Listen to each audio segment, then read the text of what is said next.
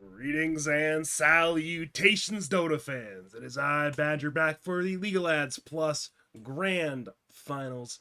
It is game number 2. Would have been here sooner, but sometimes life kicks your ass quite hard.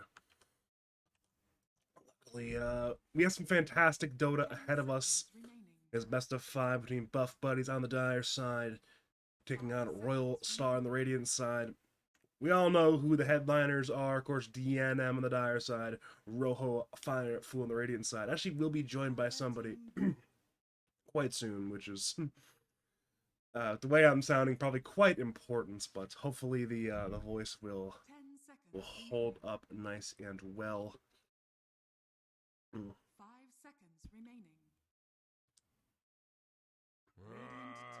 Game 1 was a relatively shorter game, 36 minutes. With the state of the game, it actually probably could have went even shorter than that.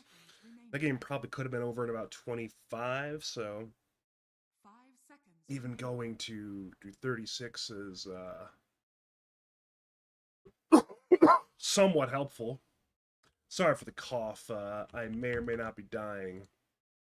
So hopefully I'm not dying too hard.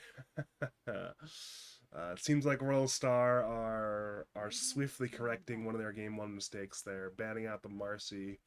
Even if Marcy is not necessarily a good hero, sometimes you need to have some of these players off of their strongest heroes in these leagues.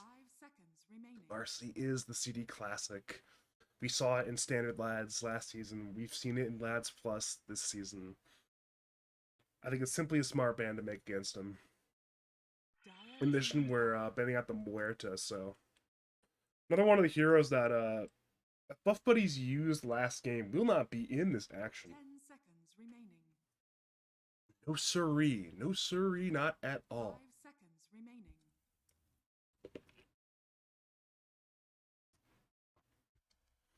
One more ban left in this current ban phase. Still certainly quite early as far as tonight's action goes. At least 2 more games ahead of us, potentially up to 4 games. Depends, of course, who is able to win out these games. Buff Buddies certainly are in the driver's seat right now, 1 game up, but many a time game 1 is not enough. See, many a team lose up 1 game, even in BO3 play, let alone BO5 play. Earth Spirit, the last ban, first pick Primal Beast, into response Grimstroke. Again, likely a flex pick in nature, but you never know who's going to be playing it so far. We saw game 1, Royal Star played it in the 3 role, but there's a hero who can be played mid, a hero who can be played 3, a hero who can be played in the sup role. There's a lot of options. The response is Grimstroke. I both like that as a block pick and also as a counter pick. There's a hero who can potentially have some good counter pick into PB in multiple ways, especially thanks to the rework on Inkswell. You can much more skillfully cancel, say, an Onslaught, especially. Also Polarize, but especially Onslaughts. It's much easier to cancel with the new Inkswell than it was with the old Inkswell. Of course, Soulbind is never fun as well, and on top of that, you cancel out the possibility of that sort of Grimstroke Primal Beast 3/4 lane combo that many teams have used in the past, less so in recent months, but of course, it's always still quite deadly.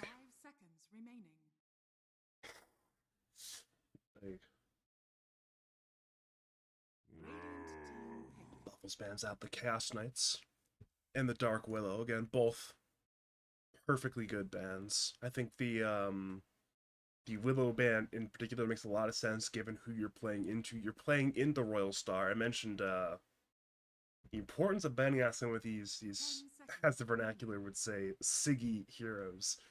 I think banning out the Reed Willow is a good move. Yeah, we saw, again, these teams obviously value the hero as well. It was picked in the last game, so certainly a hero worth banning. Last ban was Furion. 13 pick Brewmaster. If I had to guess, it'd be a Brewmaster support, knowing Reed the way I know Reed, but you never know sometimes. Response pick Weaver Clockwork. I think these are certainly interesting picks. I think they're good picks. How they'll be used, we do not know. Perhaps it could be the safe lane.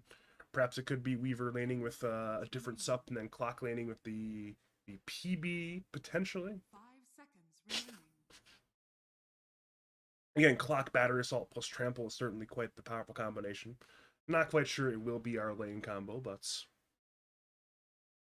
certainly is possible. Radiant team pick.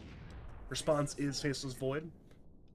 I know historically a number of teams did not like playing Void into support Weaver, but back when the Aghanims Scepter support build was in vogue, but in general, Carry Weaver is not a huge fan of Void. 10 seconds Think remaining. about a hero like Weaver, you end up in that chrono, not gonna have a good time.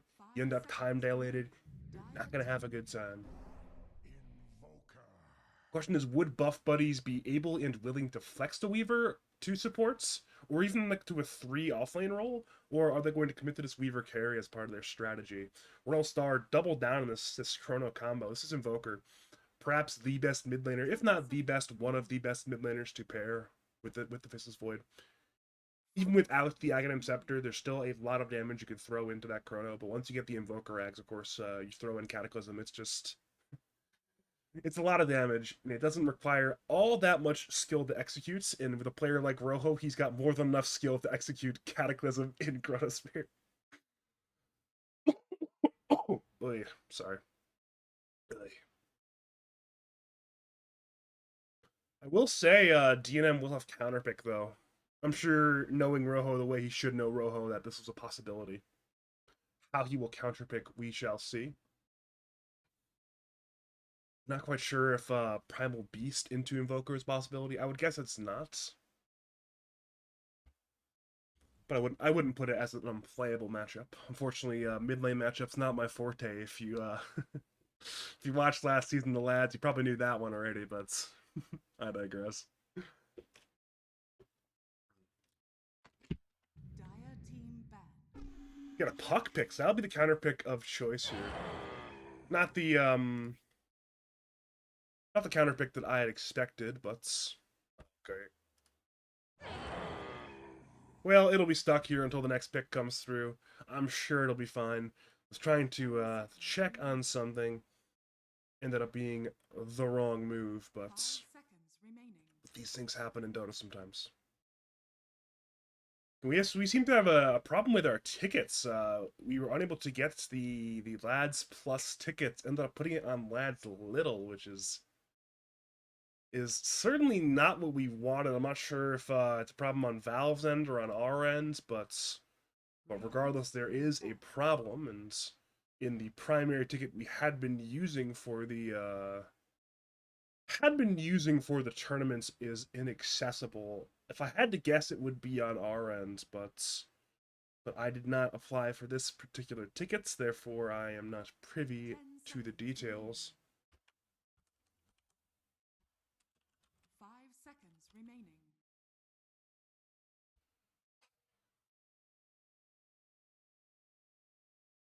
Wraith King banned outs. Again, would not be the carry pick like it was last game, but we have seen a remarkable number of Wraith King offlanes at TI, so not too shocked that it's getting banned out. Even if it strategically doesn't make the most sense with the Radiant combo, Dire don't have the greatest answers to the pick. They're already struggling to deal with a number of these answers. They don't have the greatest, say, Primal Split answers, and they're not going to have the greatest reincarnation answers either. So it makes some sense.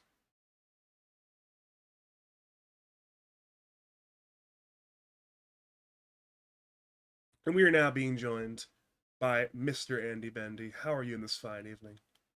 Good. Are we in the game or the draft? We are in the draft currently. We have. You want to stream? You and I both know I will. But oh god, we are almost done with the draft right now. Seems like Do you know how many of these heroes were in game one? We saw Primal Beast in game one, and That actually might have been it. I'm trying to think back the game one. Unfortunately, my mind is failing me, and I don't think we had any of the other heroes in game one though. And you look at the bans. Um, Game one's picks are littered in the bans again. Wraith King was picked game one. Willow was picked game one. Muerta, Marcy both picked game one. Tusk picked game one. So game one's picks are littering the ban screen right now, Mr. Bendy. when I see Dyer's heroes, I immediately think they have some like really like strong meta heroes, like Primal Beast Weaver. And when I look at, I kind of like Radiant's hero, even though Dyre has a lot of strong like meta picks and like just I mean they have like a fine team. When I see like Invoker Faceless Void and it's a Rojo Invoker, I'm like, oh, I'm pretty happy. I feel like I'd be pretty happy if I was Rojo in this draft. Also, like, I mean, Puck is really good at like crowd controlling and controlling Invoker in general. But I feel like the lane is. I mean, I guess he's playing against a good player. He's playing against DNM mid, so it's not like he's going to crush some like newborn mid. But I feel like the lane can be pretty good for Invoker. I think you need to go Exort, or maybe you don't need to, but I feel like Exort is the like simpler option for winning the lane. I think. 10 seconds Actually, no, we don't anymore because you don't get. Never mind, not anymore because you don't get physical damage from. remaining. Ignore me. Wow, I just totally forgot you don't get damage from Exort. So it sounds like you've been playing too much carry and not enough mid lane, Mr. Andy. No, I actually have played a lot of the new Invoker, and I play a lot of Invoker safe lane. That's I'm sorry. I think one of the very few games I've actually won recently because I haven't played that much Dota is on Invoker safe lane. Funnily enough. Funnily enough, stealing a phrase from me, of course. Venge's pretty good here. They have a lot of ways to, like Puck. Even though Puck is like, well, obviously dying Chrono, he can be hard to catch in Chrono, and then they have a way of saving their Weaver. So 2 of their cores will be kind of sort of hard to Chrono. 5 seconds remaining. Venge obviously being able to save one hero in Chrono, and Puck is just kind of hard to Chrono. I think in an ultra late game scenario, you could even get like a Weaver Ags, and then you have suddenly 2 saves in Chrono.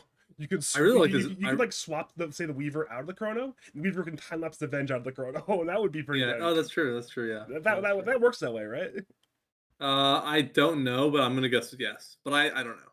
I'm like 82% sure the answer is yes. So not that confident, but. What was I thinking about? You want this Bristleback pick for Legacy in the off lane? It'll be that Bristleback Brewmaster lane, perhaps? Yes, but no. Oh, okay. Oh, I like the Central Spirit. It seems really good with Weaver. I don't know how strong Venge is. Like I haven't done watching pretty much Dota, but like it's a lot of minus armor between Venge and Weaver, like a lot. And you also go this build where you actually have a lot of damage on like so you're getting amped from 5 Venge's third spell. Yeah. Because Weavers are going like this, like I've seen a lot of this like Deso armor penetration kind of thing. And so many teams have put an emphasis on the Roshan, well, not just recently, but for the last couple years now. And again, you have Weaver Deso, Venge with Solar Crest.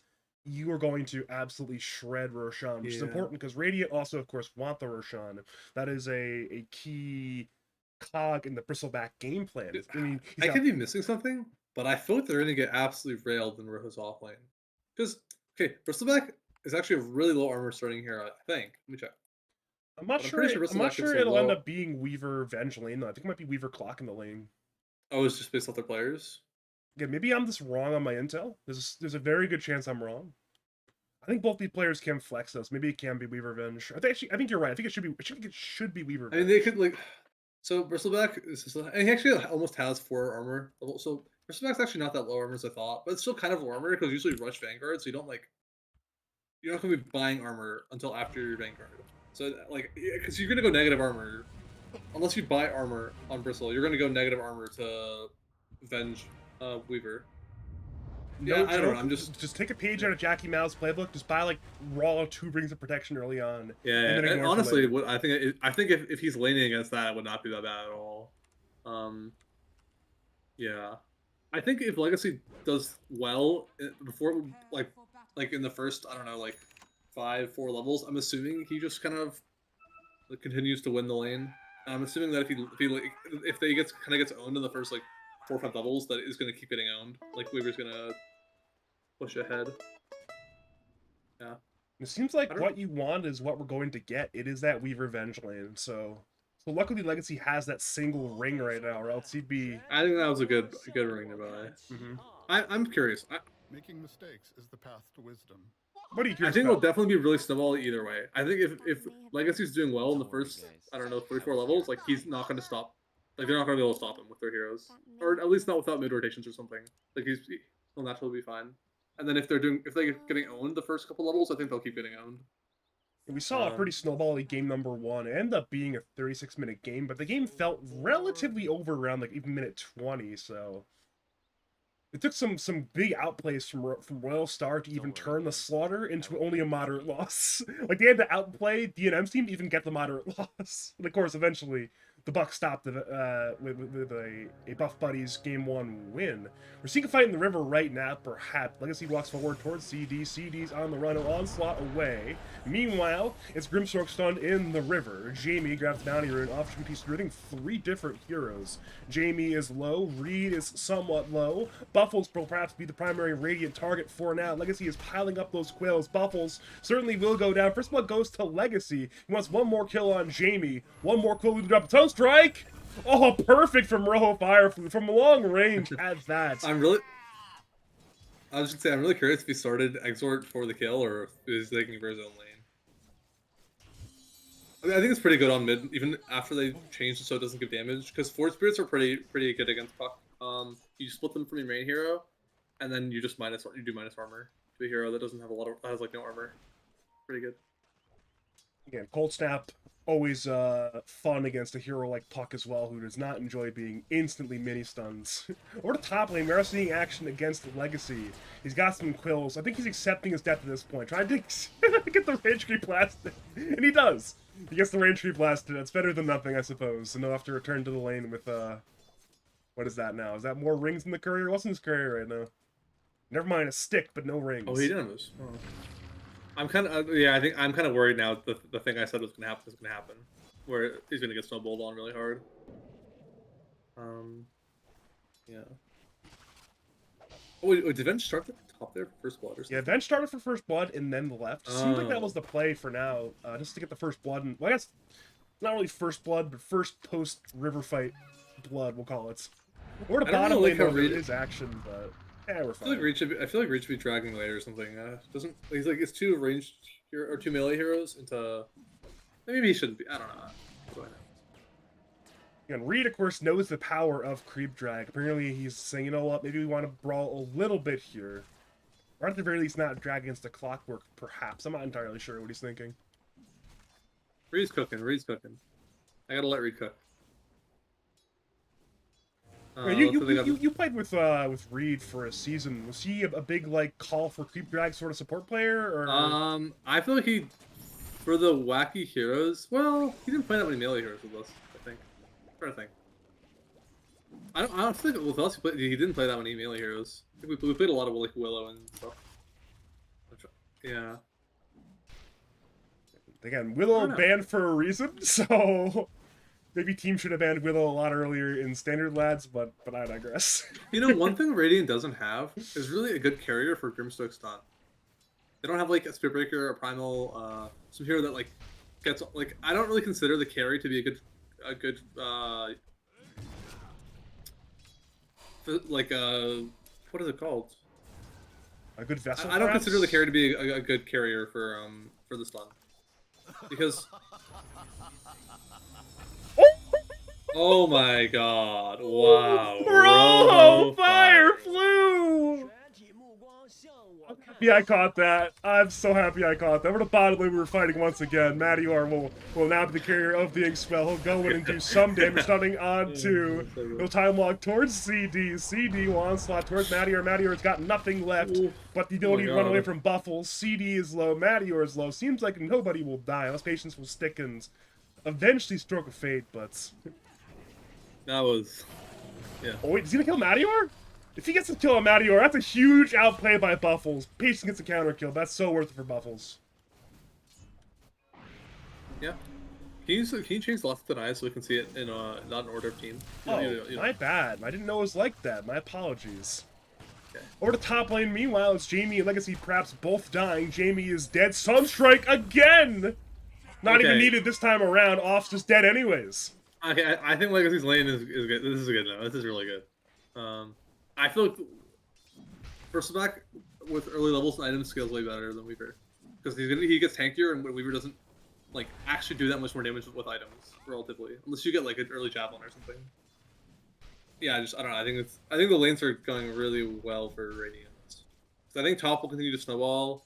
I mean, mid, like Rojo's lower than eyes on mid, but it's kind of easy to gank Invoker with Puck +1 here after Puck at 6.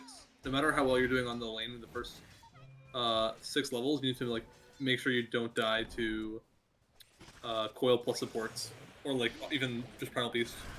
Yeah, they have good heroes basically to gank Rojo. I think you think about a hero like Bristleback. Well, speaking of, he's going in top lane. Sunstrike was missed this time by Rojo off. Wants to kill on Bristleback, of course, but he needs to mine the quills. Weaver used his wand to try to Chikuchi away. Legacy will not be arranged to kill immediately. Now he's under that tower, tanking tower shots. Jamie is running this to not tank the extra quill stacks. Everybody's low in this top lane, and right now, of course, they want to kill the Bristleback, but alas, he has bristles on his back. He's just too tanky. Dude, it was kind of crazy. Weaver went to 1 HP, used a 21 or something, went to full HP, and instantly went to 1 HP again. Between like, I don't know.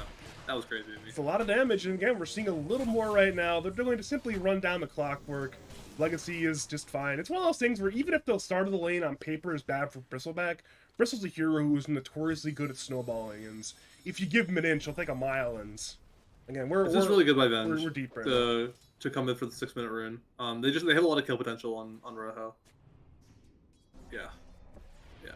And once you if you're winning the matchup on Puck, you don't really have to interact with Invoker unless you want to, because you could just one shot the wave and he doesn't have hard crowd control. And on the other hand, yeah. So this is really good. This is really good because if DNM has levels, he will one shot the wave and not have to interact with Rojo at all. And then he can obviously always gank Rojo, while Rojo can't really always gank him. Well, he'll connect now with the coil. Buffles has, well, no cast range for the stun. But apparently stun not needed. The minus armor was more than, never mind, not more than enough. But guess Rojo's still alive. DNM will continue the dive. Cold Snap's there on Puck. He'll orb. He'll phase shift. He'll jaunt, and of course use... Actually, not even the region runes. They're already used during the fight mid. Meanwhile, top lane's dive from Legacy. Swarm comes through, buy off. Legacy will hit it. Reed will also help hit it. Buffles TP's in. He'll stun the Bristleback. Bristleback has 1/3 HP and 1 stick charge, but, well, he's got a Vanguard. He's got a Bracer, and he's in the Vanguard running at the Venge who TP'd in. Cogs will put Bristle on the inside, but that is not where you want this man. He's simply too strong. Sunstrike will end up missing this time, but the kill on Jamie will not be missed. Off of Shikuchi towards the Bristleback. Bristle's incredibly low. One more hit finally does the job. Reed wants something. The kill on Venge thanks to help of Patience. Awful, I believe, not get dove in this case. Overall ends up being 2 for 1, but despite getting only the 1 kill, I think Dai are happy bringing down a big Legacy. Yeah. I mean, Legacy's still so far ahead on net worth. Yeah. Well, can you look at Rojo? I want to see what his build is. Does he have Midas on his Crow, or is he just really kind of poor and switching up to Urn? I mean, he's relatively poor. I mean, he's 5th in net worth right now, so I guess that kill put him back a bit. I think his teammates should really try to be there for the 6-minute, because it's just, you can always get ganked on this matchup, and you at some point, level 6, 7, 5, you just Puck clears the wave and you can't interact with them. They're going for they are defending the 8-minute. Yeah, for the 8-1. DNM. Well, he'll not get the rune out of the way because there's 3 Radiant heroes here. Rojo will grab at the shield rune bottom. This is good. Oh, CD's almost dead to Chrono Sunstrike. Wonder if they're talking about it. And Sunstrike, is there a way to check the cooldown or no? No, as far as I know, there isn't. Either way, top lane, the action's there instead. They're going to go in for Legacy with a rotation from the Puck. Coil on 1 is on the #1 most important targets. He's half HP and dropping. He'll snap the Coil and he'll snap his life. I think Jamie pushed him out with Cogs to the Coil. I believe he did, so it's good team play there. Meanwhile, bot lane, they're going to go in for CD. They want at least some kind of counter kill. Sunstrike was used. Chrono apparently not needed. That's what we're looking for from Rojo. They have some really cool ways of interacting with the leash. They can swap people out of leash to stun them, or they can push them out with Cogs. It's a good day for Force Redirection, of course. Good. It's always a good day. Yep. Reed has a 6. Looks like maybe he wants to pressure the mid tower with it. Yeah, he'll pressure Buffles as well.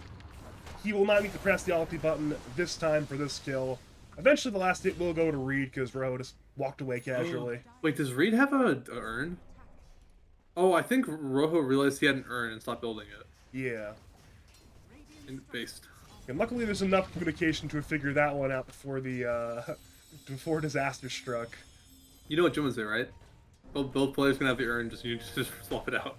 Or slot it out, slot it out. So Split has been used. Jamie's in a lot of danger right now. The ice wall will keep the clockwork relatively in place. DNM will get away. The tower will still be under assault, but This I is think really it's good. immediately dead. They gave Rojo a lot of money when he was kind of struggling to get a fast Midas. Like 10 minutes is pretty. Like I mean, he's not even close to his Midas in 10 minutes. But like they did a lot of damage to the mid tower. Well, it's time for the Midas to be delayed one way or the other. Coil was used. Rojo is quite low. Sunstrike will, well, miss in this case. And that will delay the aforementioned Midas. Rojo's tilted. He just got tipped by Jamie. I'm telling you right now, Rojo's tilted. I mean, it makes Maybe a he's lot not of tilted, sense. but he's waiting for his opportunity to tip back. Of course, of course.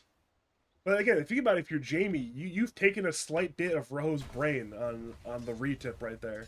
It's like this 5K player is tipping me. I better get some vengeance, you know. That's occupying yeah, the brain. Yeah. Reed is up there on the net worth. He's basically probably his net worth if you look at it. Of course. I mean, it's Yeah. classic Reed Dota. I kind of like that he's rushing the vessel. They don't have any dispels for the vessel. And he's getting it really fast, and he's really high level. So if he's maxing his second fill, he'll be doing a lot of damage very soon. Well, DNM's hasted, he'll Waning Rift and then jaunt out with the orb afterwards. The tower is low, DNM's trying to dissuade the push, and with TP in by CD, the push is, well, somewhat dead. Onslaught forward, hits only on Patience, will be moved to Reed instead. Soulbind comes in, keeping the puck and the Venge in place. Meanwhile, PB could not find the Brewmaster. Back up in the mid lane, Coil is there on Patience. He'll certainly get this kill. Sunstrike will be a little bit off the mark from Rojo. So the Siege is dead, the Grimstroke is dead, the more important heroes got away, but the tower has not been brought down. The tower is super low. I mean, this is still I think totally fine. Yeah, I mean the tower is just really super low, which is really good because yeah, good.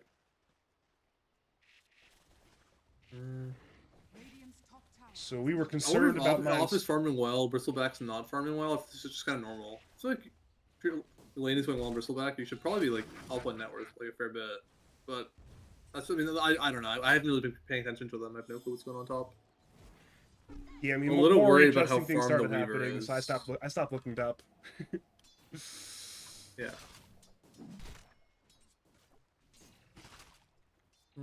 You know, Weaver's more or less neck and neck with Void and Bristleback. I think his game is good enough, right? It has to be.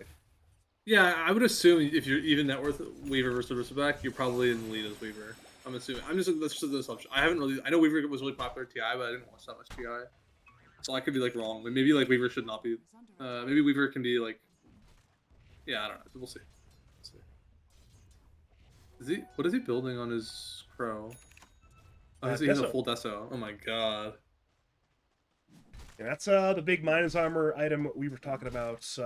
There's not quite a Solar Crest yet for the Venge, but it is Medallion and the, of course, Wave of Terror on Venge, plus the Deso and Swarm on Weaver. You are building a lot of Minus Armor right then and there for, again, Is there what a could be a Stax first mate? year Roshan. Is there a Stax Made statistic on the left? Oh, where is it? Sorry, over here? If you, no, on the is there a Stax Made stat we can look at or no? Oh, I don't think there is, no. All right, never mind that. Just ignore me. Let me look. Yeah, there's not. There's one in the post-game screen, but there's not one in the, Actually, we should probably have that, right? We should probably have a Stacks Made stat somewhere in there. Yeah. By the way, mid tower was denied by DNM. We are seeing a trade of towers happen elsewhere. It is the classic safe lane T1 for safe lane T1 trade. Jamie zones away Reed. Reed, of course, has split ready to go. Top tower was finally brought down there. Legacy got that last hit. Back to the bot lane. It's still Reed just walking in, doing 0 damage, taking some damage, but just running it anyways. It's pretty good they held their wall tower because it looks like they're gonna be able to keep holding it, and like it's kind of hard to farm when you're dire in the situation. You don't have a lot of space to farm. Oh no, DNM is jaunted into the Legacy. He wanted the Arcane Rune, of course. And Quill just to attempt to run away. Meteor will get jaunted away from, so DNM will escape, but again, he's still fighting. Legacy will lose a bit of armor thanks to Buffles. Jamie has Hookshot ready to go swap. Magic Missile, Battery Assault have been used. Hookshot still is being held. It is missed by Jamie. So Legacy will, again, do a little side step, get away there, and survive. Cheeky Sunstrike. What is Matty? You want to click to Matty for a second? I want have. to see Matty. Okay. Okay. So he has some Midas. Okay. I mean, Matty's game seems to be going really well. Like, really well. Meanwhile, Look at your bot top lane, one. CD is incredibly dead, it appears. Split was committed by Reed. Onslaught now canceled. Will be on cooldown for 18 seconds, but in come the TPs. He's tankier than one might have expected. He's now finally dead, but DNM wants vengeance.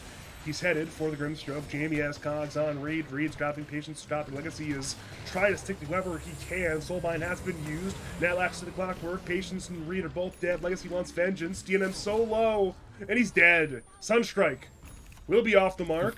But again, not even needed. Still that 2-for-2 trade in the bottom lane. But if off brings down Legacy, and that appears to be the case, then that's a big kill to find, and as the 5th kill of the fight. And there it is. That's a big kill for the Weaver to claim there. That's a win for the side of Buff Buddies. Yeah.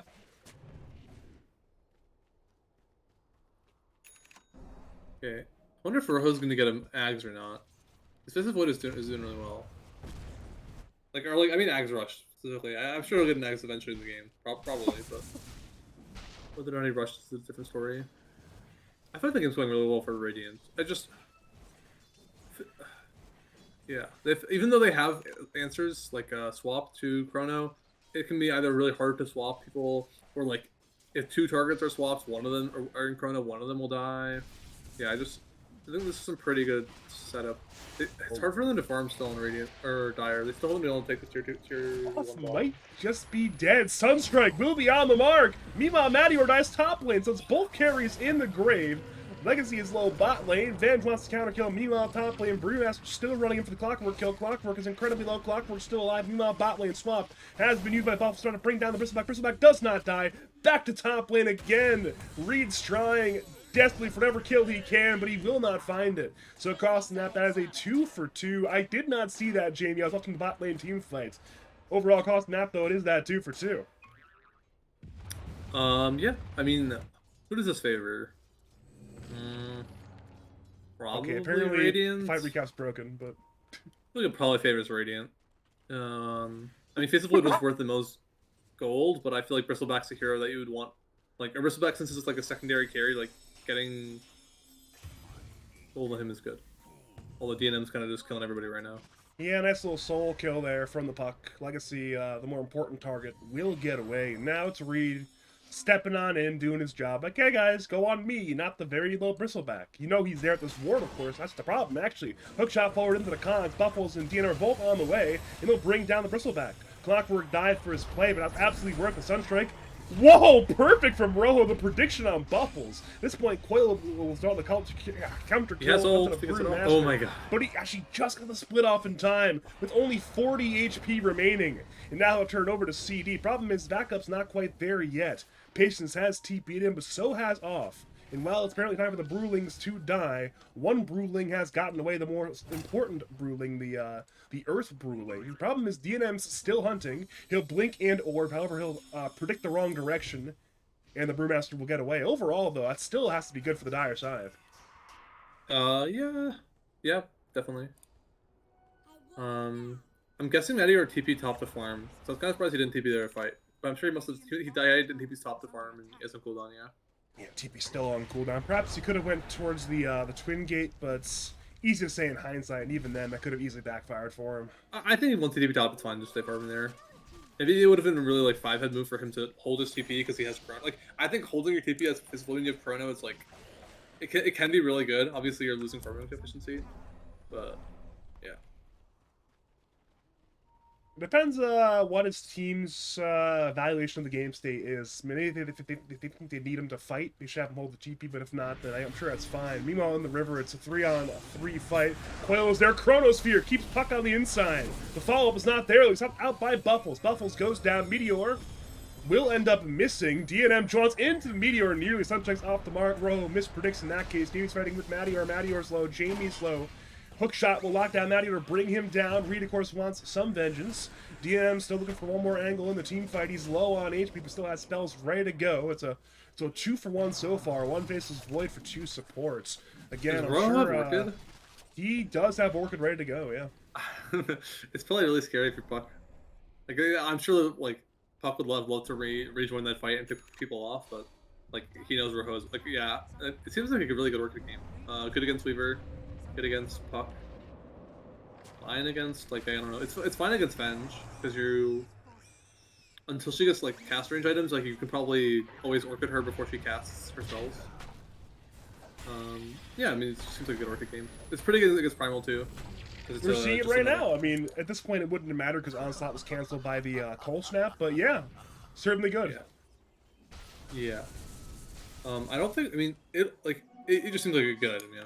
I really. Do you know? Can you click on Invoker? I want to see if they're going for Ags now. No, BK. And BKB is so good in this game. It's just like it lets you play the game against Puck. Yeah, that makes sense. Well, it's time for Buffles to die, it appears, and they'll let him die, understandably, saying, you know what, Venge, you are not valuable, no offense, it's time for you to die. Now, Jamie is walking a bit further forward. We have a pause. Venge is going Midas, but it takes you like 20 something minutes, I think, to like go even on the Midas's gold turn or something like that. And Midas is like it's like for experience, right? But Venge actually scales up items really well. Your Ags is I don't know, like one of the best Ags in the game. Aether Lens is really good because you save like I don't know, I feel like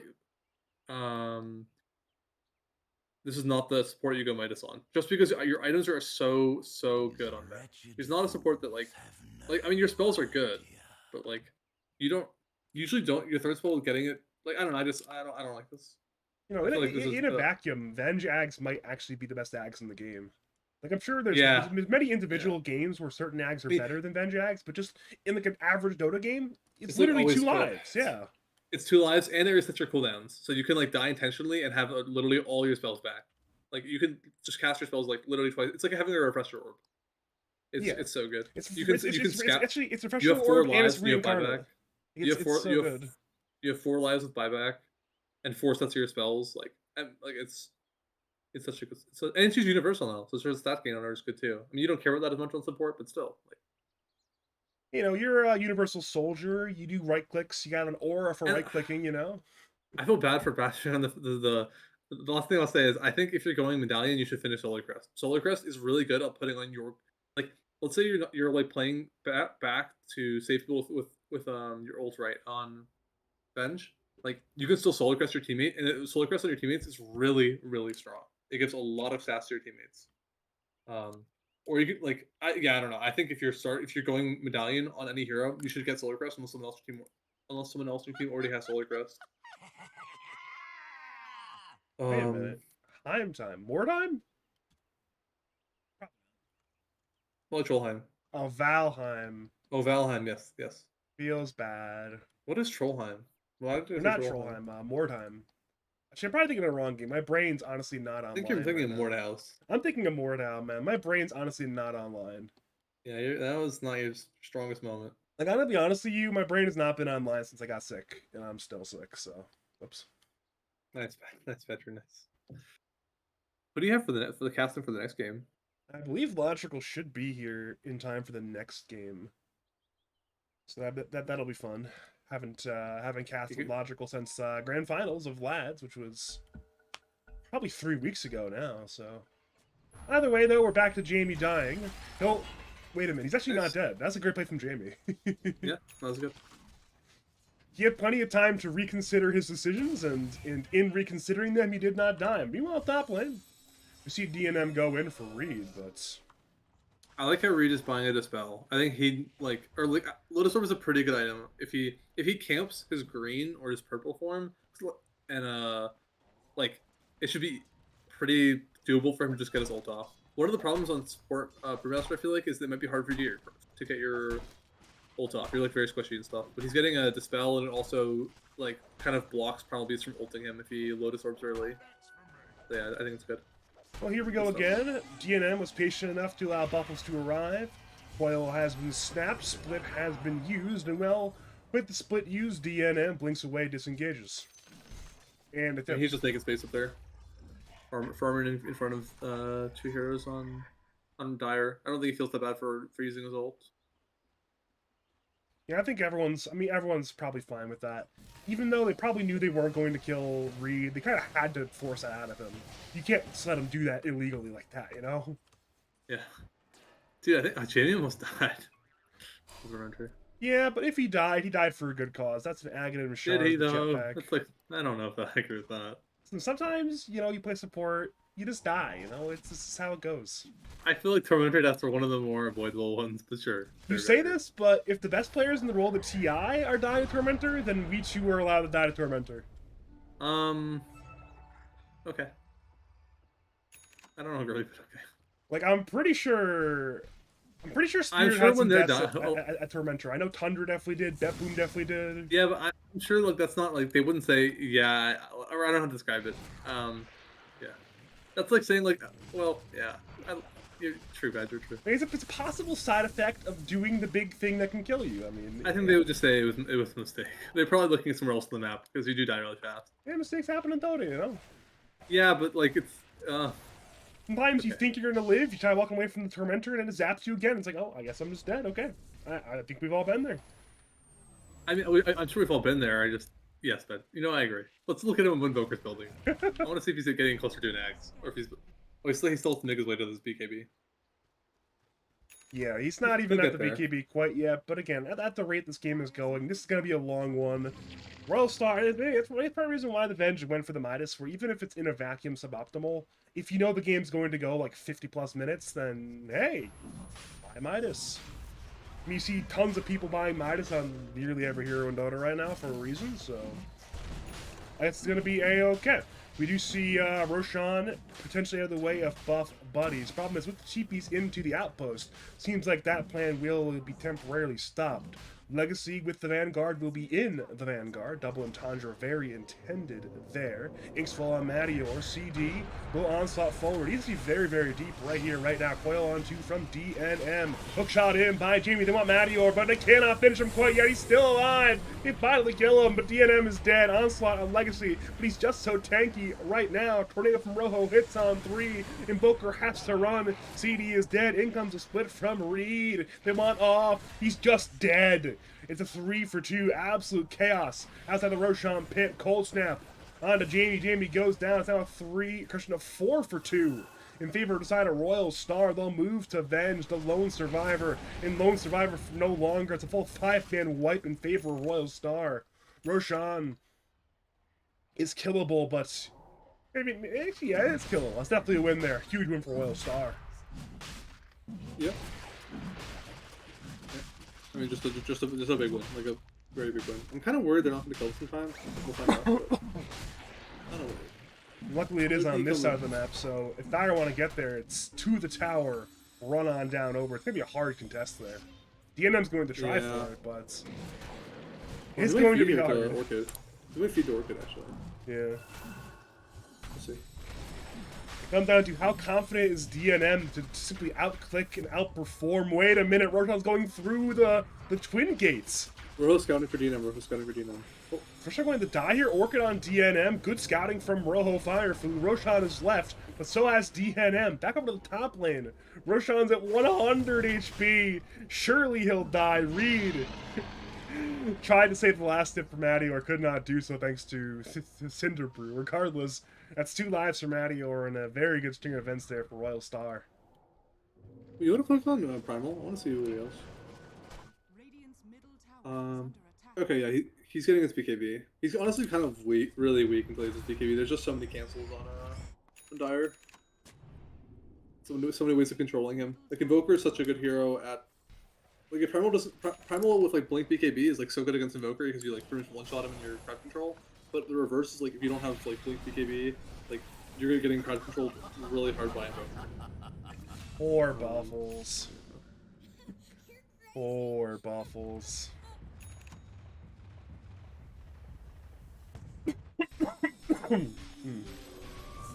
Well, Venge is dead for a little bit. Top lane, Mattier is looking for a Chrono. Chrono has been dodged temporarily by DNM, but the inevitable has arrived. TP in by CD. By delaying the death, he may... Never mind, he's still dead. There's just too much damage. Mattior is quite low. They will not kill him even a single time. CD eventually will die, but so will the first life on Mattior. So it's 2 cores for 1 Aegis, and I guess Venge kill as well.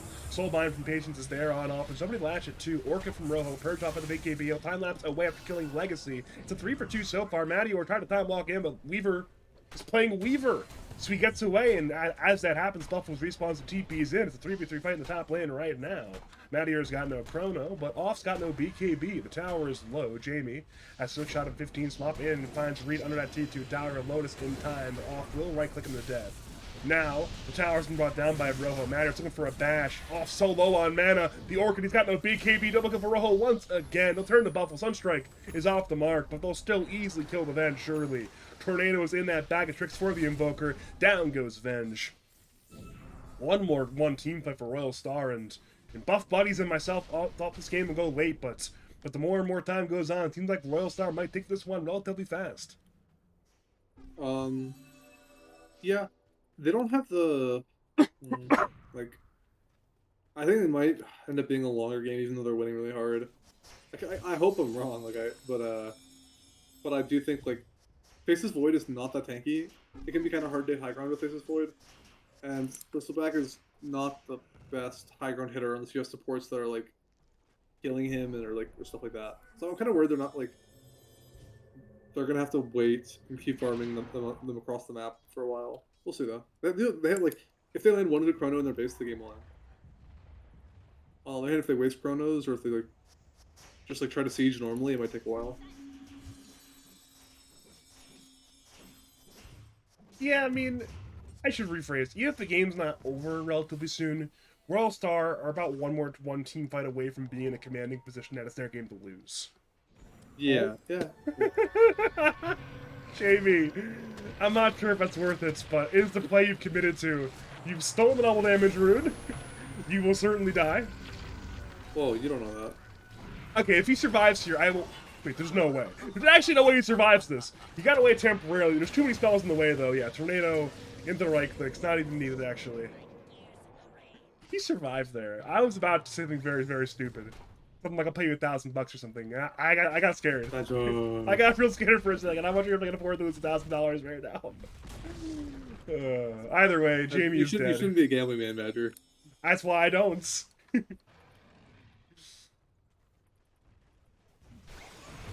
a good thing I'm not either. We got too many gamblers in the lads admin team. Faster Artorius. We're referring to Guam mostly, but I digress. Let's go with my narrative. Is gambling even legal in Canada? I think so. Pretty sure I know some online poker that you can play in Canada. Yeah, no, it definitely is. I know some like Canadians who are gambling a bit too much. I see. Yeah.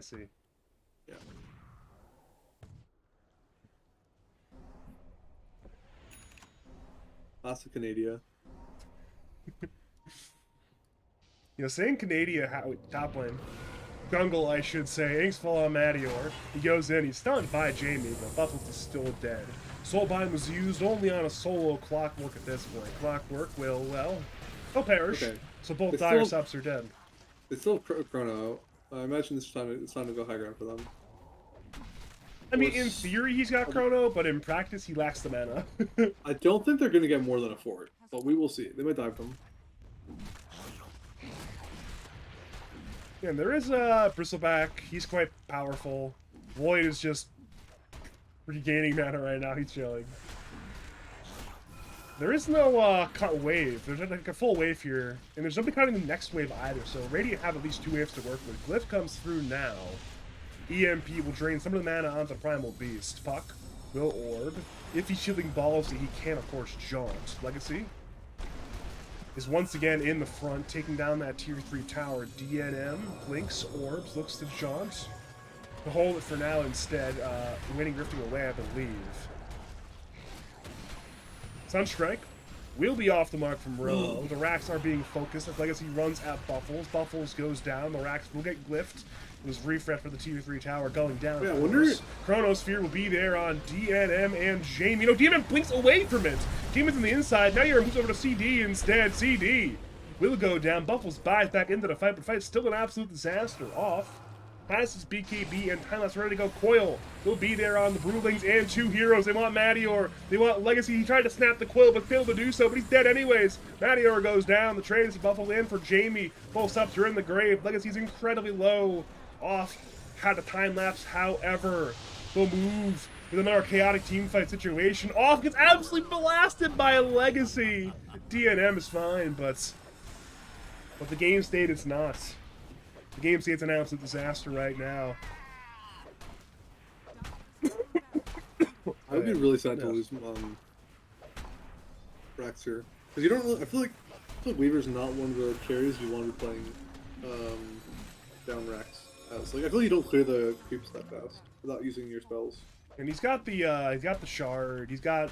You mentioned it with the spells. Wait, I guess, isn't the shard where it just attacks on the swarm?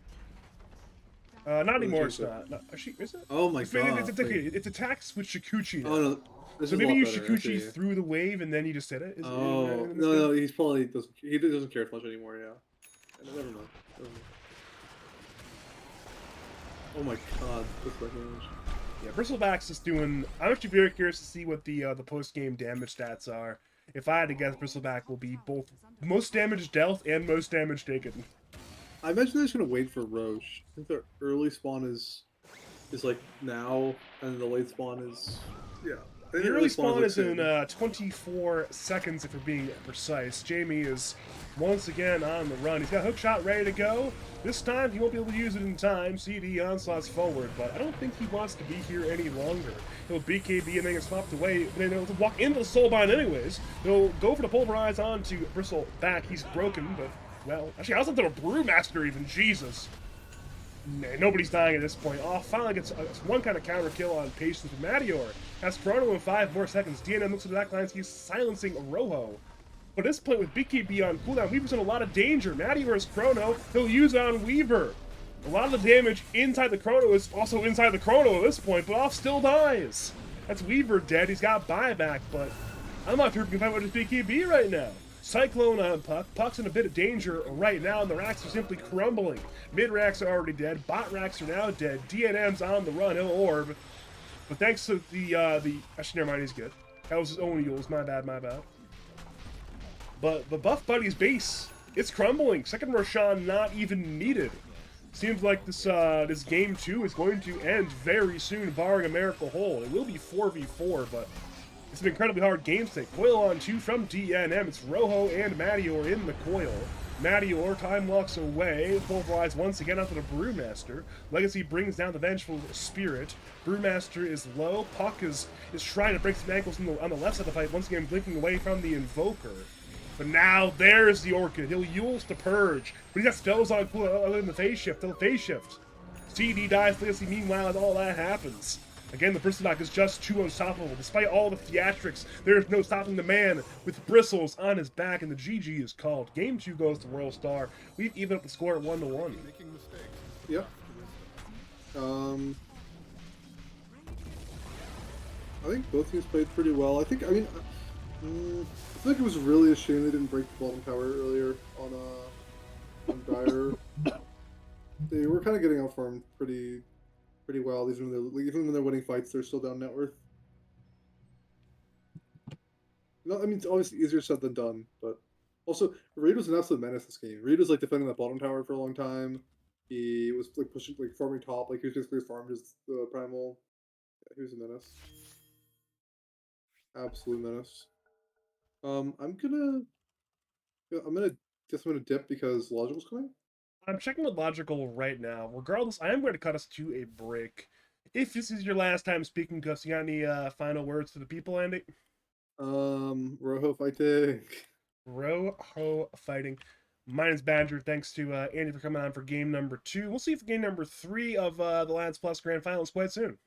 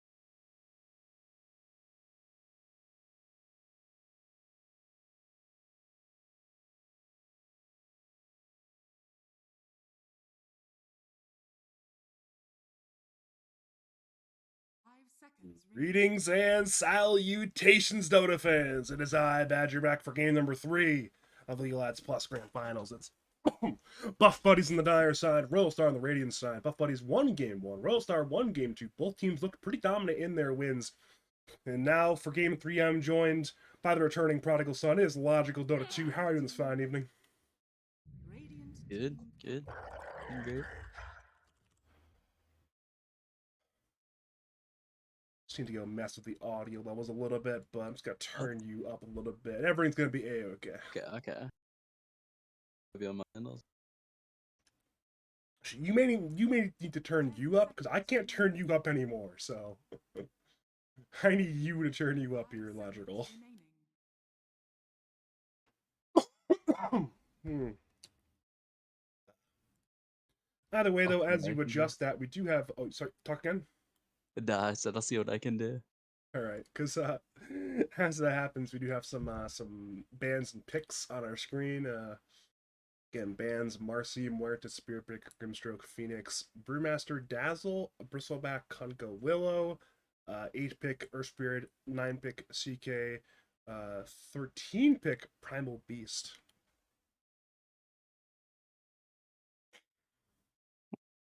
All pretty standard stuff, I'd say. Yeah, again, these teams have not strayed too far from the meta so far tonight. And that certainly will not be straying too far either, so. AA is I mean, it's really good against these big tanky strength heroes, obviously. The lane against Prime was a little rough, though, so you might get abused in the lane.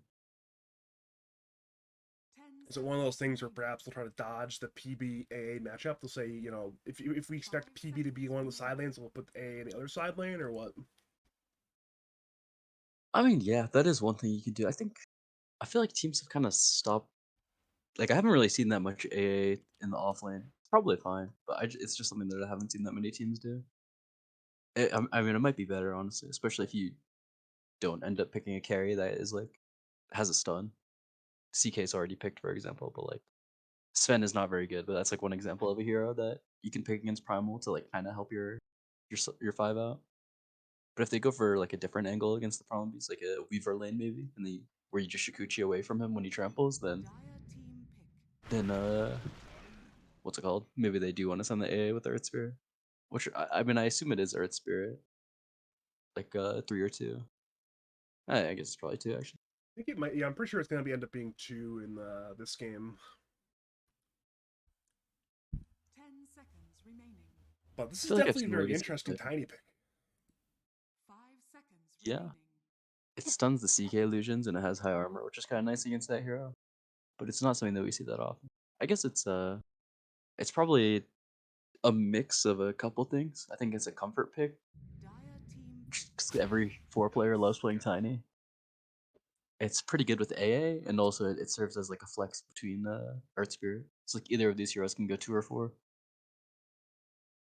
Is there a world where we get bold enough to see tiny carry, or is that simply too far 10 past? seconds remaining. I don't think it's very good right now, just at the current state of the meta. I think it 5 like doesn't seconds do enough remaining. things. It's not like quite tanky enough. It doesn't really do enough damage. It doesn't really play like a carry either.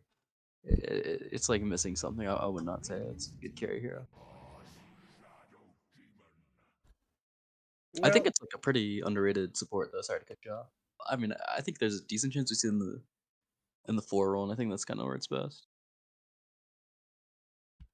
if that ends up being the case, then how does a tiny versus Shadow Demon support matchup in the lane generally go? I mean, I think it's going to depend heavily on the core heroes. I don't think either of them are particularly good against each other. One kind of interesting thing about Shadow Demon is that the hero's like pretty solid against a lot of heroes with high base damage. So Shadow Demon was like a Treant Protector counter for a little bit, or was considered a counter for a little bit, because in the lane when you end up disrupting these high damage heroes, you just like get illusions of them, and so these like big 90 damage Treant Protectors end up hitting themselves, and it's only a percentage, obviously, full damage, but it's like it ends up doing a lot of damage. I remember in particular, I think it was Shadow Demon Centaur. That lane could just like 100 to 0 Treant Protector at level 2 10 because seconds remaining. the big Treant Protector illusions would be hitting himself. tragic tale, of course, but we do end up seeing an 18 Weaver pick from Royal Star. And we saw it played by off in the losing game 2, but now Madior apparently wants his try at losing with Weaver, so it's back. Yeah, looks like it's gonna be. I mean, I think it's Carrie Weaver. I think that makes most sense here. 10 seconds remaining. Yeah, But yeah, almost certainly, almost certainly. 5 seconds. I'm remaining. Legacy plays Earth Spirit, I think, right? I think he played Earth Spirit in my game actually in my pub that I had him. That's the only reason I say that. Maybe he does, but again, Rojo is a fairly notorious Earth Spirit mid player. I'd be somewhat Really? surprised Okay. if he's going to let. I mean, it's not like his number one most played hero, but it's probably in terms of like the last like 18 months, it's probably top 5 most played mid heroes for him. Like, he's played a lot of Earth Spirit mid. Entire team back. Oh, yeah, okay. Yeah, I mean, I could see like Earth Spirit 3 Weaver 4, but I think that's probably getting into experimental territory. So yeah, I think you're probably right. It's probably Weaver, Carry, Earth Spirit mid, Tiny 4, and then they're gonna pick out offlaner last. 10 seconds remaining.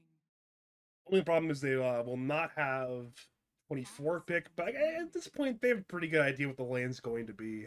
Safe lane. It's going to almost certainly be CK Shadow Demon on the Dire side, so you know what your lane matchup's going to be. What lane would you even want offlane wise into CKSD 1-5? CKSD. I mean, you do kind of have your Tiny to protect you a little bit. I think the Necrophos was a good idea. It's good. Good job that they banned that. Let's take a look at the hero pool. Oh. I mean, Razor kind of fell off, but I could see that being a pick. That's a little bit experimental, also though. The offlane player's Legacy, right? Radiant team back. Yes, it is. Who is again? He definitely is not normally an offlane player, but sometimes if the team calls you to play offlane, it's like yeah, you're playing offlane. 10 seconds remaining. 5 seconds remaining. Yeah, I don't really have a good answer to be honest. I think it's kind of just a comfort thing. I mean, Tiny is a very weak laner outside. This hero's strength is in the mid game. You have like max nukes and you're able to just like blink in. I mean, Avalanche is a very strong disruption spell in team play. You can toss people also, so they're probably just gonna have to do like lane cutting stuff and block camps and just like play defensive, let the CK farm. So probably just end up picking a comfort hero. I don't see anything that's maybe like Omni Knight. That's the only hero I can kind of think of. But I mean, it's like if you don't play it, then you should for sure shouldn't pick that hero because it plays a little 10 weird. seconds remaining.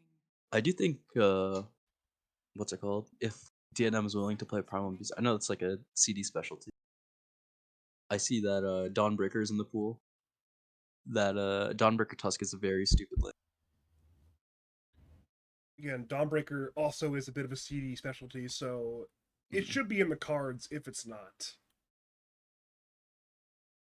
Yeah, it's a bit bad against AA though. That is for sure. Sure, you lose out on the healing against Ice Blast. They go co-op.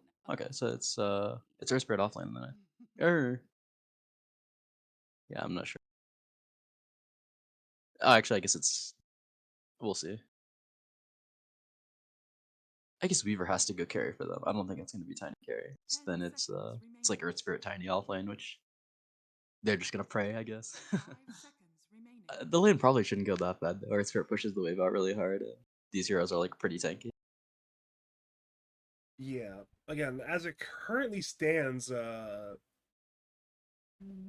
should be a pretty interesting laning phase. There's a lot of very interesting laning phase heroes here, so I guess they're still deciding what to do in terms of this final pick, and there's the answer. It's going to end up being a Centaur, so Primal Beast mid for DNM, Centaur offlane. This is going to be one hell of a laning phase.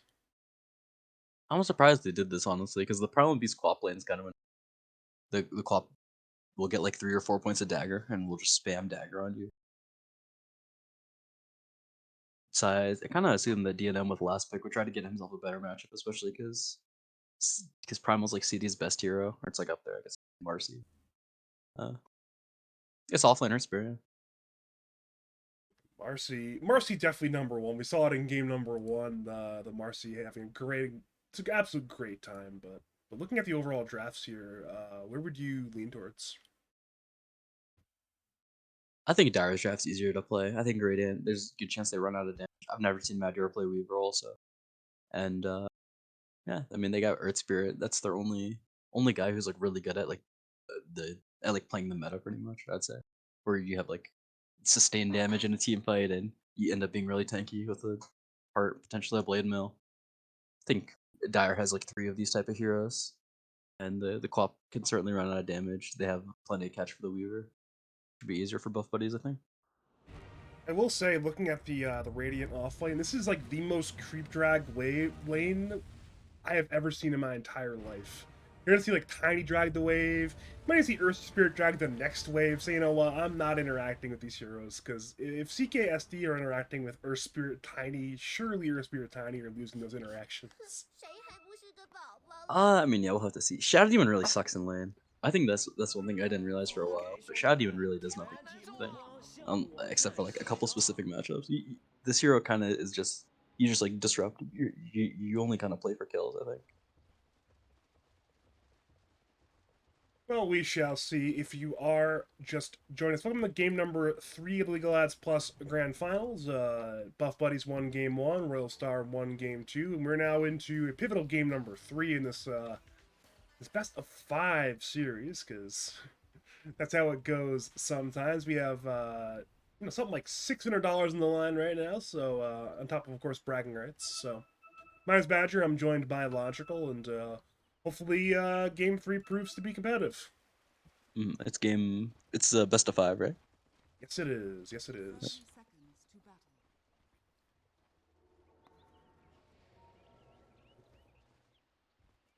Again, big 5-man gank from Buff Buddies brewing right now. They smoked through the river, always in this Radiant Tri Camp area, but they're just they're playing patiently, hoping that something happens in the river. But it seems like it seems like that will end up not happening. Royal Star will be the other 2 runes instead.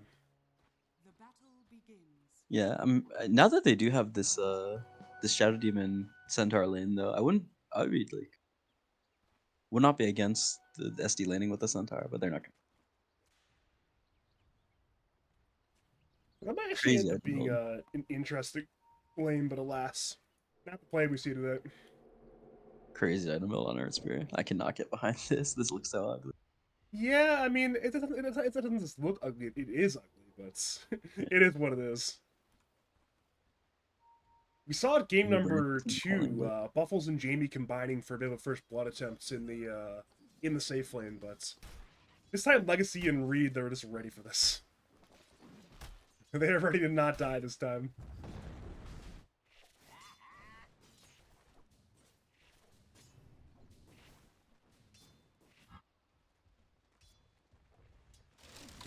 They're like playing the lane on top, which are yeah on the side of Radiant in this Earth Spirit Tiny CKSD lane. I think it kind of makes sense. I mean, the CK needs like a few levels of crit. Whoa, mid lane, first blood from DNM. Dovrohol punished and demolished him there. Sorry about that. You were saying. Yeah, that's definitely really interesting. I mean, it can kind of happen, but I wasn't expecting it to. I mean, Rojo started with a blood grenade even, which I thought was an interesting tech against the Primal top lane. Speaking of blood grenade, the one was used top lane to bring down Legacy, so it's already 2 of these Radiant cores dead. Quap dying for first blood, and now the Earth Spirit dying top lane. Never a great sign to start the game off. Yeah, for sure. And this top lane is hard. You just kind of have to like play to like kick the wave out, or drag, as you're saying, during the pregame.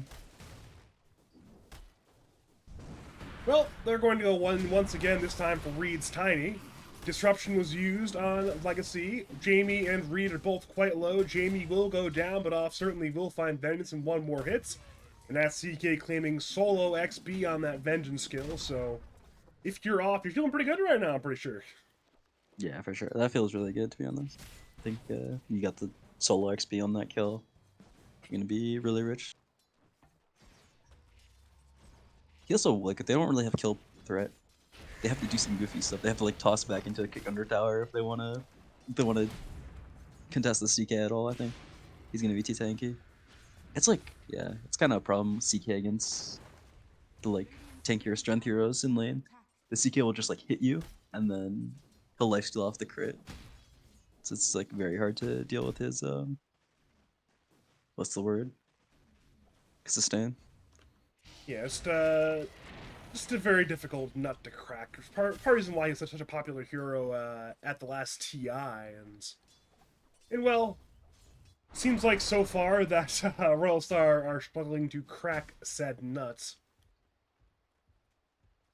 But there is, of course, plenty of time to throw away your early laning lead. Despite the relatively good start, Weaver's having a relatively similar start in the bottom lane. Speaking of bottom lane, Patience is being gone on by Buffles and CD. Patience is low. CD is dropping, however. Mattior with Shikuchi forward. Patience certainly is dead. But can Mattior find the counter kill? I think 2 more hits. 1 hit, 2 hit. Actually, is not enough. Too much damage block there from being a melee hero, apparently, and Mattior is forced to run away, tail between his legs at this point. Meanwhile, top lane, they're going into 2-man avalanche to run away from the CK SD combo. There's only 1 stack of poison, however, so nobody should die quite yet. Yeah. One interesting thing also is that I mean this mid lane, he like solo kill first blooded him, but it's still pretty bad for DNM. Because I mean this lane matchup just really sucks, I think. He's 15 and 12 right now in Rojo. Yeah, that's disgusting. That's absolutely disgusting. Meanwhile, top lane, Avalanche once again in looking for Jamie. Jamie will disrupt himself to buy time. Legacy probably will kill him anyways, but that's the stick keeps Jamie alive. Now Chaos Bolt's there onto the Earth Spirit. Earth Spirit will attempt to roll away in 4 more seconds, but he won't even live for 4 more seconds. Double kill for off. Meanwhile, mid lane again. 16-14. You were mentioning that before the action. That is a lot of denies.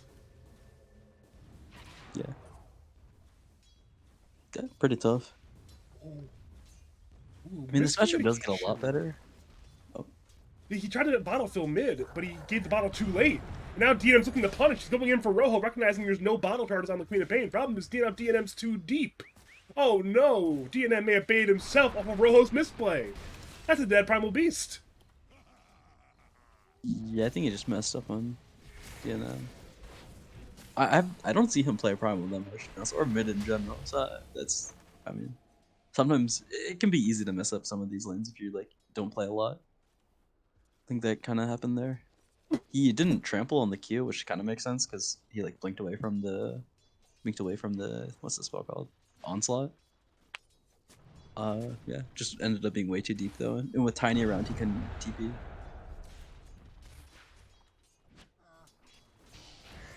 Meanwhile, bot lane, it's time for somebody to die. The question is not if, but when, and also who, I suppose. Patience has tanked a hoof stomp. CD is quite low, but CD is just dead first. Buffalo's will find a counter kill on Patience, but it's time for Mattior to get a second kill in the team fight. Shikuchi forward into the right clicks, down goes Tusk, double kill for Weaver. That is now Mattior on the board, and well, there's just 3 cores doing very well right now. One of them mid lane going in for DNM. He's tossed back by Reed. DNM certainly will die here, and that's your concern right now for Buff Buddies, is despite off doing well, the R2 lanes are being lost right now. Yeah. Oh, I guess the regen also on Quab. That's tough. It's a big rune to get. Jamie, I don't know if he's dead for that, but he's certainly... Oh, he canceled the regen! He canceled the regen. What a play from Jamie. That was a good play. Yeah. That may have saved the game, unironically. I mean, their game is still tough. But it could have been so much more tough if he had full 9 flop right now. Yeah. DNM's really struggling though. He's not even level 5. Rojo's like about to be level 7. Yeah, I mean this matchup's really tough. I don't know. He does go 3 points of dagger, and even the Falcon Blade. I guess yeah, makes sense. They have mana regen. You kind of. Wait a minute. Buffles didn't get the Wisdom Rune. He used Snowball for the stun, but he just mistimed it. Patience got the Wisdom Rune. He'll certainly die for it, but I think Patience is fine dying here. He got the Wisdom Rune. He's done his job. Yeah. It's gonna make him work for it also. Beijing's gonna like, probably wouldn't kill him, but I don't like the way that he played that. I mean, yeah, either way, it's a good play. I think Radiant is like doing really well now. Meanwhile, mid lane Being again, they're perfect. diving for DNM, and DNM is dead. It will be a counter kill technically, but no XP from that tiny kill for the Primal East. Yep. Dire's middle tower is under attack. I mean, off is like insanely farmed. Off is like stupidly farmed, but it's yeah, I don't know.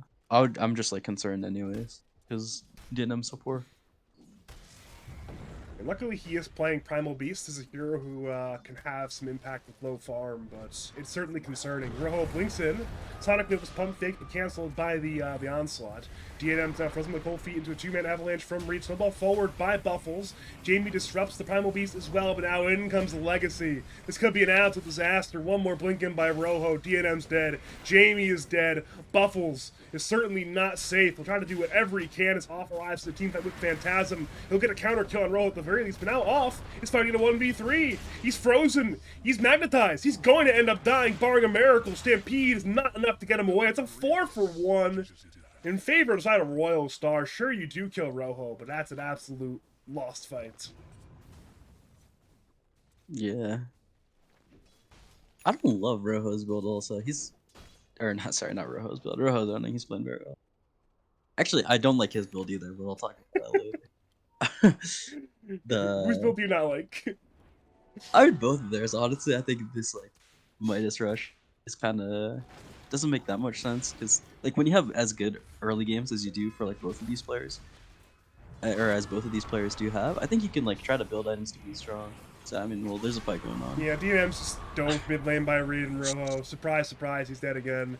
Ice Blast hits only on Buffles, kind of. Buffles. Neil attempt to get. Oh, never mind. Tossed over the ice shards. That'll secure that kill. That's now 13 kills for Royal Star. Alright, where were we?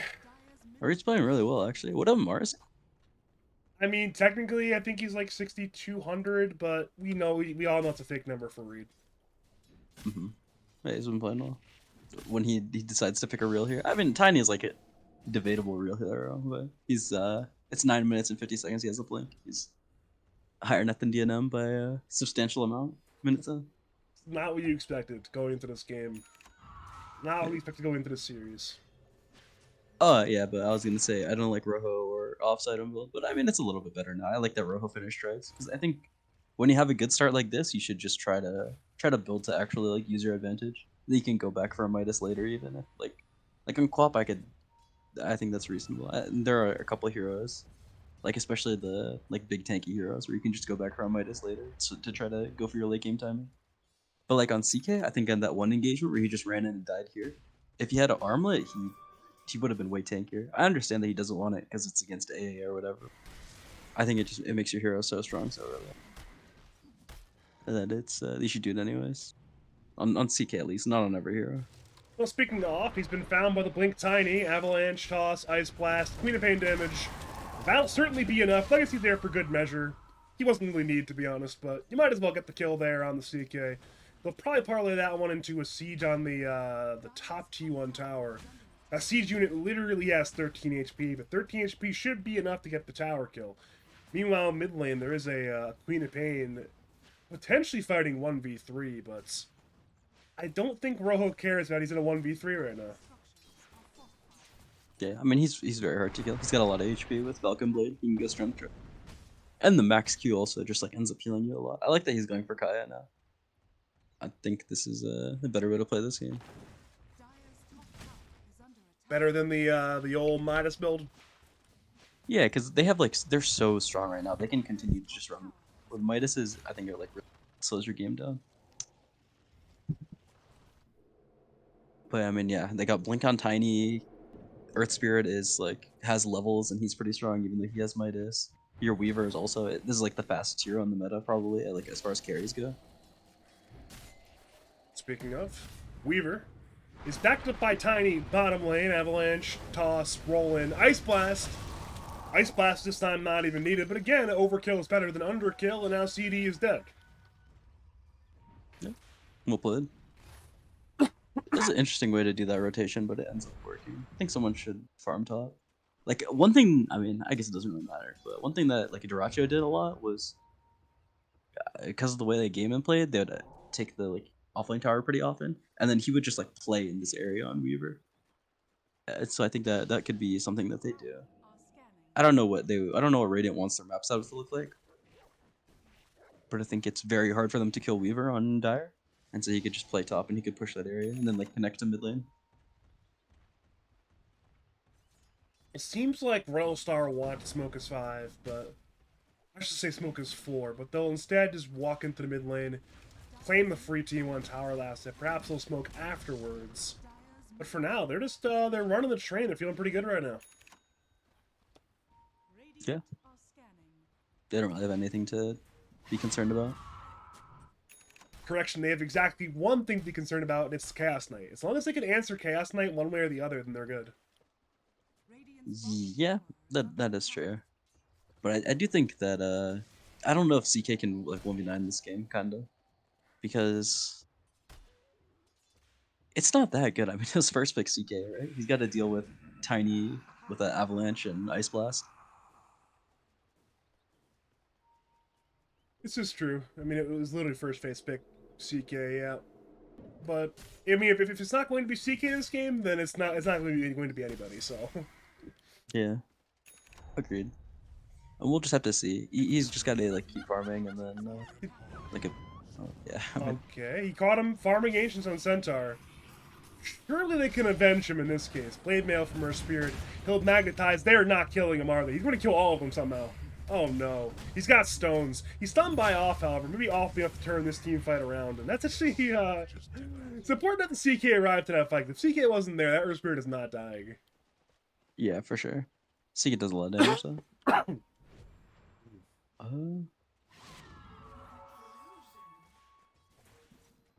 Yeah, that was pretty crazy play. Did he get the whistle? He did get it. Okay. Alright, that was maybe worth it. I mean, if nothing else, you kill Centaur in a 1-for-1 and eat the Wisdom Rune, it's gotta be worth it. And you create space. Yeah, oh yeah, sure, yeah. Meanwhile, Patience is in danger. Onslaught forward, hits AA, Rojo Fire, Flew was a 3-man Sonic Wave. Quap has a short blink, but Reed is a blink forward to bring down the Primal Beast. That's one more 1-for-1 mid lane. Jamie's now being gone on, but off the line, looking for Rojo. Rojo is blinking 3 more seconds, but he will not live for 3 more seconds. So with Rojo dead, Mattier looks for cleanup. He'll bring down CD. He'll head to Buffles. Buffles to fall. Now it's a 2v1 mid lane. Late is on the way. He'll be late to the team fight, however. Now it's a 1v1 carry v carry man fight. Legacy's finally here, rolling forward, silencing CK, but it's too late. Ends up being a 4-for-3. Legacy got turned into a 5-for-3, but that will not happen. Overall, they're still a win for Royal Star, though. Yeah. They're playing this pretty well. I mean, honestly, like the way that fight started was pretty bad for Royal Star. But yeah, I mean, it's just way easier for them to fight right now. TNMS 7 deaths, that's really rough.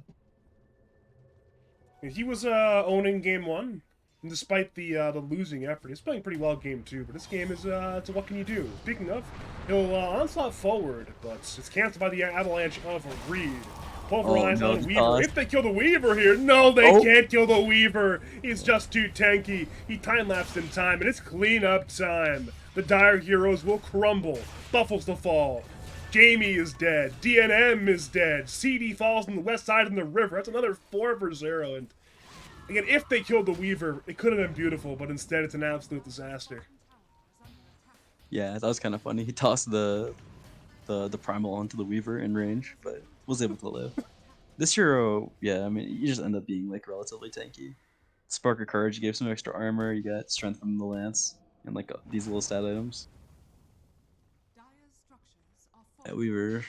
I mean, that's a fun hero. I like that hero a lot. It's very strong right now, though, especially the 9 strength talent. Flesh note.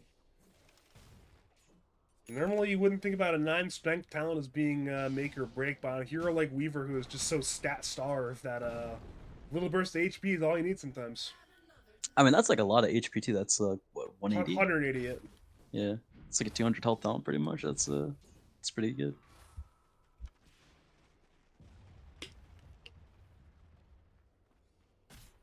Yeah, and now the Weaver is even like catching up to the CK and farm.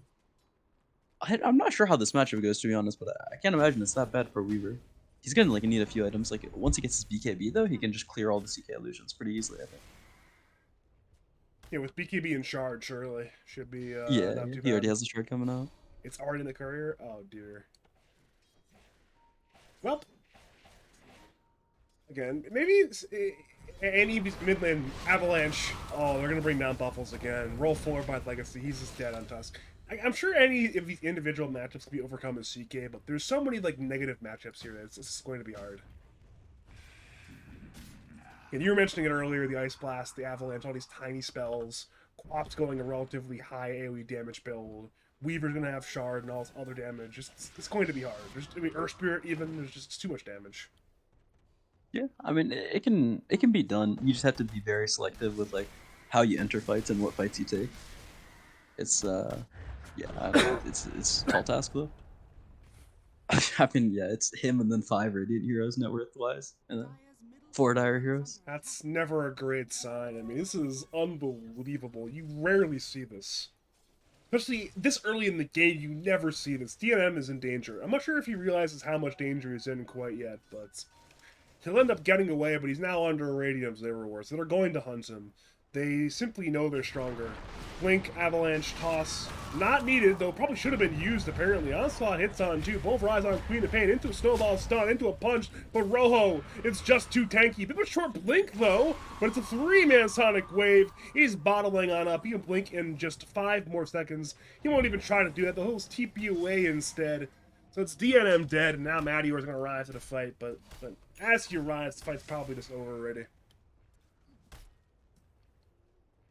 Yeah. I mean that stuff. Yeah, they messed up the toss, but he's still dead anyways. This is good attempt by Dire. Oh, Meteor. The neutral Hellbird actually made this kill Meteor. Avalanche hits on 3. Meteor time up stuff anyways though. Oh no. Legacy's in. Awful attempt at BKB and fight. But Meteor still has Shukuchi. They're trying to run him down. Chaos Bolt will stun. Where's the follow-up? It was just enough follow-up to kill him. It's another 2 for 1 so far, but they'll bring down off anyways. Rojo's re-arrives to the team fight. It's Jamie and DNM attempting to scramble, attempting to escape. Legacy and Reed will go in for Jamie. The remainder of the team will go in for DNM. Jamie's already dead. DNM seems like we'll be fine. But again, another numerical route in favor of Royal Stars. Another 4 for 1 there. Yeah, they got Meteor, which is kind of cool, but yeah, I mean it's rough for Dire. He bought this Chrysalis. I really don't like this Chrysalis. I think being tanky on Weaver is pretty important these days for the way you play it. I don't think it'll affect the game that much though. Saw in that last fight, definitely could use a little more HP. Bot lane, Avalanche Toss, Ice Blast combo will not connect thanks to the Snowball from Buffles. Buffles actually broke a lot of ankles in that one. Stampede got a little more move speed as well. Problem is now CD, with no Stampede, has been caught by Rojo and Patience. Seemed like CD wanted to rendezvous to help his teammate, but in doing so, he's been caught. He likely will die. Good disruption attempt from Jamie. Got the blink off there, but it's a little too much damage still. I will carry this game. Yeah, that's tough. The Scream followed him. I didn't even know it worked like that too. Patience is going like a really goofy item build. But I mean, it could work here. You're gonna be able to like solo kill everyone. Alright, so apparently DNM trampling the Tormentor got Buffles killed. Rojo blinks away. Meteor's going in for DNM. DNM will end up going down. Off, tried to lock down the Weaver, could not do so. Ice Blast will be there. On the real Chaos Knight, CK will run. That is definitely one of the clownier fights I've seen in a long time. Yeah. Dire's bottom tower is under attack. I don't know how the Shadow Trick. Oh, sorry, what? No. What were you saying? I was gonna say, how much damage did the Tormentor do in that team fight? Because he was just trampling on top of it the entire fight on DNM. Just kill people with it. It's kind of funny. Okay.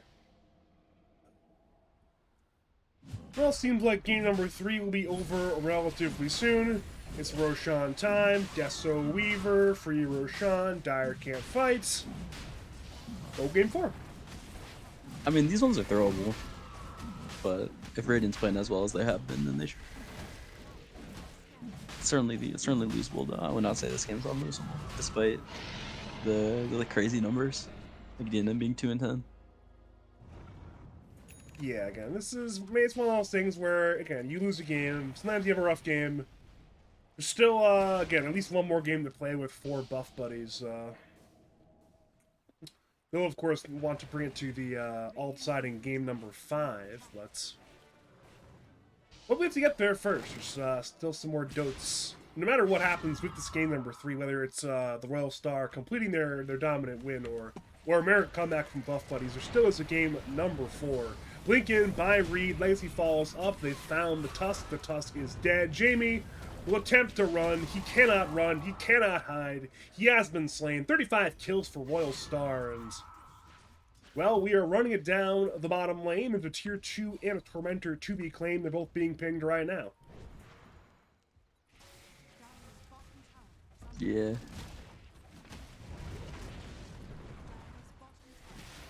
Yeah, this one's probably over, actually. It's kind of hard. The CK is not even like, that strong anymore. He can kill like a single hero, but when they're 5-manning like this, it's hard to make any ground. Sometimes you might as well play on, because they haven't even gone For high sure. ground yet, but... Yeah. And you would expect... You expect Royal Star to win probably 99 out of 100 games from this stage at this point.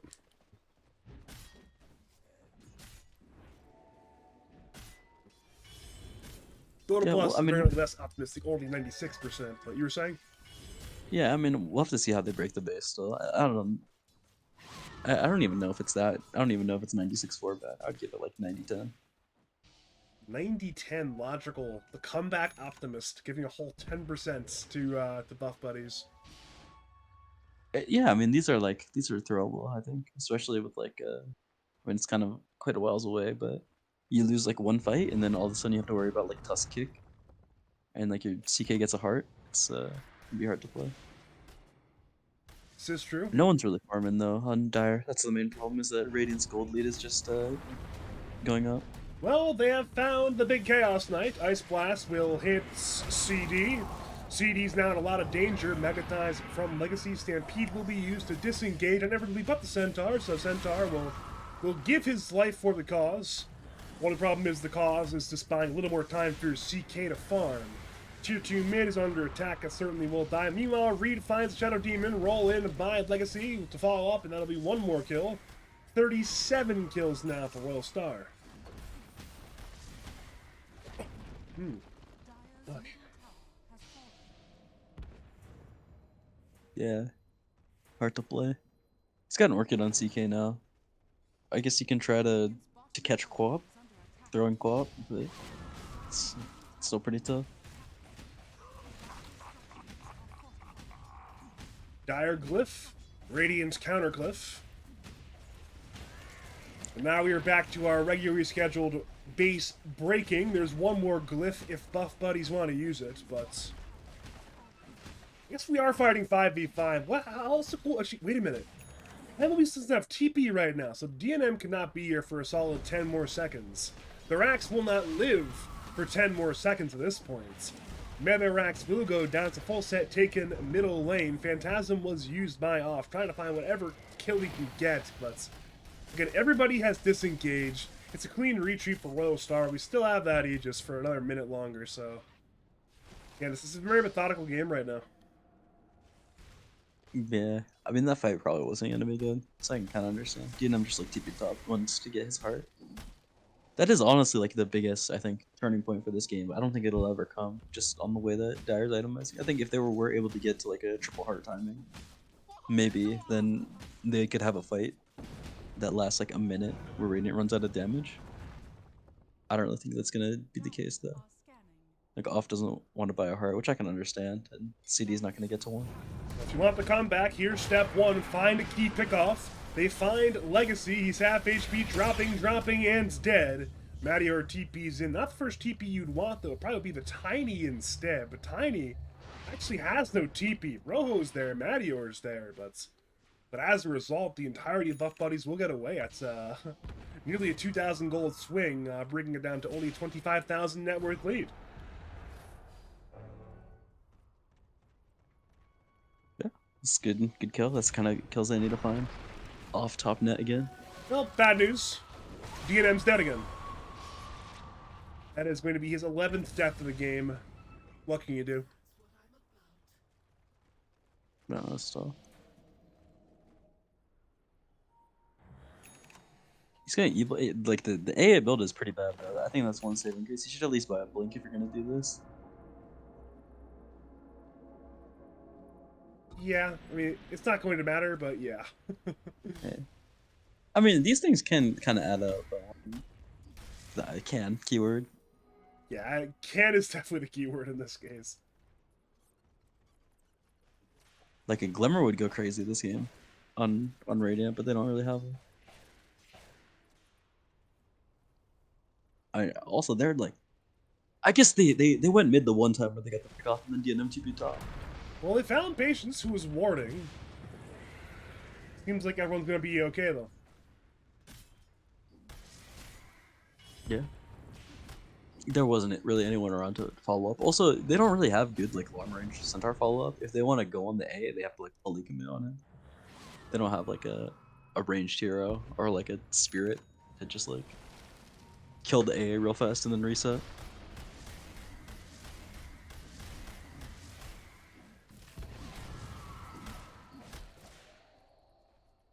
Again, if Royal Star really want to 100% guarantee the win, they could wait for the next Roshan, but I think they know that they don't need to wait that long. They can simply go in there and hit with the BKB Weaver, knowing that, realistically speaking, they're not going to 100-0 the Weaver here. And if they don't 100-0 the Weaver, he will BKB in time-lapse, and then at that point, he's going to play Dota 2. They're going to try anyways, though. Blink Stomp hits on, too. Weaver is the target. Onslaught forward by DNM, being cancelled though. Stampede's now there to get a little more movement speed, but at this point, the Dire Initiation's absolutely collapsed. CD's already dead. Madior's BKBing and Shikuchiing around. Jamie to fall. Allsforce's BKB just to run away. And run away he shall, but as that happens, the buildings will once again crumble. That'll be the full set of racks taken in the bottom lane. That's now 2 sets of racks up for the side of Royal Star, and they're on the precipice of being up 1 game. And with that, being 1 game away from winning Lads Plus. Snowball in by the Tusk. Tusk is annihilated once again. DNM's trying to fight. He's tanky. But is he anywhere near tanky enough right now? Off loses the man fight with Madior. Madior will end up dying to the Orchid Afterburn, but it will not matter. GG is called. Good last attempt there by Buff Buddies, but they are now 1 game away. Their tournament lives are on the line in game number 4. Yeah, they played really well this game, I think. Arid is my MVP for sure. You just camped in a mid and then they like had no way to play on dive. Yeah. Really well played, I think. DNM kind of, I mean, I'm pretty sure, I don't know if he's the one drafting or Buffalo's, but whoever it was, I think that Centaur last pick was the fumble. They should have just gave him a better mid. They honestly could have even went Puck again, I think. After you see Royal Star commit to Quap in the draft, and you know it's not going to be Earth Spirit or Tiny mid. You should just pick someone and have a good lane. It's like a pretty good pick. I guess it's bad against Tiny and kind of mediocre against Earth Spirit. But you should just give yourself a good lane when you're like literally 2 times the MR of some of the players on your team.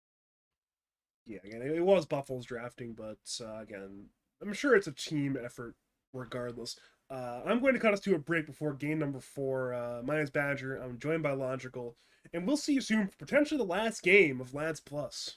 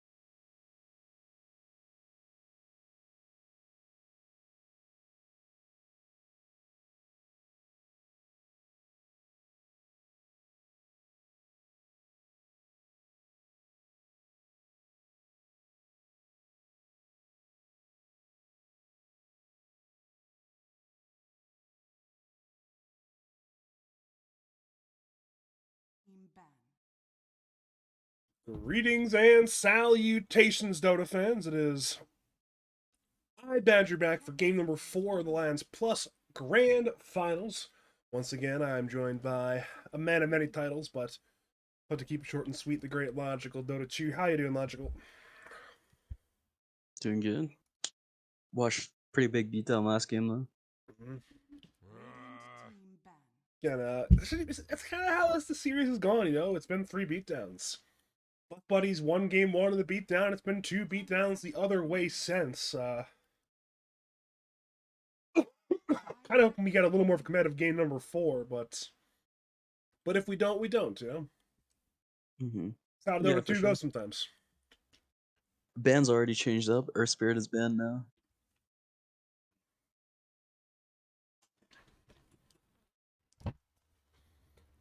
Yeah, that's just, I'm not too surprised they're mixing things up after last game. And last game was, you know, well, there have been a lot of heroes that Royal Star have went to so far this series. Again, we saw the Brew earlier. We saw the Earth Spirit earlier. We saw the Bristleback earlier. All of them banned out now. And Yeah, the they have reverse is Dazzle true as now. well. If Royal Star wants to elect for it, they have Dazzle.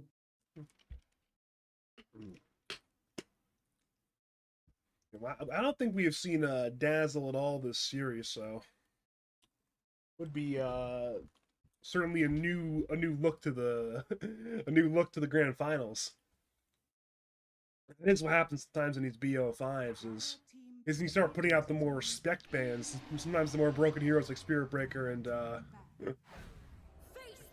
and Dazzle can get through, but for now it's only Team Spirit Breaker picked by the Tire and Dawnbreaker picked by the Radiance. Was Hero ignored last game? I gotta check the bans. I They believe it was banned. ignored last game, yeah. Oh, I see. No, it was first phase banned, but this time they banned Shadow Demon pick Spirit Breaker. I don't even think Shadow Demon is that good against Spirit Breaker, to be honest. But it's I mean, yeah, if you get purged, it's not fun.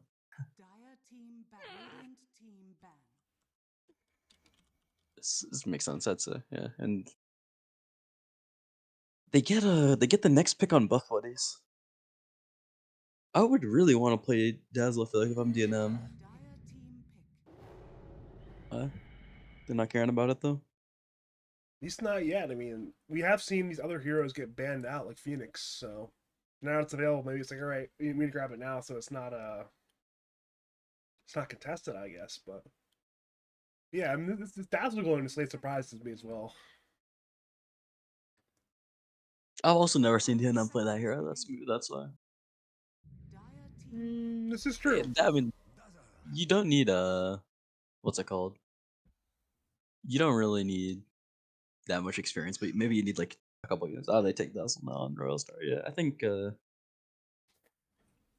it's gonna be hard to play. I feel like for the set of Buff Buddies, these heroes are pretty silly. I don't like this AA pick though.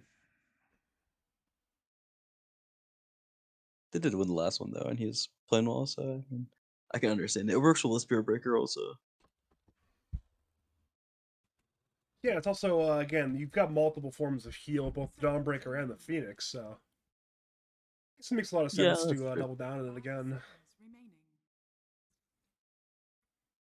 I think they're a little bit greedy right now though, in like the Giga early game. Maybe they're willing to just concede that though. Like yeah, like the side of Buff Buddies before 10 minutes, fights are like virtually impossible unless the Dazzle really shits on someone in lane. Because Spirit Breaker is kind of plays like a carry. Normally you go like Midas. It's kind of hard to fight early on with the hero, and then AA is also like notoriously like it's bad in lane. It's bad, and then you're strong later on because you have your ult. And pretty much as soon as you get 6, you become strong, but that can take a while, especially if you get gunned down in your lane. Like by Dawnbreaker Tusk is probably like literally handpicked the worst matchup you can have for it. I will say after the first 3 games, though, I would be very wary to concede the first 10 minutes. Again, the first 10 minutes have decided all 3 of the games so far. So Yeah. potentially Buff Buddies might be able to use the momentum from the early game into a game 4 win off the back of some very strong Tusk Phoenix Dawnbreaker play. You should pick Wind Ranger, I think. Okay, they pick Wind, so they're gonna go for the safe lane hero here.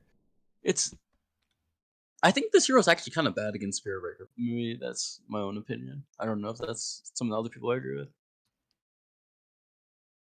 They're gonna get probably a 4 hero here. Seconds remaining.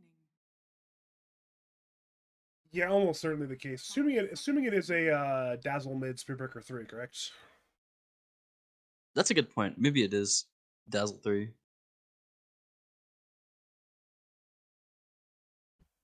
I'm not sure. That seems like the kind of thing that Legacy might want to pick. Dire team ban. I'm gonna figure it out. Alright, Spectre carry, so we're not gonna figure it out. I mean, they got a Spectre lane now. Yeah, that sounds That like is a rough. really, really weak lane. Yeah, I mean, you can like, if nothing happens, you're happy. But I think that Tusk and Dawnbreaker is gonna feed off your A, and then your Spectre is gonna get pushed out of lane because the Dawnbreaker is gonna be too strong. Yeah, there is not much of a weaker lane that you could actually realistically pick a Dota than this, so I'm very concerned. Yeah, Radiant team. I'm with you there. This seems like the most dangerous lane versus the weakest lane, most passive lane. Yeah, if somehow, some way, Royal Star come out of the lanes, even just drawing them, they'll be happy. But maybe actually, okay. Here's an idea. What if they go Team ban. Spearbreaker mid just to apply pressure, like even like gank at level 4, just to somehow save somebody's side lanes. I think they might get Spearbreaker mid. I think there's a good chance this Dazzle's in the side lane and not mid now. Just yeah, because if Dazzle's your only winning lane, also it can be kind of hard to use this hero. 'Cause it's not like a spirit hero. It's not super easy to just like 5 seconds TP to a remaining. lane and like double astral step and kill someone, right? It's like they kind of have to be diving into one of your lanes, and then you can TP and poison touch and hit them down. So yeah, this hero's not gonna like salvage your two losing side lanes. I think it'd make a lot more sense for it to be like a Dazzle free Spearbreaker 4, and then they pick a mid hero. And then I mean your Dazzle lane is gonna win probably, even if it's against Void. Like you'll be good still. The Dazzle will still farm, and then you can get another just like a solid mid hero, Dire team ban. which can play with your Dazzle Breaker. I mean Dawnbreaker Tusk also isn't ungankable. Maybe I guess AA Spectre is so weak, but Guess there's a little bit of the, a layer of concern in that Buff Buddies still have counter picks. So they can just kind of let Royal Star break their own flex at 23, and then say, "Okay, this is what you're doing. Remaining. That's how we respond." yeah, I mean they could, but I think realistically nothing should like super like there aren't that many counter picks that make the other guy's game just completely unplayable. So I think no matter what, there's probably one pick here. I mean, I guess I'm a caster. I should be able to give a suggestion. 10 Oh, seconds remaining. You're not required to give a suggestion. It's suggested, to give one, but you don't have to. Pangolier would be very good as a band. I have never seen Rojo play it, but that would be a good hero, I think.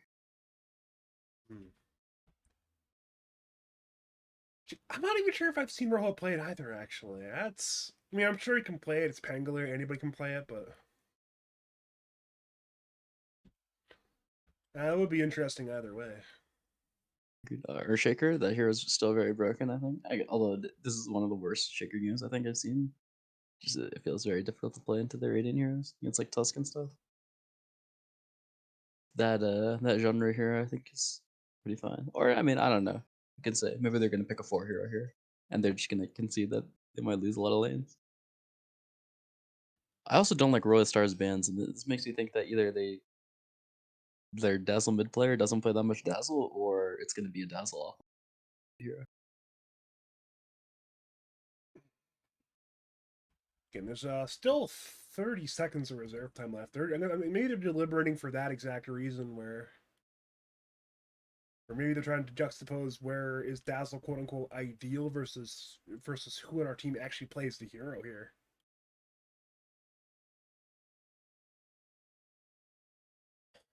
Still 13 seconds left. We are going all the way down to the wire with this penultimate pick here. Radiant team Fudge. Pudge. Yeah, I don't know. It doesn't seem like it. I think I was gonna say like just Wind Ranger for buff buddies. They might still go for it. Honestly, I think it's probably still fine. Wind Ranger is like one of the better heroes, one of the better lane, probably like one of the only few fine lane matchups against Dazzle.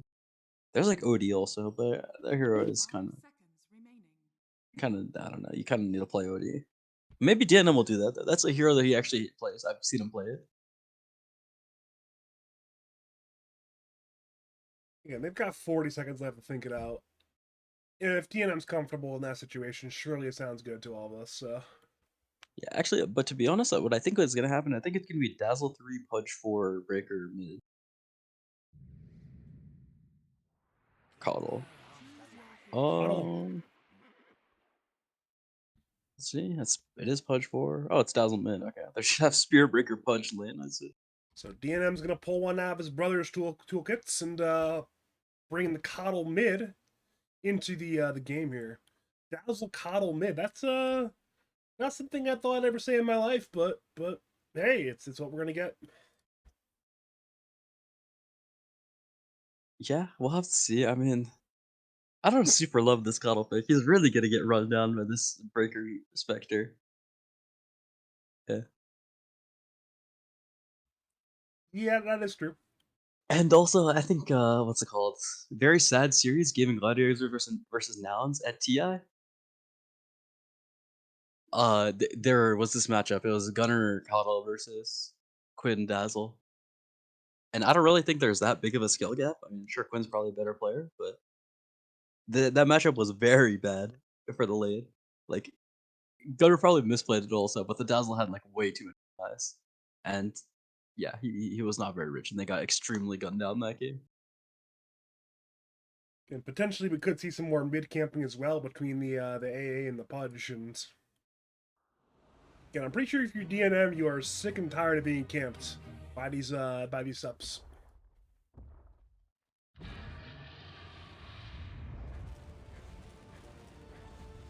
Either way, Yeah. if you had to lean towards either of these two drafts, where do you lean here, Logical? Oh my god, I don't know. I feel like both of the last picks were like way too crazy. I guess I'm leaning Radiant though. They just have the stronger early game. And what's it called? Yeah, I mean, I think they're just gonna be really strong out the gate. We shall see. We shall see. If you are just joining us, welcome to game number 4 of the Lads Plus Grand Finals.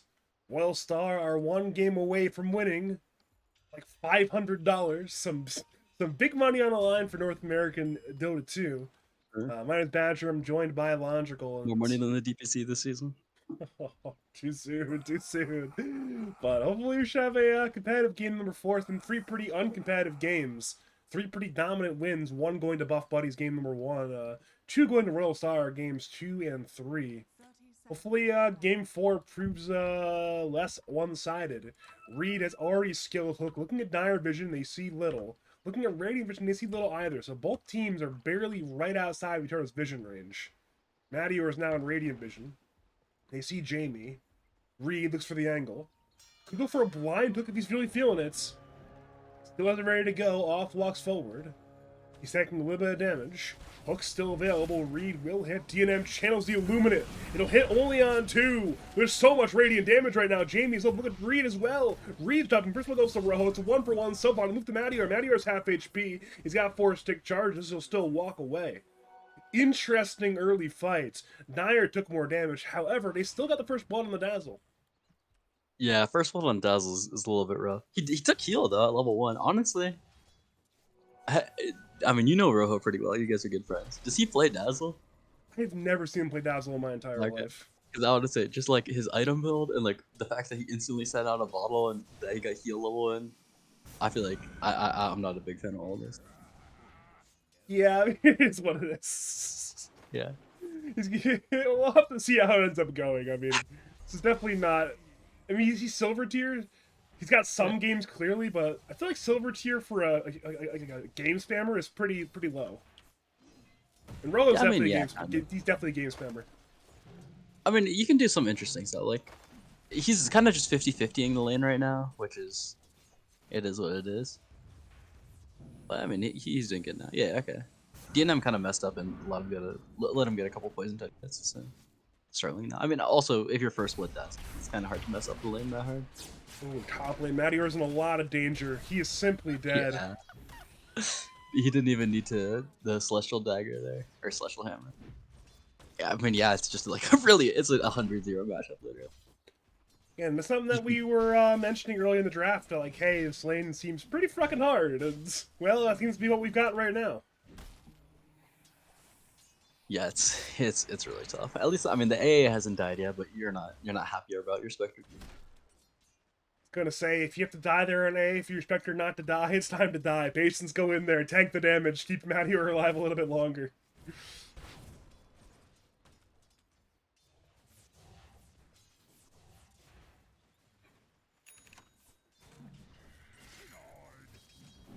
Oh, Patience. Well, Patience Yeah. top lane is going to die. Surprise, surprise there. They'll move to Mattior. Mattior will end up living, maybe? Yeah, he's fine. Yeah, easily. But I mean, it doesn't feel like it's still. They just like casted some spells, pushed him out. And now the wave is pushing also. They have a small camp at least, but it's not stacked. And he didn't pull also right now. Just then on Mattior, so it's a struggle. I like this fluffy hat purchase on AA though. I actually really can get behind. This is kind of cool item. Yes, Maybe it should be Ring of Protection though. Sometimes you just need a little bit of HP desperately. It's like, alright, what do I do to not die? Fluffy hat. I can afford Fluffy hat, you know? Yeah, it's like a surprising amount of HP. It's like quite a bit of HP. 125. I think it's like the most effective damage item on Morphling at level 1. Did you know that? Really? Well, if you want to like, if you want to like stay at a certain HP threshold, then it's like more damage than buying a slipper. It makes sense, actually. It makes sense. You know, I have not been a big Morphling player in many a moon logical, so... Yeah, me too. I just saw someone start with a Fluffy Hat one time. I was like, oh, that's kind of... The like numbers on Fluffy Hat though are relatively value. I mean, people used to buy 2 of them on subs, right? Oh, those were good times. Those were good times.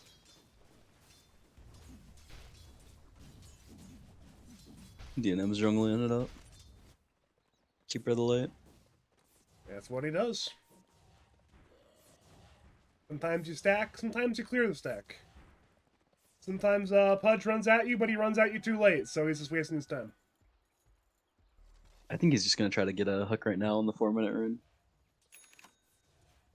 He's going to definitely need wait a minute. He's going in for Coddle. He's not going for the rune. He wants the Coddle.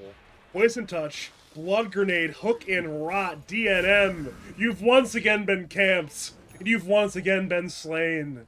Oh man, that's not good for DNM. Yeah, that's pretty tough. Reed's been playing really well though. This is like a really good play because I mean Legacy doesn't care that much. He's just gonna like be Spirit Breaker anyways.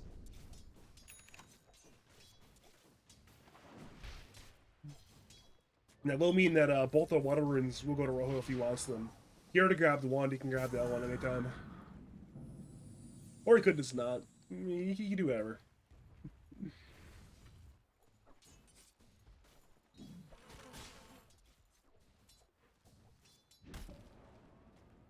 Alright, so Mattior is losing the lane, but honestly not as hard as I thought he would be. He's 16-6 versus Dawnbreaker's 23-6. Mind you, Dawnbreaker has gotten 2 kills in this lane, 1 assist, 1 kill, I should say, but I feel like this lane could be a lot worse right now. They'll go in for Patience, and well, maybe the worst has arrived. Ice Shards will hit, Patience goes down, and well, that's not a 3rd kill for the Dawnbreaker Tusk lane. Yeah, they don't have that many denies honestly in Radiant. I think that's kind of a deal. But I mean, if you just looking at this Spectre, he does not look happy, right? He's like level. It's 5 minutes. He's not even level 4 yet. About to be level 4, and he's no treads components yet. Well, It's not DNM is once again being camped. Reed has a Blood Grenade. He's got a hook into the Poison Touch from Rojo. In comes Buffles. In comes Jamie. They're looking for at the very least Vengeance. It's a 1-for-1 so far. Rojo a little grave, but I don't see an angle out for Rojo. There's just too much damage. Sure, you use the Coddle. That's a good exchange there for buff buddies. Yeah, dissertations on the Saturday. I mean, DNM his game is like bad, but he'll recover. Getting the dazzle kill is pretty nice though. It's better than last game. especially because like it's minute 6, so the runes haven't even spawned, the wisdom runes hasn't even spawned, and the Phoenix is already like 5. Well, found CD in a 1v3 top lane, hook in by Reed. Now CD is dead. Okay, now we're cooking. Now we're cooking. Yeah, Reed's playing really well. Just, I mean, when you got Spear Breaker, oh, Yeah, nice, Lex you're is going- also dead bottom lane. Time dilation that's- there was kept the charge on cooldown and now kept his life on cooldown. Yeah, I mean that's fair. They do get a nice kill, but if you're Spear Breaker, you don't mind that much. He's still higher net than DNM, and I mean you're just gonna charge a lot of creep waves anyways and come back with a Midas. Shockingly, he's higher net worth than CD up until literally 2 seconds ago, so things Yeah, are that's- alright. It's time for both teams' wisdom runes to be stolen, by the way. Legacy will charge in, but it's too late. He's angry, he knows he's lost the rune. But luckily the ice cream cone has grabbed the other rune on the other side. Yeah. Oh no, mid lane, not again, not again, not again! You're gonna kill him again! Maybe not, actually, he's incredibly fast. Chronosphere on 2. Oh, that's a beautiful rotation from off. DNM will end up taking down to the Poison Touch, but off wants to clean things up. Rojo's incredibly low. He's got Grave. He needs to not get bashed. He'll now Grave. Let it preempt, just make sure he doesn't get bashed in this scenario, but eventually Rojo will die. Off secures that kill. Fantastic awareness there from off, recognizing, hey, it has to be me to save the situation there.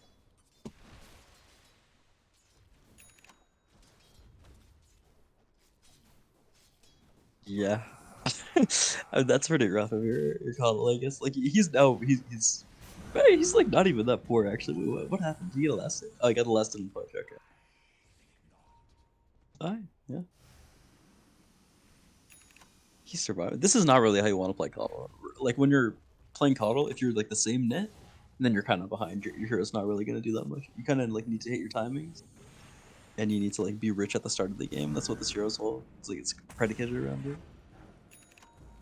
Well, at long last, they're sick of Reed camping out DNM. Hook is missed by the Pudge.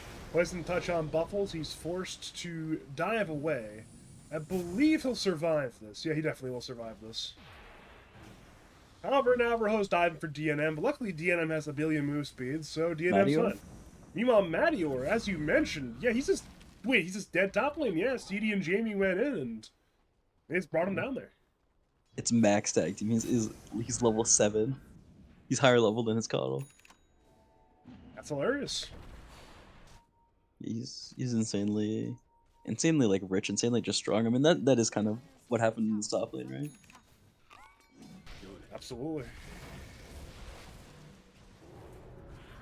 Well, we see a Shadow Step in to the Phoenix. Phoenix is forced to use Supernova, but Madior Oh. has overextended. He thought he can get a free kill, but instead he's been freely brought down. It's a Firing Rage 4v1, and Madior is dead.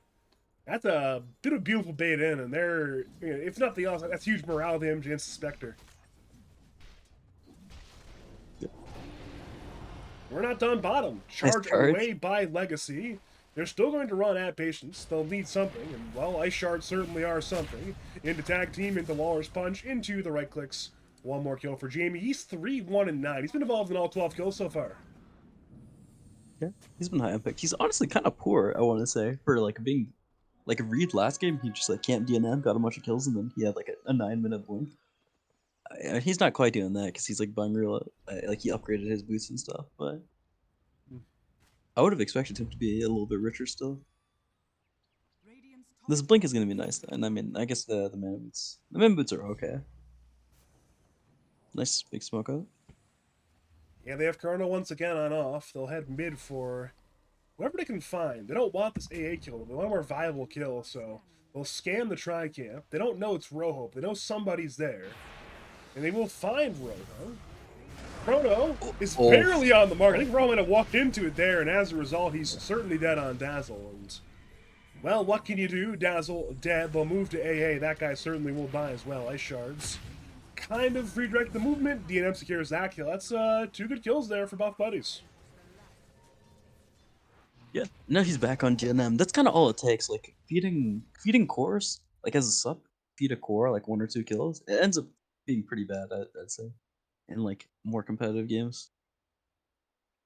Cause like now DNM just got like 300 gold inflections, and he's like fine net all of a sudden. He's third. It's like doing fine. This is actually somewhat similar net worth distribution to last game in that there's one core. Last game it was off. This game it's Rojo. The only difference is that there's no Reed destroying the net worth parity even further. But all three Radiant cores are chilling, and two of the Dire cores are moderately depressed right now. Yeah, the dire core's got it rough. Like Maddie, yeah, it's like hard to farm on Spectre. You just, I mean, like the way that Spectre makes money is you just show up to every kill, and you steal some of them. But it's gonna be hard for them to like make kills at him. They have Spearbreaker AA, which is nice, but it's already minute 11 and he isn't level 6. So they're gonna like be behind most of this game, and it's not even gonna be super easy to get these kills. They're gonna have to have really good execution on their spells, I think. Sidelines.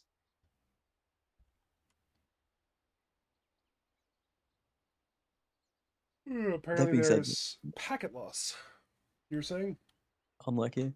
Yeah, I mean Dire is gonna like eventually play for this. Spectre Dazzle is pretty broken because you can just like permagrave a Spectre, and he disperses even when he's at 1 HP, and he takes 0 damage. So yeah, that combo is very silly. It's very hard to get off to a good start though, because they both need a lot of money. Like in theory, if you team up the enemy team and you have an Octarine core on your Dazzle, you can just throw the Spectre in the other team's fountain and permagrave him, and then they like can't play the game technically on the other team, because if they spawn, then they're just gonna die to the dispersion instantly. Is that how that works? Jeez. Well, I mean, that no, seems really not like broken. instant. It's not instant, but like, it's like if the Spectre gets like, I don't know, what's it like a kind of reasonable amount? Like if you get like 50 stacks of the fountain on you, then you'll take like 500 every hit. Yeah, that makes a little more sense suddenly. Yeah. Wait a minute. What Yeah, if you and just don't interact after you leave the fountain? 'Cause you're invulnerable until you like do something, right? yeah, I mean, you can just sit there, right? Like you can like Just not don't touch the interact. keyboard. Just Yeah, I mean, you can do that, nothing. but Dazzle can grave the guy forever. So your Spectre and your Dazzle can Speaking just, of Dazzle Grave, he'll Oh. use it on Legacy right now. Okay. So even if it comes in from the Phoenix, Jamie goes down. Hook from Reed is there on the DNM. Mattior dies on the north side though to buffles his damage. So it is a 1-for-1, but it's certainly a favorable 1-for-1 for buff buddies. It's disengagement time, and Roll is still sticking around, but he needs to be a little bit careful at this point. yeah. He got a pretty nice kill on Rojo though. It's a like fairly big killing spree from the Tusk. He's gonna have his Ags at a solid time. I think he should probably buy Midas this game on Rojo though. I don't think there's gonna be any crazy timing, like after his Ags. So he should probably. I mean, you might need like a blink at some point. Probably, yeah, blink would be really good, but yeah, Midas just to like go into to turn into like the late game Octarine core Dazzle. Be his best course of action. IMO. I mean, plenty of time to buy a Midas. It is Dota 2, so it's never too late to buy a Midas apparently anymore. That item is about to get dumpstered in like a week, right? I don't know. I don't really think it's. I don't really think the item is inherently that broken. It's just like the way that the game is played right now. I think it makes it TI. I don't even know if Midas is TI. It's just kind of like silly. Like I think if we had more time to play this patch, Midas would be a lot worse. Because like based on what we saw at TI, teams are just like going late, and then the one team that wasn't going late was Gaimin, and they were just like crushing everybody. You know, like versus Nouns was like 2 20-minute games, and then after that they played AR, I think, and they also crushed them. I mean, that game 2 was like 20 minutes also. So I mean, teams have like kind of figured out that if you go late, and you can like if the other team's going late, then you can just go early, and sometimes you'll just run them over. So that's when Midas is pretty bad. That's why Gaimin, for instance, also like wasn't really contesting Spirit Breakers, because when you pick this hero, it's like a carry hero. So you pick Spirit Breaker and then you have a dead weight hero, you can still get run over. Is that Gaimin? Isn't that a lot of it just Gaimin just kind of outskilling a lot of the teams they played though? Like, it's a team that can kind of win lanes on demand in a way that most teams couldn't. I mean, I don't know, because they were playing for it. I mean, they weren't just like better, obviously, because I mean, what they like lost Talon, for instance, they started in the lower bracket. I don't know if they were like strictly better, but I think they had a good read of the meta, and then they like changed their game plan up at a good time. Because I mean, you can even see it. Like they invented Weaver, who was like the early game hero. They were also the only team that was like successful with Alchemist, and Alchemist is also a hero, like as a carry, where your laning is good. It enables yourself to be like a useless ass range hero like AA or Nature's Prophet or something, and then you like hit it early timing, and you can like push the game also off of that. I mean, also they had like their Chen and Enchantress, I think, which is like probably the most known example where they're just trying to end the game fast. Oh, nice. I can talk more about how smart Game of Gladiators are because nothing's happening in this game. Go But yeah, I for it. mean, I think they were like they were like good, of course. I mean, they're probably better than the teams they beat. That's like how competition works. If you're better, then you're gonna win. But I think they had a like really good grasp of how to play the game. So I think that's like a lot of where their success came from. And I think I honestly like this meta a lot, or at least I don't like it a lot, but I think this like we're still like learning new things about the meta. Like I got to talk to Lelis at the like Noun's meet and greet thing, and he was talking about how like because of the TI format where there was like two big weights in between like the different stages, like it was like the group stage and then it was like the early main stage and then it was the top 8. In between like a lot of those, like new things were being found. So like Weaver, for instance, at the start of the tournament was like completely ignored, but at the end it became a really big deal. And so yeah, I mean like people were still learning things just because TI is such Ooh, Blink, Dismember, Ice Blast, top lane. That's a bit of a wombo big. combo. Yeah, I mean, yeah, the Spearbreaker AA combo is like really nasty, I'll say, and I mean, you can throw a Spectre in there also, but yeah, you got like global presence between these heroes, and the magic damage amp on Spearbreaker ends up being like really silly. You end up doing so much damage. That being said, though, I do kind of think that they should have gotten run over a little bit. I think Radiant has kind of like taken their foot off the gas, and I mean, the game's looking better for Dire, I'd say.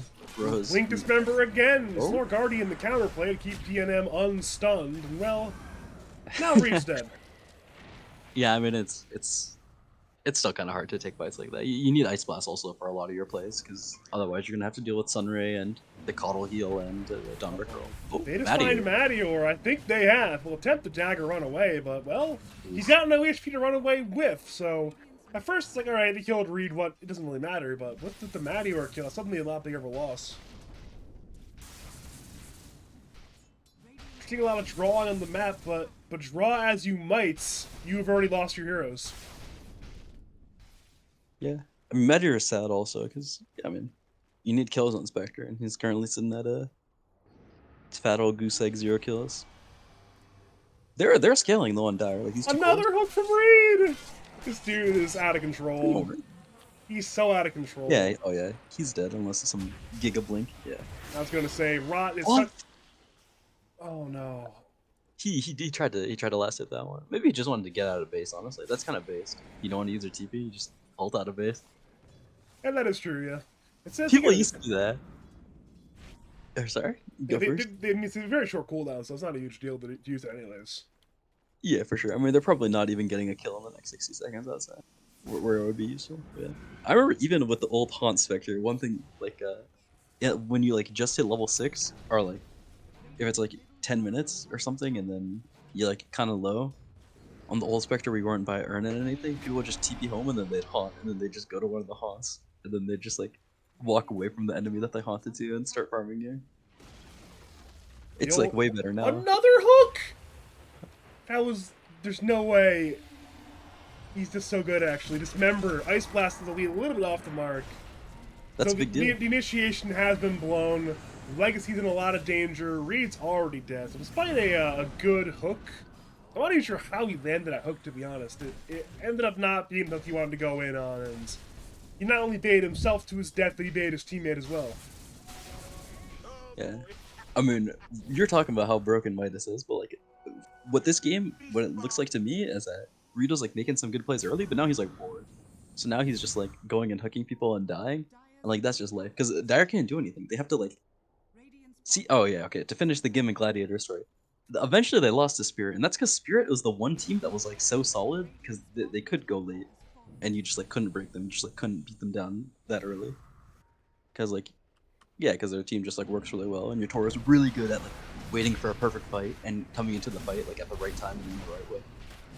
So if you aren't Team Spirit, then it's like kind of hard to go late. You kind of like have to rely on the other team messing up a little bit. And so like this game, like I can't really blame Reed. Like they just played a game where they're just like running them down. They're just like literally gunning them down the whole game from start to finish. And now he has to like play this long game. He probably is like playing a little bit too bored, but I don't really like the approach that Dire took. Sometimes you play Dota 2, it's a BO5, you get bored. I guess that's how it goes. Over the bot, my impatience appears to be incredibly dead. Hopeful, I should get him a little bit away, but a little bit away does not get him away from death. Instead, it also means that Reed's getting himself killed, so yeah, it's 2 more kills for the side of Buff Buddies. They're once again cultivating an even larger lead, up to about 7,000 now, so it grows larger. Yeah. Oh my god. I got this Discord overlay shit. I didn't even know you could use a hotkey to open the soundboard. Did you know that? I didn't know you could either. I gotta turn this off. Probably a wise decision. Overlay. Well, here we go again. It's Rojo soloing the Tormentor. Thank you, 5 Couriers. That's Yeah, gotta be that's also pretty silly. that's gotta be the silliest tech in Dota history, right? That's gotta be. In Dota history, I don't know. I'm surprised more people don't use the courier more often for Dazzle. Like after that one got, like after people started figuring out that one, I'm surprised people don't use the courier to lane, because like, unless you're a melee hero, you won't one-shot it, and then the Shadow Wave heals the courier. I'm pretty sure. But anyways, I mean, yeah, that it's like very silly. Maybe I should rephrase the most silly tech in recent Dota history, because there's been some really silly things if you go back into yesteryear, but... Well, DNM sound Legacy appears to be incredibly dead. Let's see how long he can live for. He got the Wisdom Rune, so if that was his goal, he has succeeded. If you had one more level, I think he lives there. Actually, he like didn't have bulldoze for the stun, which was unlucky. He got the Wisdom Rune though. I don't think that's worth it, but he did what he set out to accomplish. Radiant's top tower is under attack. Skipping Radiance on Maddie right now, yeah. I think they're in panic mode on Dire. I don't think they got the mental fortitude of Team Spirit, believe it or not. These group 6K average players. Listen, this last plus is 7K average players, actually. Oh, is it? Oh, yeah, true. Like 7,300 average, yeah. Oh, okay, yeah. Yeah, that's true. I was gonna say, you had Imperial on your team. You think we'll let him into a 6K league? Yeah, he should be. That guy's just terrible. Oh, that's brutal. Brutal. Dire's middle tower is under attack. Yeah. Radiant still has some room to throw though.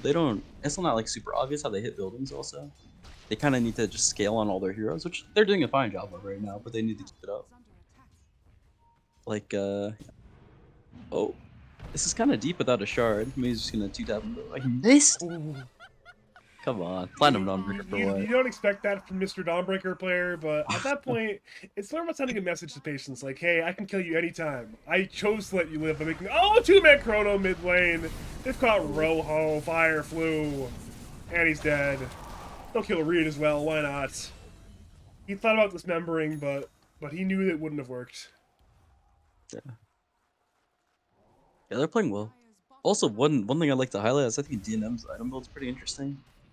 People don't really like buy these kind of items on COD, I think, but just like buying the utility items can be pretty useful on mid COD just because you get to them so early. Like, I mean, I don't know, Force Staff's just like a really good item. It's pretty underrated with just like having a Force Staff. And like same with the Glimmer and Eels. I guess Eels makes more sense because he's like against Spirit Breaker, but I mean, COD's just a really obnoxious hero with these items. He doesn't really do that much damage though, but I guess like his team does a lot of damage. Oh. We're at the stage of the game now where, again, Buff Buddies, they're not demolishing the game, but they're in a very, very strong position. They can simply play it out and wait for second Roshan. Probably a bit early to mention second Roshan, given the first Aegis is still here, but that appears to be the direction that we're headed towards. This again, a very, very methodical game. Dire try to leave their base. Radiant say no, we go on you. Solar Guardian comes through. Legacy Low gets done. Madior will Shadow Step in, but at this point, there's already a Supernova on the ground.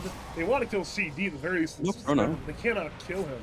Chrono's available in 62 more seconds. At this point, again, nobody's dead. CD is low, Rojo is low. Charge in to bring down Okay. CD has succeeded, so it's at least one kill. And now Radiant will set the smoke away, but Dire is smoking forward. DNM is quite fast and caught by Rojo Fire Flu. He's hexed. The blink, no dismember. The hook is Ooh. perfect somehow, some way. At this point, Edis has expired. 4 off. DNM's low, but he's kept alive for the time being. They'll move to Jamie. Jamie's bought a little bit of distraction at this point. Jamie will eventually go down. DNM has escaped, but they've caught Buffles. Buffles has nothing but a Yule Scepter. He'll use the Yules, but now Reed's hunting for a hook. He wanted to find off for DNM, could not find either. Certainly a win there for Royal Star. That's a surprisingly massive net worth swing just in that one little fight. That's a 4,000 swing there. Yeah, that's big also. I mean, that 4,000, like, if they're even net worth in like 10 minutes from now, then the game is looking really good for Dire. So, I mean, yeah, that 4,000 ends up mattering a lot. Pretty big slip up. They just like got a little too antsy, trying to take a fight without Chrono. They had no Chrono, and they had Edis expiring as well. Those are two things that you do not want to work with. And it's funny how I was saying, oh, ultimate for second Roshan, they're playing the methodical game, but in one little slip up, they have lost the ability to play that way anymore. They actually have to do something now. Yeah, and this I think is actually kind of scary for DNM because like I was applauding his item build, but you do fall off. Like you don't really do that much damage. You're kind of up to your spells and like taking longer fights. So it might run into problems, especially because even now he's not really buying like scaling items. I think traditionally Coddle scales with like Octarine Core and like E-Blade and like these items, like these more expensive items, like buying a lot of mid-game items. I mean, would Gunner approve this item build? Would Derek Cassio, his brother, approve this item build? No. I mean, DK like trolls when he plays Coddle, I feel like, but he for sure would not approve. Gunner would probably. I mean, I don't know. Do you think approve like it's fine, or is approve like this is what I would do? Yeah, approve is fine. I mean, maybe it might not be optimal, but it's good enough to approve it. I say yeah. Gunner would approve it. Derek Cassio would not though. You know, for whatever reason, Derek Cassio is still like the mental authority for Kyle for me. I don't know why. I'm stuck in like 2021 at this point. I don't really know who he is. Actually, you know, I was memeing with DNM when I saw he picked himself Coddle. I messaged him Prime Giant because Giant Dote, who is like kinda doesn't really play that much anymore. He just like plays pubs, and he prefers playing core now. And if he plays 1, he plays Spectre, and if he plays 2, he plays Coddle. And his Coddle is actually like really good. Like I've seen him like really like absolutely destroy pro players. Like he was like 2k up at 10 versus Stormer Invoker. Like he's like really good at mid Coddle for something. So I messaged DNM Prime Giant.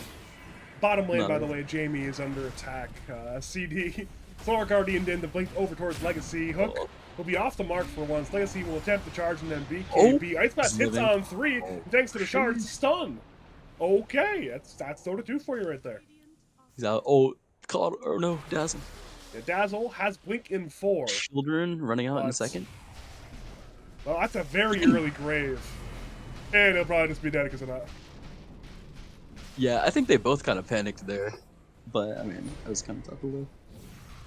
Rojo could have ulted and blinked though, but I don't know. I'm kind of gunning him down. Dazzle's like broken, so it's understandable that he wants to play it. But I feel like he's not too experienced on him. I'm a loser Dazzle player. I mean, you know me. I was like playing this hero when it was like really You were. bad. Once again, logical dose ahead of the curve, but alas. Roshan spawned pretty early, by the way. It's like a 30-second respawn. So he's back. Yeah, he's just gonna get bashed down. Yeah, I mean, Jamie's here for tag team. Not that it was really needed, but it'll certainly make it a lot faster. Wait, mid lane? What is going on mid lane? What? So CD went in 1v4, solo killed Reed, and bought a ton of space for There's also a cheese in the pit. We're gonna ignore that, or else I'll go crazy. But okay, DNM smart. He's got it. But Doesn't have a slot bar though. He's literally 6-slotted already. He actually needs all of his items for the fight. it's when you pass cheese to your somebody else. Yeah, like a Tusk or a Dawnbreaker.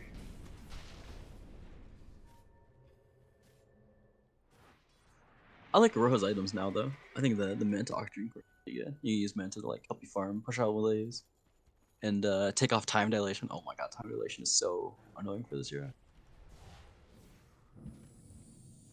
Yeah, again, Dazzle was a big enthusiast of casting spells, so you know, time dilation is certainly an ability you want to avoid at all costs.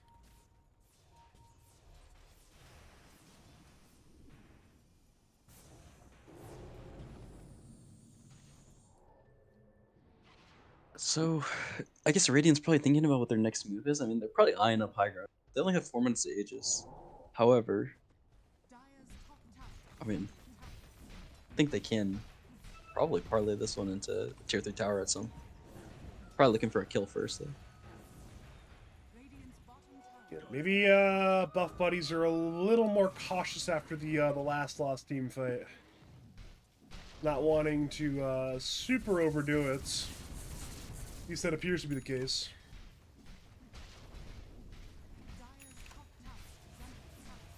Again, Off's actually kind of alone top lane. Royal Star don't know that. They don't know how alone he is right now. They're now picking us. Maybe now they know how alone he is. Cliff. He's going straight Link dismember, but no, this member wasn't off in time. He's now hooked back into the dismember. Read again from long range. Problem is, Off still full HP. I'll move to Patience instead. Patience is in a lot of danger. The Glimmer Cape kept him alive, but his death inevitably will arrive. Yeah, 2 more deaths there for Royal Star. And buff buddies, they're in a great spot to now go high ground finally. Yeah. I mean, the Ice Blast is like way too important because Radiant has all these heals. So maybe honestly, he should have like got an earlier blink on AA. I've seen a couple people do that when you really need to like land the blast. This is a great opportunity for them to go high ground though. Now on non-Radiant. Off is going for a crazy play, I guess because he still has Chrono. Apparently he's got enough building For a siege with Daz. the other heroes as well, so... Alright, Void not needed. Take building. Well, one more hook from Reed, this time only a creep. The racks are under attack, the range racks. We'll get glyphed for now. Poison Touch on off, Ice Blast is on the way. It will end up skimming only the Faceless Void. Blinken by CD annihilates Reed. Dude. That guy is dead. 100-0 by almost entirely CD's damage. And we will see the top racks die. They could even look for mid maybe. Yeah, Dire just gives it up entirely. Looking to fight the next one. Or find it. Oh, good blinker action by Rojo. If he ends up dying here, they move in an absolute disaster. Charge him by Legacy, ends up distracting if nothing else. And he walks away. This one, the Faceless Void's invis got broken because A put the sentry, and there was a melee creep that hit the Void, and the Defiant Shell broke his Shadow Blade. It didn't actually matter, but I just noticed it. It's kind of hilarious. He bashed the creep also with a Defiant Shell. That was kind of The little things in Dota sometimes. game inches. He's got a nullifier on Spectre. I guess it's really good against this Coddles build, obviously. It's yeah, I don't know. I guess they're just gonna go for a Hail Mary fight. They have a shard on Spectre now for the Hail Mary fights. And it's certainly not impossible. Maybe they can wait for the Aegis to go down in 30 seconds. Probably the best chance to really cause some damage. I guess he is charging in. They'll end up being actually perfectly timed there on CD. Very fortunate timing. Off. And the Chrono on 4! 4 heroes inside the Chrono. The Lombo combo. We're at the game number 5. That's 4 dead. There's no GG in the chat. This game's absolutely over. Yeah, it was about to be a 5-man Chrono actually. The Tusk kicked the the dazzle and it was about to go in, but the fucking coddle thing, Will-O-Wisp, he like canceled the knockback. That was a beautiful chrono buy off though. Shadowblade pickup, doing God's work. It's beautiful. Absolutely beautiful.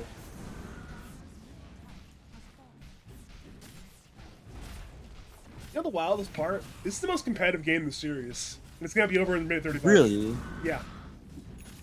First two were less competitive. It's very. I mean, crazy. game one technically went to minute 36, but it didn't feel competitive. Maybe maybe I'm going too much over feelings, but that game was like 10k minute 20. It felt incredibly over. And then game 2 is pretty fast. Game 3, I mean, you're here for game 3, so. Yeah. Game 2 was a bristleback game. Legacy was supposed to lose his lane, and then he won his lane, and then, yeah. Turns out when the bristleback was supposed to lose his lane, wins his lane, the game's pretty over.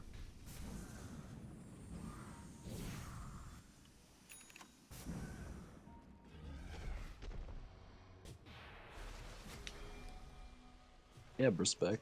Probably also not a fair hero. Not at all. Interesting play from Jamie. It won't end up saving his life, but if that worked, that would have been pretty epic. Problem is, he's still not dead yet. Ice Blast Wait, will he be can on live the now, I forms. think. The snowball to delay his death a little bit longer. It's never Never around to the Dawnbreaker. Dawnbreaker's half HP, still fighting.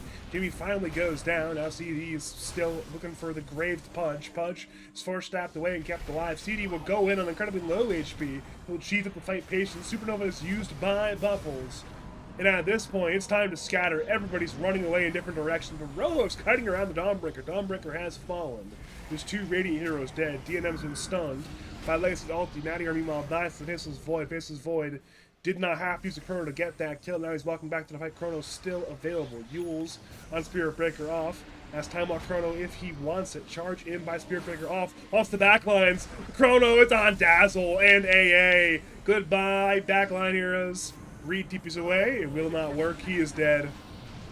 He'll buy back, but again, the fight is desperate, and it is nearly impossible to win at this stage. Yules on to Legacy. Both supports the Fire side. Buy back into the fight. Once again, one more Yules onto Spirit Breaker. Spectre buys back. Shadow stepping in. But DNM and Off are both absolutely fine, so you commit 3 buybacks to get your Spirit Breaker out of the fight. You want to get whatever you can, and perhaps that is Kyle. But Kyle's a Wind Waker! A Wind Waker of all items! And he gets away. Yeah, it's a big purchase. I don't know if it's. I mean, yeah, it's pretty good. I guess he just liked his inventory of like all the utility items. It lowers the cooldown by a lot. Also, Legacy's looking. It's kind of hard to solo kill the faces. Like that.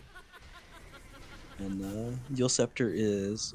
I mean, how much does it reduce the cooldown? It goes from 23 to 13. 10-second cooldown. Yeah, that's big. You end up getting way more like uses on yourself. Yeah, in a game like this where, again, it's very easy to just use it over and over and over and over and over again because they're not necessarily focusing you in the team fights anyway, so yeah.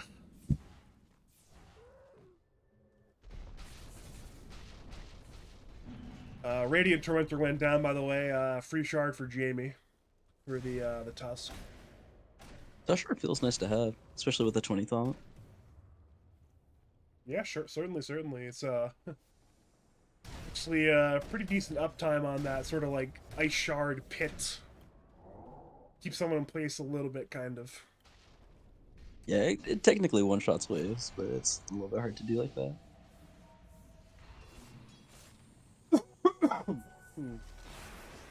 Maybe the Coddle will shock magic him. He can have like draw Dickaballs on the ground. The 5 shards. That certainly is an option.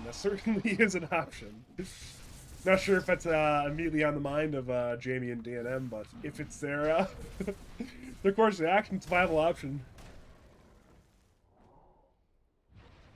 Patience is a gem. He's playing a dangerous game right now. Oh, ooh. Well, charge in by Legacy. Oh, this is a big kill. Buffles is dead.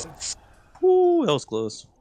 He's got no buyback either, so if Roshan is up, but if you fight that Roshan 4v5, that's a bit bold. Do Dire know Roshan is being taken? Oh god, they I don't think know. they might have do an they? idea now. Maybe too late though. Oh my god. Dazzle has an arcane rune too. This is a juicy fight.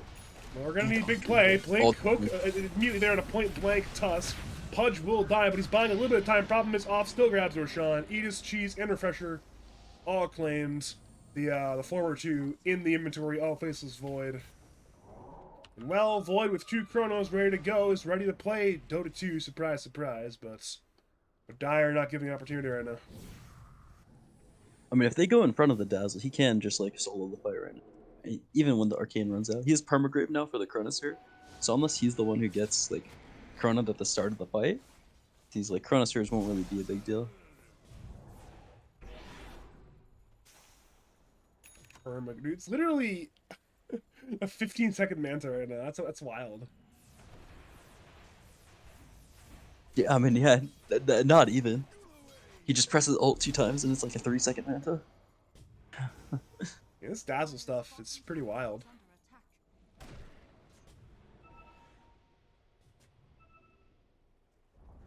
Oh, see, Yeah. Also, sorry. You said? no, you go, you go. I mean, that like another part is also like we saw how good its early game was. That's why I was kind of surprised to see it go through because we talking about how all these games have been just like complete run over stomps. Dazzle like is good at doing it. Oh, Phoenix. Yeah, Phoenix is dead again. Again, one more Spirit Breaker Spectre combo. He's got buyback if he wanted it, but more importantly, it's time to leave the Dire base on Void. This Gem Spirit Breaker is an absolute menace. He cancels DNM's TP into an Ice Blast. Snowball will stop the Ice Blast from hitting, however. 2-man Poison Touch is there, off, looks for Rojo, but Rojo gets the Shallow Grave off in time. And well, it's time for Rojo to be absolutely, never mind, he's still absolutely dead, thanks to time dilation and a little bit too much damage. So now, no Dazzle, no Pudge. The fight seems impossible.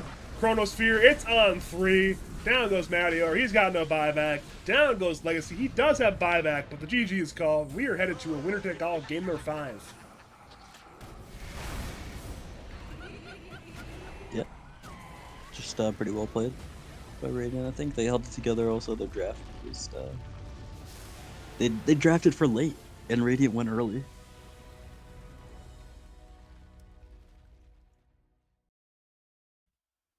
Yeah, I mean, this is again, Royal Star. They had some decent opportunities, but they just weren't able to. They just weren't able to pull it out in the end, and certainly not ideal there.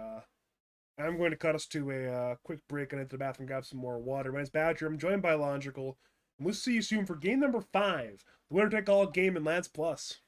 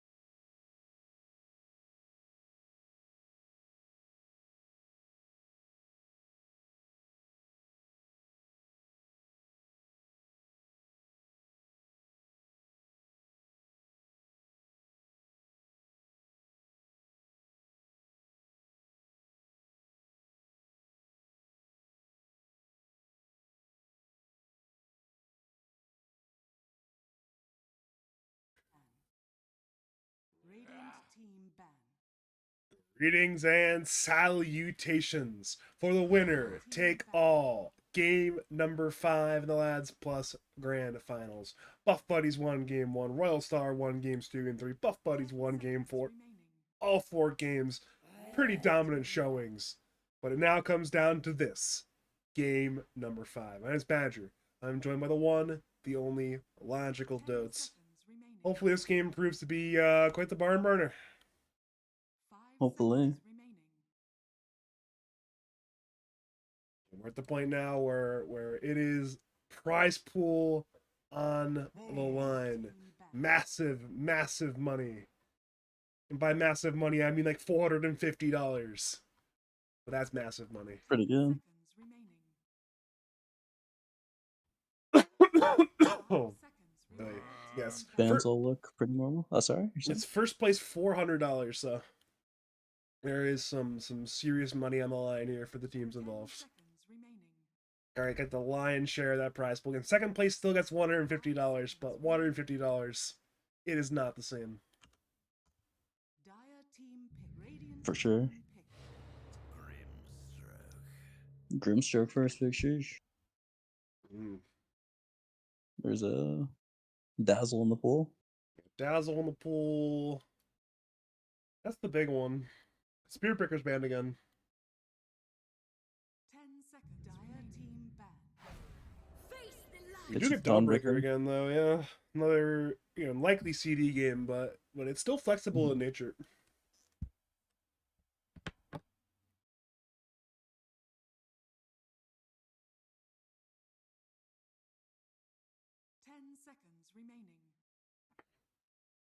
I will say, I guess this is not enough ban slots. There's only so many heroes you can ban at this point. It's funny, we used to have less ban slots. And there's still not enough ban slots. There used to be way more. You see way less, right? Yeah. Sorry, did I say more? Yeah. You said more, yeah. We used to have 4 bans. How we get by with 4 bans? We have 7 bans. That's still not enough. Yeah. Still too much broken God. shit. Mareska has arrived. We've not seen Dark Willow since game number 1. It's been banned out the last 3 games, and at this point, it's definitely a highly contested hero. Both teams would want it in the case it's available, and again, if Royal Star want the Dazzle again, they could, but it might not be Royal's comfort zone. Yeah, I mean, I think it has fit the theme of the game, but yeah, it looks like neither of the players really play it. I don't even think he played particularly bad on it. Also, I think the game was just pretty hard, all around. It was yeah, the game was just very hard because the side lanes went bad.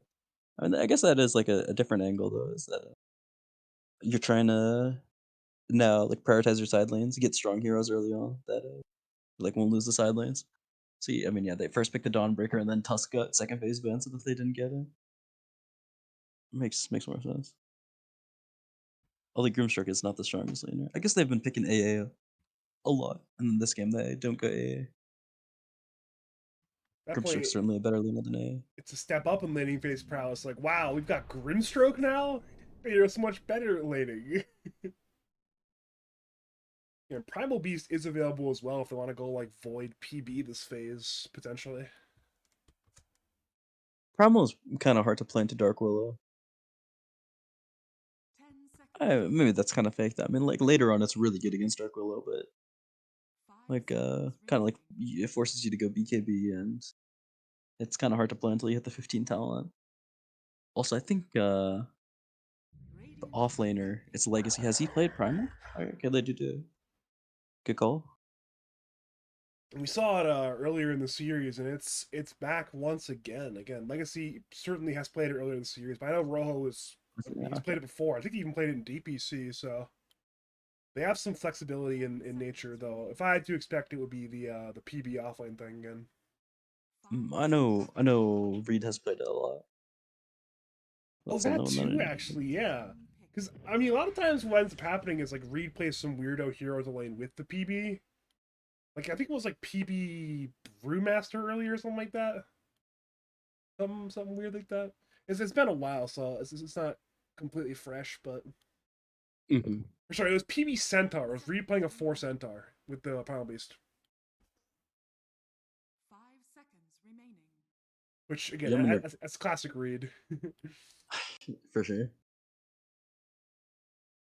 They go CK into the primal, which is, I mean, you can stun him, stop the trample in the lane, which is nice. It's kind of meh against Void, though, I want to say. You can just chrono all the illusions. Mhm. And then, unless the CK is like wildly more farm than you end up killing them all. CK. Oh, Once again, back to the ancient apparition. Again, probably weakens CK lane a little bit, but CK AA is not a terrible pairing. At least as far as AA pairings go. yeah, the lane's not that bad. Invoker. Avoid Invoker. Yeah, I mean, this is not the first time we've seen Void Invoker tonight. We saw it in game number 2. It's actually a remarkably similar draft to game 2 for Royal Star. I mean, this is once again relying on this Void Invoker combo, and again, it's pretty good. It's a pretty good combo. Yeah, I mean, it does scale really well. 10 seconds remaining. Yeah, he went Exort last time, I think I saw. Probably because it was like laning against Puck. So, I mean, that's like a really preference thing, I think. You should just go Quasar but Rob plays the hero a lot, so went Exort and did well in the lane. Like Bun Orchid, even, I think. I think it was like third item Orchid. Oh, I It, say, wow. it was like, I mean, it was like 2 small items. It was Midas, something else small, and then he went Orchid. I see, I see. Okay, that makes a little more sense, but yeah, that's it's like I don't think most people would do that. TA band. I mean, I think yeah, I still think Daz would be good for both teams. I guess maybe not as much for Royal Star. I feel like again, 3 Dazzle, 4 PB's got to be a deadly lane if they want to do that, right? Yeah, yeah, I think so. Like especially against AA, they might be able to beat them down pretty bad. But I mean, honestly, I could maybe it would even be like hard to protect the Dazzle kind of because like the CKAA would also run at the Dazzle a little bit. And Primal's like not the best. He doesn't have like a real like disable. Onslaught's kind of fake for the lane at least. I oh okay, Dazzle's banned anyways. They don't want to deal with it. Understandable. I mean, it's again not a very fair and balanced hero, so 10 seconds. not too shocked it's banned. And we'll say again, I believe this once again it's gonna be DNM having counterpick into the Invoker lane. He chose Puck last time. Not quite sure he's going to go for it again this time, but he'll have his pick of mid laners that are not called Templar Assassin or Necrophos. Hmm. Ricky is a good invoker. I'm trying to think of invoker counterpicks now. Ricky is like very good against Void and Invoker, and Grimstroke even. I don't know how it is against Primal. Sounds solid against Primal though. Talk about Uh, claiming heroes. You know who invented Ricky Mid? Remaining. Karan. no way. It was I don't know the first person that it was. But yeah, I do see Karan is like asking for it in in-houses. Those in-houses are miserable, by the way. You gotta like kick that Dendy guy or something. Yeah, I don't know. We'll talk about it after. Okay, But okay. if you want it done, I'm sure it can get done. You're not the first person to bring that up. Don't worry. But It's also the issue for me at least is compounded because I like calibrated my Faceit level and I like played a lot of Faceit tournaments. So I'm always the captain with first pick. So that means I always get the last pick in the draft. Like whenever I load into a game, I'm first pick and a captain because of how it's set up. So I probably wouldn't care that much, but I'm also yeah, I always have last pick. yeah, yeah. I would face had the option to do the a better picking method than simple snake pick. If we're doing it from like a technical perspective, ABBA is more technically fair than straight snake, assuming that there's like a somewhat even distribution of stuff there, but that is how Dota 2 goes, I guess, sometimes. Radiant team pick. That's a Razor. Razor, yeah. Primal 4 looks like Razor 3. Oh, I mean, that's a good lane. I brought up Razor, I think it was game 3 in the draft, and it's like strong for. I mean, when you're playing this G early Dota, it's good. They also kind of can go late though. They have Void Invoker. Remaining. I think this Razor makes sense. The Invoker will probably have to go Crosswalks though. I think I would not be a fan if he goes Exort. Because it's going to be very hard for them to do anything if they have Exort Invoker. They're going to be extremely AFK. Alright, this DNM hero. Ricky, I'm still a fan of. Kunkka's banned, that's the other traditional Invoker counter. Kunkka's been first phase banned, I think, every single game. Yeah, I mean, that makes not even sense. The hero close. silly. Void Spirit? Oh, wait, they could go Void Spirit. That hero is not like the biggest Invoker counter, and it's probably bad against some of the Dire heroes, but that is for sure a DNM. That's probably DNM's best hero on the mid lane. Oh, also SF I could see, but I think that'd be worse. Still a bit of reserve time left, about 40 seconds for the final pick of Lads Plus is DNM's counter pick. And this is again about what you would hope for. Well, It's the DNM Rojo finals. Heroes. It's the DNM Rojo counter pick. Queen of Pain, this time for DNM.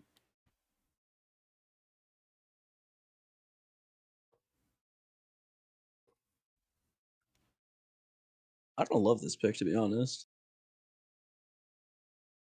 I have to see though. DNM hasn't like, I mean, he's gotten like camped a little bit, so I guess this is nice. It's kind of hard for him to like, for Primal Beast to gank him.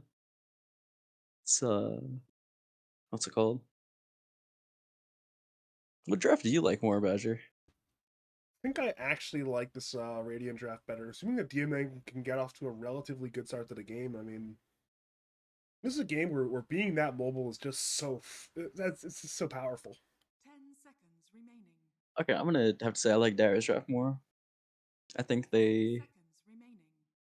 I think their safe lane will be fine with Void Grimstroke. Maybe they'll even get a Dark Willow kill. Their offlane could go bad, to be honest. Offlane, I think, will be the one to watch out for. This is Primal Beast Razor versus CKAA. But I think the mid lane is going to be fine for Invoker. It's going to be completely fine. And then they're going to be able to make plays. And I don't think they're going to like completely run them over this game. However, I think that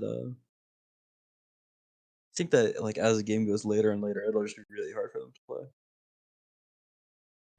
Comes down to is will the game get later again? We've seen 4 games in which it has been a lot of early momentum that has decided the game, and like, I guess at this point, the flow of the game will matter a lot. Whether or not we'll get a 5th game that's very similar to the flow of the last 4 games or not. Yeah, it's true. Game paused? Or is Nah, they took forever to pick their hero. I see.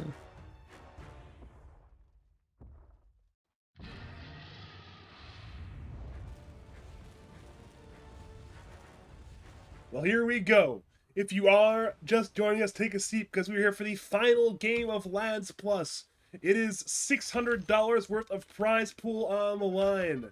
On the Radiant side, it's Buff Buddies, the winners of game 1 and 4 on the Dire side. Of course, winners of game 2 and 3, it's Royal Star.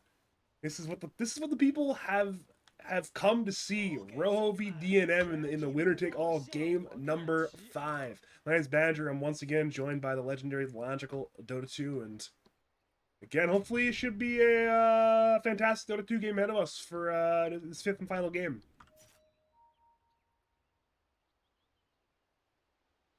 Yeah, I mean this is shaping up to be a good one. Void Invoker versus like, I guess just like strong laning. So maybe maybe Radiant doesn't have the most fun here. I mean I could see this one being barn burner. 30 seconds to battle. That's certainly what we're hoping for. Again, there's quite the team fight combination to work with this Radiant side. But obviously more the one we're looking at is the one on the Dire side. Again, Chrono plus eventually Cataclysm. That's some real Dota 2 action right there.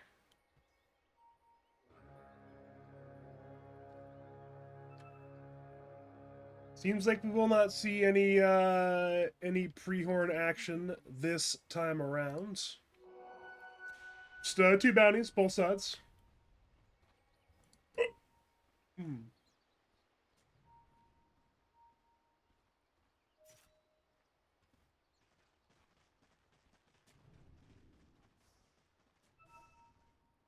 Seeing D wards mid, surprise, surprise, but how Dota 2 goes sometimes. Sometimes you get subs camping the sentry wards. Getting ready for the D ward. Once again, Rojo will go red orb. Going level 1 exort, much as he did in game number 2. Using it to secure the last end of the range creep once again. Yeah, I don't really like this, but I mean, I'll have to see how he plays it. I did not watch game 2, so I don't know. I think he still bought a vessel, right? So he's still like buying the same item. I think he wanted to buy a vessel, and then he realized Sup was buying a vessel. It's like, oh, I better not buy a vessel anymore. Oh, I see. Interesting. Well, we'll have to see then, because I think that him skilling Red Orb might make their tempo like a lot worse, unless he does really well in the way. Because yeah, now they're like it's gonna be hard for them to catch people without Chrono. Unless it's like unless they like get a really good catch on the CK or something. Like I think it's gonna be hard for the Quap to die, for instance, unless they get some really good like Grimstroke plus Primal Beast plus a core combo. Top lane, they almost brought down Patience, but the last tick of that Starbreaker did not land. So without that little bit extra damage, a little bit extra stun, they could not kill the Grim.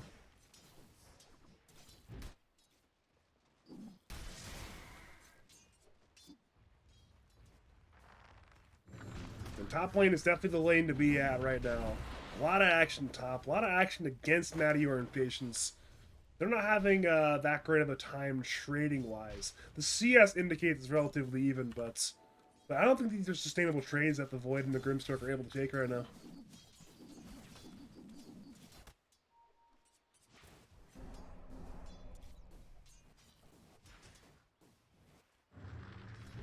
I mean, everything's looking pretty. But actually, yeah, everything's looking pretty fine so far. I saw that the Primal Beast was 1-1. I was like, wow, he's getting destroyed in his lane, but now it's just support Primal.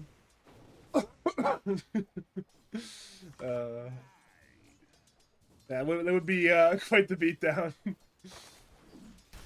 Interesting. He's going bottle Invoker. I think I saw one person do it. I think it was Laurel. And I mean, I guess that guy's a TI champ now, but I'm not a super big fan of the bottle Invoker. It makes a lot of sense though. Or it makes like a decent amount of sense on Exort. This hero also has like pretty good rune control. I mean, if you see in the 2-minute runes, he bottles one, he denies the other. Kind of annoying for DNM. Yeah, it's the good old Forge Spirit action. There's always a minute 3 bounty rune if DNM wants to leave the lane, but I'm guessing he doesn't want to leave the lane, even though he's Queen of Pain. There's still some creeps to contest, of course. Bot lane first blood. It will be Jamie going down to Reed. However, Lancey does end up dying to, I believe, the Ice Vortex damage, and at this point now it's not bad for off. I mean, you got soul experience on that death, so he's almost level 4 already. Yeah, that'll be annoying for the AA, honestly. The fact that this Primal Beast is gonna have a good game.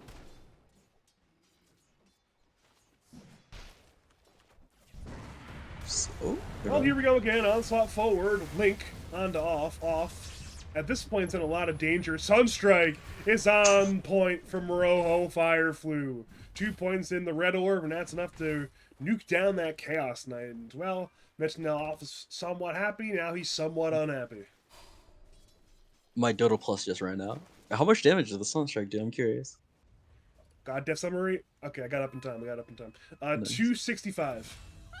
I missed the kill on the Void looking at that, but it was fun. Top lane, again, Dawnbreaker Willow's a lot of damage.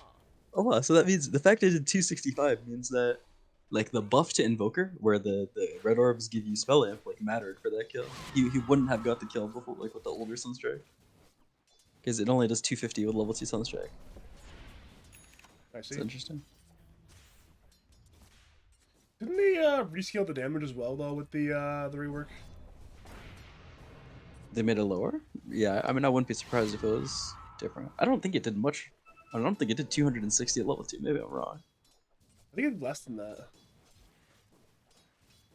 swear it like started lower and went higher, but maybe I'm wrong. I mean, it'd make more sense the other way, in my opinion. But I'll take a quick peek at the Sunstrike. Oh, it just increased at all levels pretty much. But at early levels, it went up like way. I was like, I'm seeing like 200 damage level 1 Sunstrike. Definitely was not that high at one point. Yeah, it's 120. Interesting. Maybe 200 damage is kind of a lot. It is. I mean that's why the one guy on VP when Exort on stuff. You know, a lot of these sub heroes, they want to secure the range creep, right? What better ability? It's 200 damage.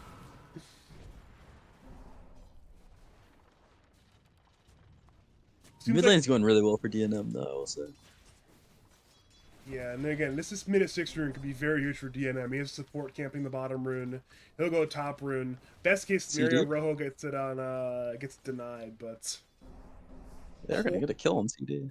yeah, CD ends up dying in the top lane. Meanwhile, the bot lane is low. We're fighting there. Jamie goes down. So again, across the map, that's 3 big wins there for Royal Star. 1 kill top, 1 kill bot, and the rune does not go to DNM.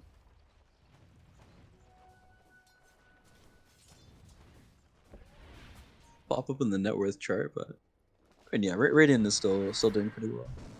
I see this part of the lane is kind of annoying now for Quap. I haven't really played that much. Bot mid. lane, Reed, unslotted into more brambles, and he's dead. You were saying? This like the way this matchup is going right now for DNM is kind of annoying. Like Rojo just has his fire, whatever this shit is called, Force Spirit out, and then whenever DNM walks up, he just like cold snaps and hits him, and DNM has to blink away. Otherwise, he just like takes way too much damage. So yeah, I mean, Rojo has like had control of the lane for like the past like probably 2 waves. Lane Legacy's being dove under his tower, but Reed wants vengeance. He'll at the very least kill Jamie, but that is not a good 1-for-1 because now look, Buffalo's got that rune. He didn't get it though. Patience still got it. Pick the top one. No, CD did. Okay.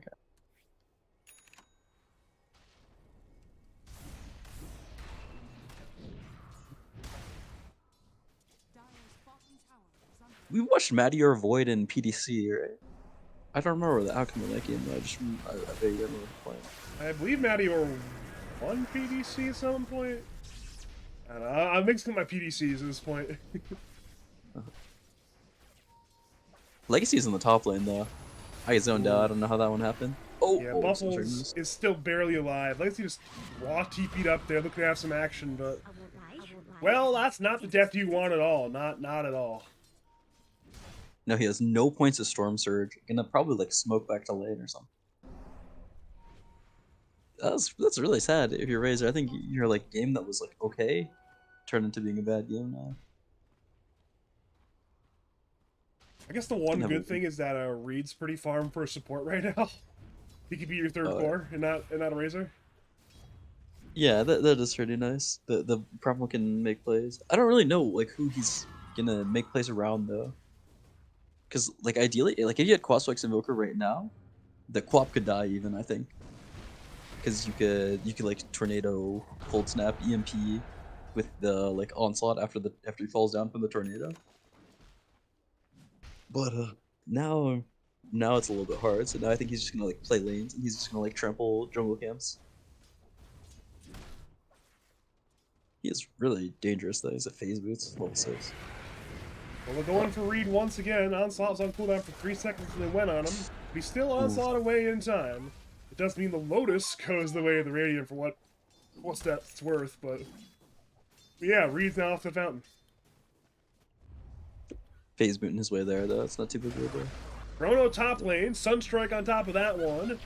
And now they will kill the Dawnbreaker, but now Mattior's stuck under that tower. He'll time lock the wave, but Curse Crown will still be there. Sonic Wave, that's a lot of damage, and Mattior eventually will die. One more hit will do the job. He's trying to salve. He's juking in the trees right now, but no. The Scream of Pain from DNM will finish the kill. Nice little rotation. Wonder where his item build will be on DNM. I could see an Orchid this game. It's bad against Grimstroke, but I think it's like really good against Void Invoker. At that point, you definitely force the Void to go either like super early BKB or like a Lincoln's or a Manta or something weird like that. Yeah, it'd be Invoker, Manta, I think. I mean, I think early BKB there as well. Yeah, I mean, Invoker, you just like pray that you don't get Gig caught out. I mean, it's kind of hard to solo kill the Invoker, even with like a Orchid. This guy just got too many stats. Like that, he's 1200 HP already.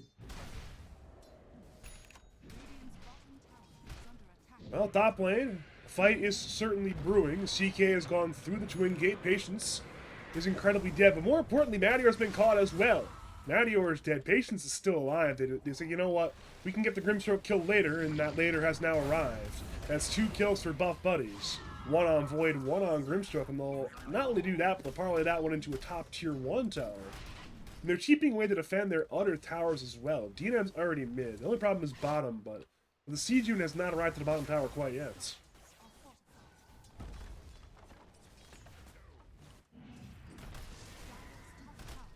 Well, GTM's getting kind of low. If he gets Sunstrike, he could die, but it's gonna be a real baller to hit that one.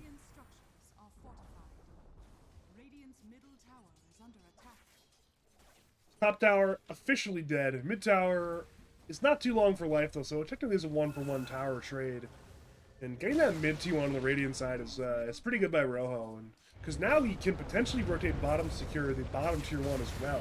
Speaking of bottom, Off is being dove heavily. Sunstrike hits. Off ends up dying a little bit after that one. CD is here, but CD does not want to be here. He's now soul bound to his ancient apparition. Both of them likely will die. Legacy barely walks away. He barely HP. survives. 1 HP.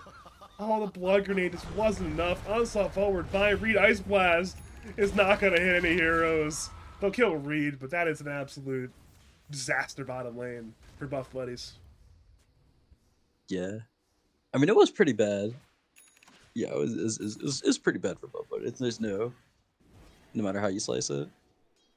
I do think this game is looking pretty good for them though. Just like this is the first game where DNM has had like a early game where he wasn't just absolutely gunned down by Reed. And I mean, like the Witchblade build, I don't really see that. I guess we don't really see that much Quaff in general, but I think it will help you scale. So he's got that going for him. He just needs to watch out about getting Chrono, and they got to get a kill on this Invoker. I mean, aside from that, Buff Buddies is in a pretty good spot, I think. Also, Off is top net again. I think he's been top net like all these games. He's been top net in a lot of the games, yeah.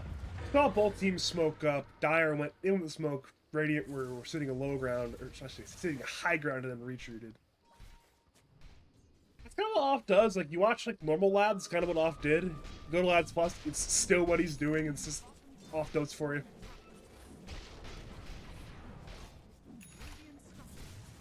What hero was he? Yeah, last game he was Void. He had to get. I mean, on CK it's like he probably should be, but he's a good player. Well, we're diving once again in the bottom lane. Buffles dies to the Sunstrikes. Chronosphere is there on DNM as well. Problem is DNM's a little bit too tanky to go down right here, right now. Jamie's on the run as well. Seems like it'll just be Buffles going down, but if the tower dies as well, that is a another objective that has been grabbed by Royal Star.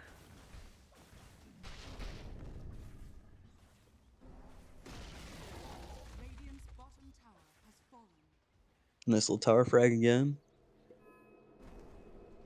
Ro's going Midas bots. Interested to see what he buys after. Now, this is like the tried and true Exort Invoker build now. Yeah, he really doesn't give away that much information. It's like, oh, Midas travels on Invoker. That's pretty standard, but that next item will give away a lot of what he's planning on doing, function-wise. So. Yeah, kind of. I mean, it's most of the time you get like one little item in front of it, but on Exort you're just pretty greedy, so you're just trying to farm. And this hero does farm really fast. CD, that was incredibly greedy, and he's been incredibly punished. See, Tumbler toyed in for a double damage rune that he really couldn't use that much anyways. It did not work. No, it really did not work. Ay.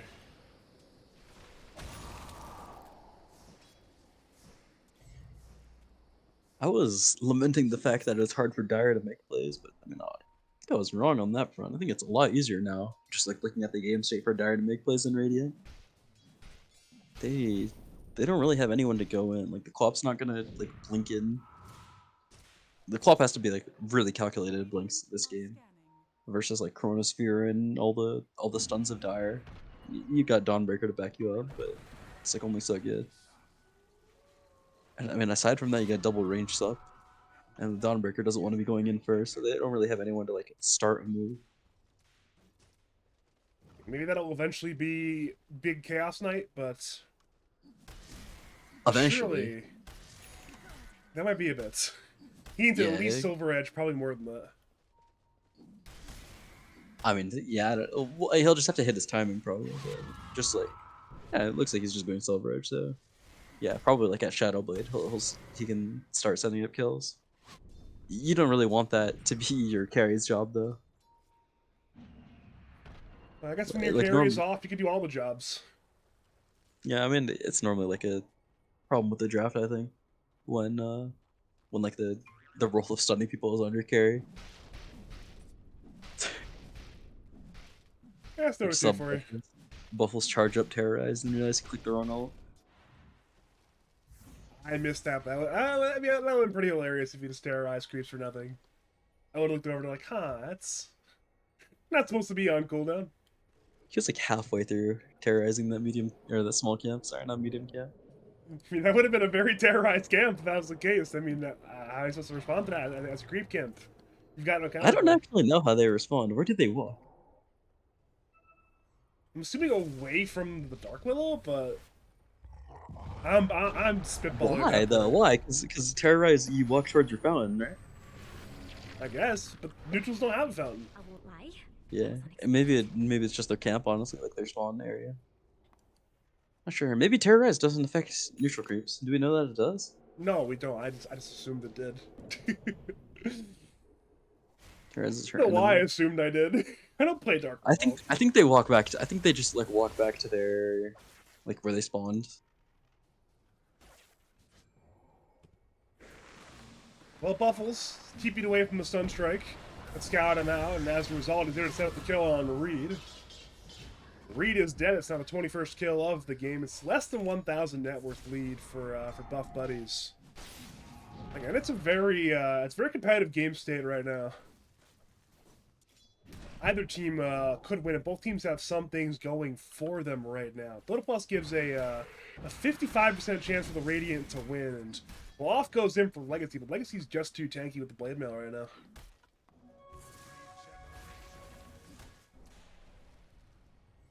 Once again, two-man smoke play. Buffles and DNM. It's been the common two-man smoke combo. I think they want Rojo, but looking at Radiant Vision, they do not see him right now. Instead, they've run for Legacy, not the ideal targets. Sonic Wave's now used. Razor's dropping dead. But DNM is not healthy. Sunstrike's a little bit off the mark.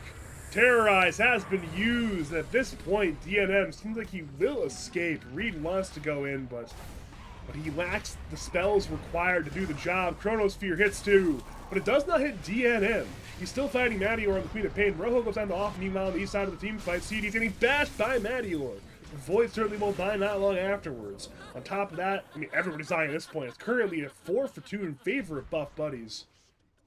That's a big team fight win there for the Radiant side. Yeah. I mean, it is kind of hard for Dire to fight. They're like stronger in these like small skirmishes, but all together, when everyone's like pulling all their resources, they do kind of have a lot of dead network. They got like 2 Midases. The Invoker also has Midas bots, so that's like 4,000 net worth. That's not really being used to fight. Oh, Reed? Okay, Reed almost got that. He almost got that. That would've been sick.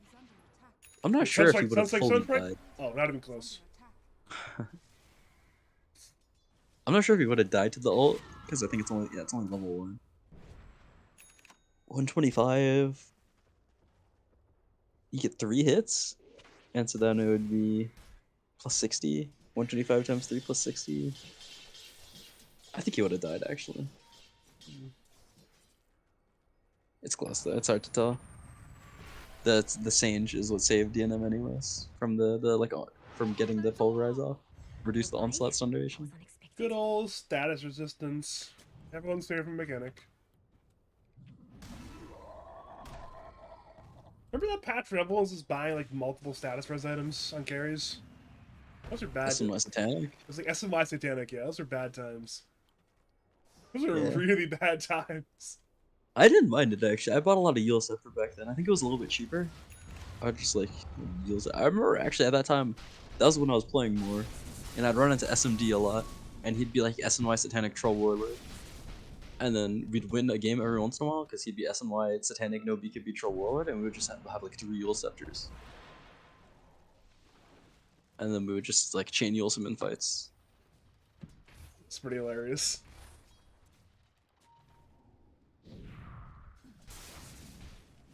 I guess we're seeing, you know, I feel like, again, obviously Yule Scepters were explored, but I feel like Yule Scepter as a counter to status res, it definitely hit its peak with Spirit Breaker. Because that was one of those just perfect Spirit Breaker answers. It also purges it, which I think is also a big point. Like Invoker Tornado is pretty good against Spirit Breaker also, because you just need to purge the fucking bulldoze first. Billion status resistance, you say? Not anymore. Radiant are scanning. Could something happen in this game? I mean, there's a lot of farming. I'm not really sure who would benefit from Trinity. Who do you think, Badger? I mean, we saw Tormentor just get taken. That's a free shard for AA. I feel like That's big. This is a good try. I mean, there's not even like that much of a lack of kills. I feel like the Dota community's like attention span, ourselves included, obviously, is just so irreparably shot. Like, remember that period of Dota where it was like 2.5 to 3 kills per minute every game?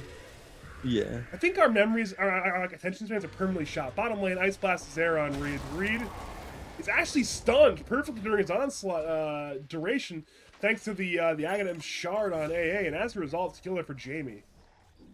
But definitely everyone's What a attention gem. span is a shot. Yeah, I mean, I think that's true. I think this game also, there's like there are kills happening, but I don't think that's the only indicator of like progression in the game, you know? Because like I think there are kills going on, but I don't think there's been like serious progression. I guess it favors Radiant in the end because they're the ones that are like getting closer to hitting their time. They're the one who are staying in the lead. But like you can like get a kill, and if you just like go back to farming, then your kill is just like getting you to your time. It's not like actually like turning into anything, right? But if you like get a kill and then you like take a tower off of it, at least in my eyes, that's like more you're like progressing towards the end state of the game fast. We're at the point now where again, Off is still farming so excessively well that he is in the position to be this massive carry of this game. He's going to have 2 lives as well because Roshan is just dead right now. Yeah, I think his build is good. I wasn't sure how I felt about the early Shadowblade, but I'm definitely behind it now. I mean, the way that he's been playing with just like hard farming, he's gonna have like a heart and like a level 8 and like a level 20 probably timing, and then he'll be really hard to stop. Because Dire's like missing damage for the meanwhile. They're like not quite at their Cataclysm chrono timing, and yeah, it's just gonna be hard for them to stop. Oh, sheesh. Yeah, Patience was warding. They saw him and they killed him. Yeah, I guess. I mean, honestly, even when he gets his heart, he's not really gonna be worried about the Chronos for Cataclysm, and like his illusions especially are not gonna care about Cataclysm. There's a little bit of a concern is again a lot of like Royal Star's late game potential is contingent on this Chrono Cataclysm combo working, but if it just doesn't work, then then it's gonna be a lot hard to win the fights, obviously. Yeah. I mean, we'll have to see. It's gonna take them some more time though, also, because Madior is like, at least I guess he has his like first defensive item finish now, which is good. Faceless Void in a game 5 is a fucking tall ask, though. I can't lie. Faceless Void in game 5, that's a lot of pressure. It is. It is. Mid lane, onslaught, forward. Ends up being, I think, double tap canceled by Reed. Regardless, maybe he didn't want to go in there for Off, but Off's so incredibly low right now. They could have definitely killed him there. Oh, he crit a creepy, got 500 HP. Did you see that? Yeah, and he did it again. Now he talked to 1500 HP. Out of swag is all. It's well played. Everyone's favorite high skill mechanic, passive Castric. How much is he gonna get in the next crit? This is Oh, I got all you get 200 for credit Razor. for Oh man. force a BKB from the Razor. This is true. This is factual. Now BKB's on cooldown, but Chaos Knight is ready to go again, because he's Chaos Knight. He's going to go in. He's scouted by Reed, but good Aw. onslaught away. Off will have to return to critting creeps for lifesteal as the tower is brought down by Clop and Dark Willow.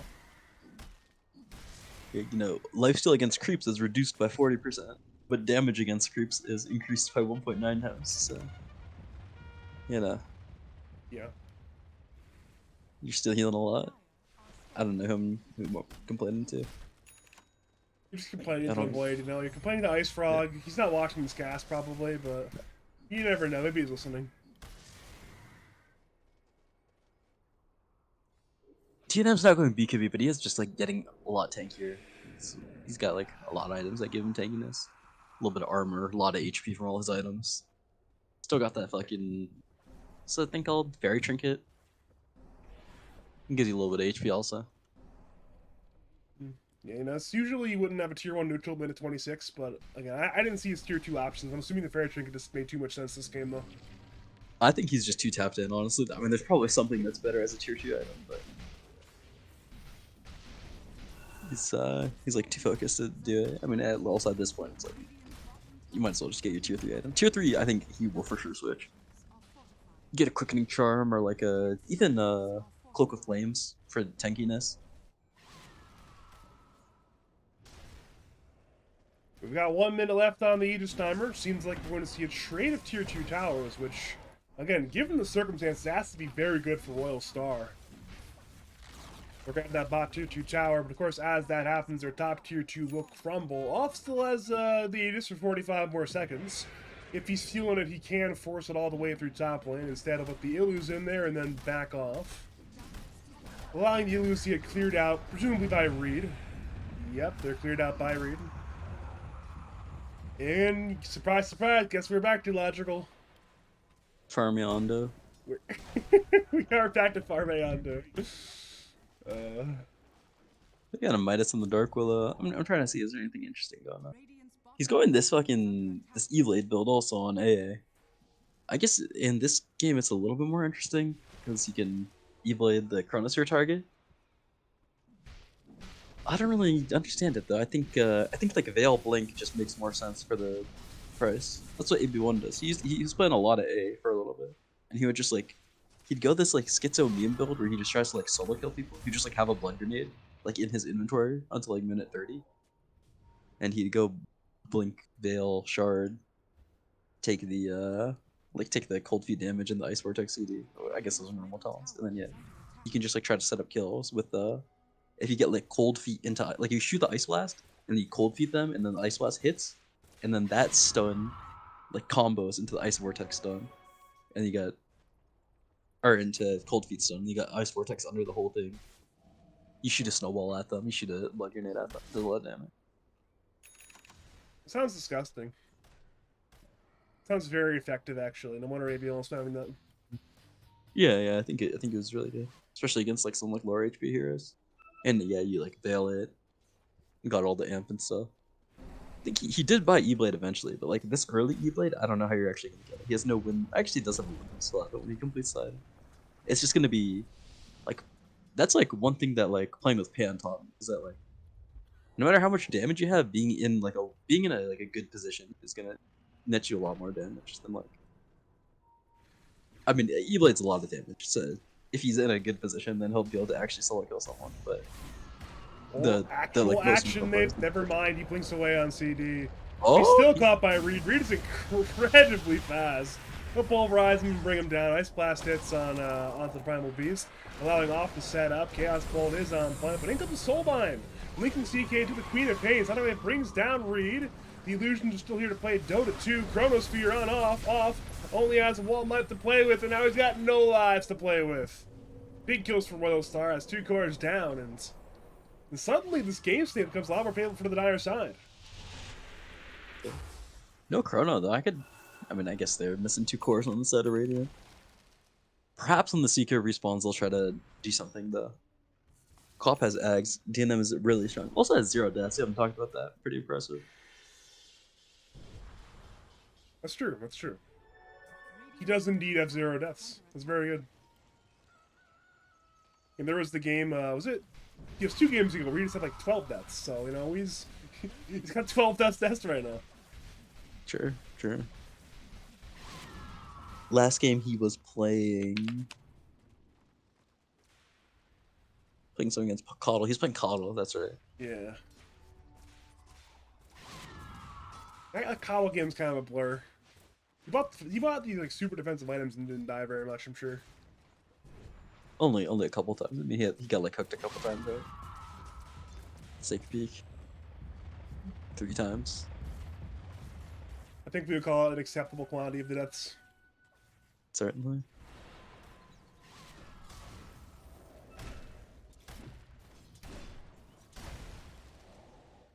Well, Roshan could be alive, by the way. Roshan's not alive, but he could be. Both teams, if they've been watching the Roshan timer, know that. Off is already scouting it, but for now, Roshan must wait. Chronosphere is up in 35 more seconds. Reed leads the way with a pincer maneuver into the sort of dire radiant jungle. They found TNM, but he still blinks away in time. CD has been caught with the tornado for a fire flu. Sonic Wave hits onto Soulbind, links the Dawnbreaker to the Dark Willow, and Dawnbreaker's already dead at this point. It's a 1-for-1 trade ready to be brought down Maddie, or more importantly, Sunstrike. Little miss, but Jamie's dead anyways. It's a 2-for-2 trade. Now the 3-for-3 trade of both Buffles and Lazy killing each other thanks to the Bedlam and the Razor damage. So it's going to be off in DNM fighting Rojo and the Grimstroke. Grimstroke and Rojo half thrown away from this fight. And, well, Roshan's about to respawn in 10 more seconds, not even that much, so this could be a really great timing for buff buddies. Yeah. Net positive fight for them. They didn't have Chrono. Oh. Good Nice reaction. Yeah, didn't have Chrono for that fight. It doesn't look like they're gonna be able to get the Roshan though. So now they'll have now they'll have Chrono for the next fight.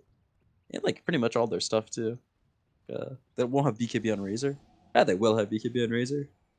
See that they like took a fight, but the game didn't like progress. I mean they got some money. Okay, they are going Rush. Oh, maybe they'll get it. That's unfortunate, Sunstrike. And they've got like 25 seconds before shit hits the fan, so they better move fast. Make that 20 seconds, put the Phantasm from off. It should be a Roshan. Jamie is here to tank the aggression. He sees Patience. Solo kill him? Patience sees him off. Ends up grabbing the Aegis. Cheese is on the floor, grabbed by somebody, I'm sure, grabbed by the Dawnbreaker. Jamie is actually still alive. He went for the Dawnbreaker ulti. CD is in to bring down Reed. Reed is dead. Now it's time for more to die. Buyback from Reed. If she through the Twin Gate goes Mattior. He finds Buffles. He's still looking for Chrono, who uses it on CK and Dark Willow. Dark Willow is dead. He moves to CK. CK will lose 1 life. Meanwhile, Grimstroke dies and buys back as well. Now CD's hammering out there. He's out of mana. He can cheese if he wants to. He'll use the cheese. They move to Mattior. Mattior will time lock away, but CK still wants to hunt. DNM blinks in. Void's BKB is ending soon. Reed is in the thick of things right now, trampling, onslaughting, trying to survive, but he's dead. It's a dive back onto the Primal Beast. It's now time to run away for Royal Star. Certainly an interesting fight. I believe it's a loss, but it's a relatively okay loss given you pop the Aegis and the cheese. Yeah, it was definitely good for buff buddies, I think. It's not the end of the world though. A random dieback of the Primal was kind of unfortunate. This is the problem with Exar Invoker though. He was like so rich and he was pretty strong. It's like very hard to deal with, but it's like hard to actually like output that damage. Now at least he has a Hex. But I mean, I don't know. It's like Dire's fight is so much harder to execute in Radiance, but until they have like either like a double Chrono or like a Cataclysm or something extra. Yeah, I mean they've been farming for so long, but it's like still not easy to fight. He's still not even buying the Aghanims yet on Invo either. He's going BKB, which I guess he needs the BKB, but in buying BKB, he will not be buying Aghanim Scepter. Yeah. I mean, he hasn't needed it yet, right? Like all the Chrono heroes have died pretty much, and like the triple Exort Meteor and the just like alacrity on the Faceless Voice should be good for the time being at least. When the CK finishes Heart, I don't know if that'll be the case though. Oh, they found Rojo blinked away! They caught him under detection. He absolutely could have died there. Meanwhile, Sword Guardian will hit on to CK is kept alive, and Maddie or Rita both died. Neither have a buyback. Legacy will BKB trying to link and bring down the CK. CK is dead. In comes Rojo, dropping the meteors in 3 directions. Buffles is low. CD is dead. Legacy and Rojo are cleaning things up. It turns into a 2 for 2. And it could even get worse. The Sups will attempt to TP away Jamie. Will high-five on his way out. Buffles will not be so lucky. Hex by Rojo, Fire flew. That's a 3 for 2 win in favor of the side of Royal Star. Nice fight, I guess. I mean, it was crazy kind of how it started. No Chrono died just in the BKB on Void to the Ice Blast plus Cloudbolt. I mean, the more scrambles there are in this game where it's like kind of undecided who's winning, just like a lot of heroes die, I guess this kind of favors Dire. Because I think in the ultra late game, maybe not even the ultra late game, but like at the 45-minute plus mark, it's going to be hard for Radiant to play. It's definitely getting a little bit concerning at this stage for Buff Buddies, where they had this, relatively decent lead state. It's still there, but as time goes on, that relatively decent lead becomes less relatively important. Where it's like 5k lead really isn't as big of a deal at minute 36 as it is at minute, say, 26. And again, I'm not sure if you can wait for, say, third Roshan. I mean, third Roshan could be 7 minutes from now, potentially.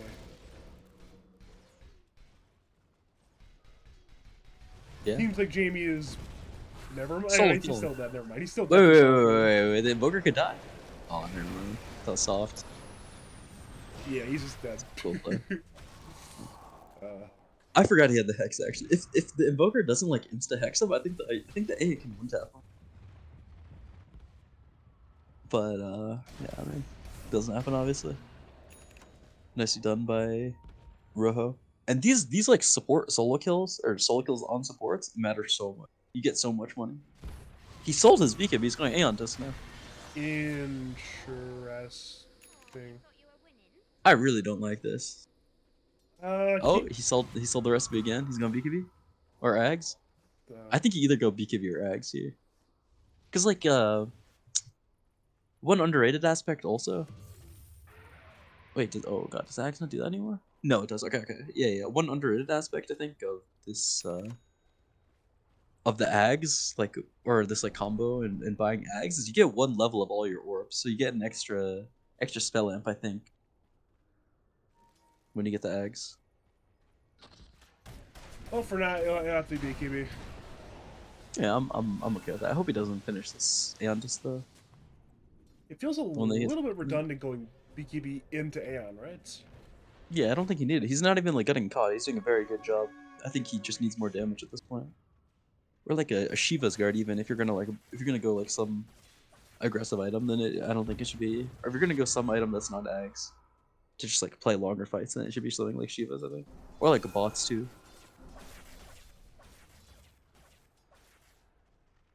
Or you can tech into right click even when you hit the 25 slot.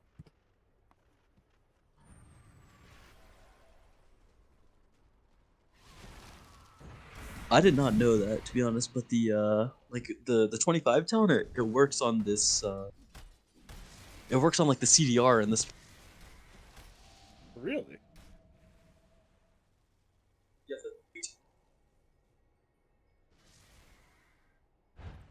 It's actually a lot of CDR then, isn't it? Yeah, 40% CDR. Yeah, there was one game I saw. There was a giant coddle, I think, actually. No, it was Lil Nick Ogre Magi. He was playing against Thompson Invoker, and the game was like so over at like minute 15. But they were just like playing a little bit, and like everyone was like poor except for Thompson. And then he hit 25, and they were trying to go high ground on the other team, and he was just throwing out 40% CDR, tornadoes, and deafening blasts, and meteors, and EFPs, and it was just impossible to go high ground against it. That certainly sounds like it. That is an excessive amount of CDR.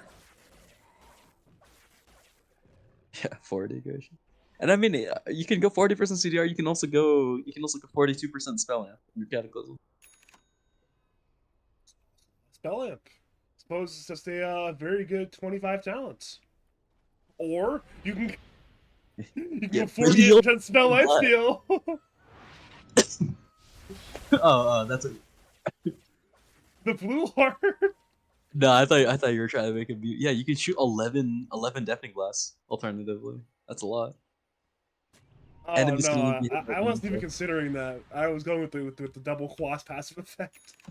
Yeah, a lot of you can spell life steal a lot. That's true. That'd be kind of funny. You know what? Radial Deafening Blast says an enemy can only be hit once per cast. Why don't they get rid of that? I'm trying to see someone get one shot by deafening. Maybe 11 is too many. How much Is is that what you want? 11? The new SF ulti with the Invoker? Yeah. Radio Oh, deafening? okay. Wait, it's 340. Never mind. 340 times 11. Ooh, that's too much, maybe. Gonna And then say. you got how much spell lamp? 7 times 4, 21. Yeah, I'm 4,500 damage nuke is gonna be too. And with again, that's a lot easier to get off than SF ulti as well. So Yeah, I mean, kinda. You have to be on top of them if you want to hit them with all of them. Actually, maybe that's cap. Because the like range is so big on the Deafening Blast compared to the SF Souls. That'd be kind of funny though. Which one do you think would be better? with, if they added SF ulti Radio Blast, Yeah, or the current 25 on Invoker. dude, there's no way adding SF ulti to Invoker would be worse than. Maybe it would be. 40% spell amp The in fact that we're CDR? debating this, the fact that we've been debating Yeah. this shows how powerful this passive effects talent Yeah, is. yeah, for sure. Like we're just I'm adding not- super sized SF ulti to Invoker. It's like, yeah, maybe he just wouldn't grab it though. I mean, yeah, I guess you could just like one shot a hero if you know what you're doing. Like people are already kind of buying E-Blade. I've seen E-Blade at least. You just like blink E-Blade Hex, stand on top of them, Deafening Blast. That'd be kind of funny to watch. Yeah, I want to see that. This 10 smoked heroes, by the way. This could be the game deciding fight. There's illusions and fort spirits everywhere, cause why not? Buffles is hunting. All of Radiant hunting for that matter. They're around the Roshan pit. Roshan's They're a going for the very long late. map. They have a very, very late Roshan spawn. This is nearly the full 3 minutes. They're going to They're play going the for twin long gate. trap round. Only problem is when the smoke expires. Okay, now they know. Now they know. Let's kill the ward. Again, Dire. They've got one chrono. Mattior's in the south side of the fight. They'll run to the CD. CD blinks away. Reed will onslaught forward. They've caught CD further though. The blink did not work. That's a dead Dawnbreaker. The trade will be for Primal Beast. It's a 1-for-1. Dawnbreaker can by a Chronosphere on Queen of Pain. The Solar Guardian will heal. Now they're both in the Chrono. They're soulbound together. DNM has been brought down. Patience is the trade. But they're still running a CD. CD's going to die back. Off's illusions are alive. Mattior is feared away. If the illusions are not on top of them, the Bedlam's doing so much damage. He's brought down by Buffles. And Jamie is breaking legs and ankles. He's TPing away. There's no way. There was no way, actually. There's 3 dead on the side of the Radiant, 2 dead on the side of the Dire right now. Off and Buffles can still continue to play, but they're down in numbers. Roshan just spawned. Luckily for buff buddies, Mattior is not there to kill it, but Rojo can still attempt to kill it with Legacy if he wants. I don't know how you're supposed to do that one, but they're kind of doing it, I guess. Yeah. Oh, Roach is kind of dying. I guess, yeah, this Meteor and this Sunstrike is gonna do a lot of damage.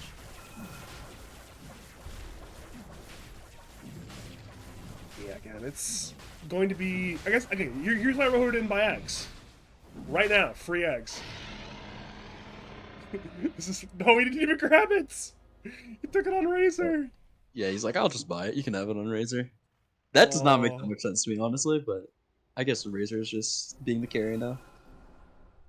Razor's not the carry, though. Rojo Firefood's the carry. I think also they got Faceless Void. That guy can carry also. His axe is very good this game against CK. Sometimes you make mistakes in Dota, you know? Faces with eggs, I think it just in general is really underrated. But I think I might be the only one. I guess if the game goes late enough, then we can get more free ags. And then with the next free ags, we can get we can get one for Void. I mean, he might as well buy a refresher on Razor at this point if you got Ags and you took the 20 talent. I guess everyone took the 20 talent. I shouldn't make a point of that. But you have the 25 talent also. You have the static link steals attack speed. Yeah, probably should. He hasn't, but he probably should. Could be on the horizon. He's got a hex keyed up now.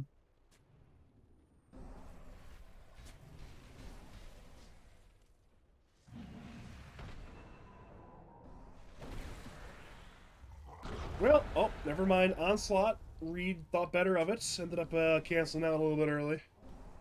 Radiant's middle tower is under attack. Mid T2 will live a little bit longer, but only a little bit longer. Radiant's middle tower. CD went for a bit of a cheeky deny. Ended up not being there. It's minute 46. We've still got about 2/3 of the Aegis duration remaining. If Royal Star wanted to perhaps force the high ground, of course. You know, it is the pressure time. It's game number 5. Winner take all. We've been at this for the last 5 hours. And yeah, and obviously not everyone wants to throw it away preemptively and throw away the last month of time, so True. last month of time, couple $100, you know. Not things you want to throw away.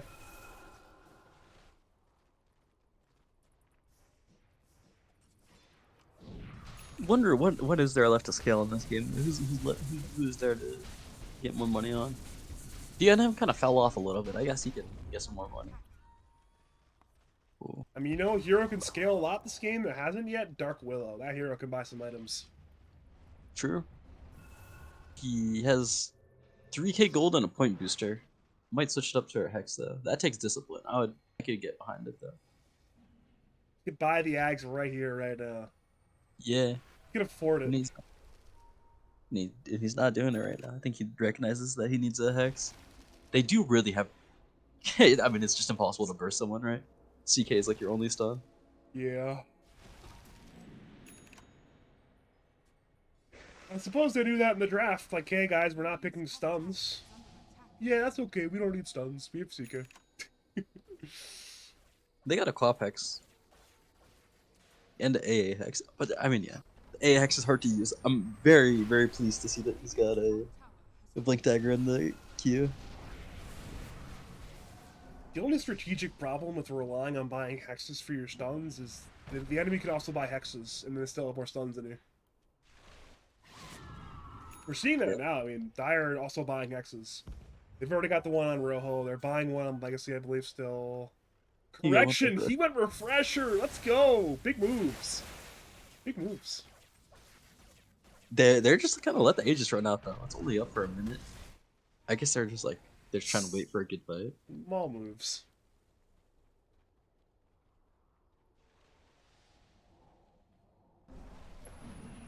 I mean, if having 2 lives doesn't enable you to have a good fight, He took then... Radio Deafening Blast!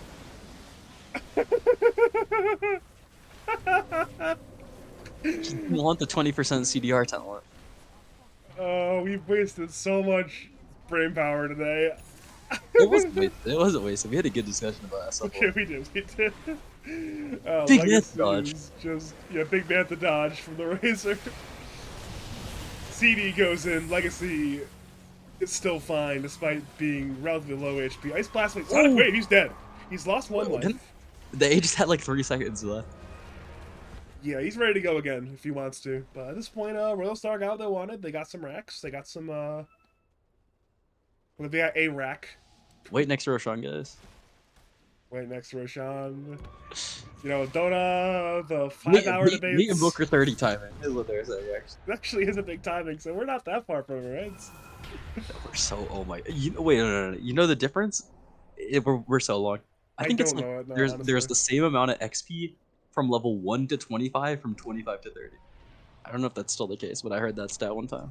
So, minute 100 game, level 30 invo. We'll be there soon. Well, I mean, he's getting XP faster now. No Midas anymore though. Wait, is Got nags. I'll accept that substitution.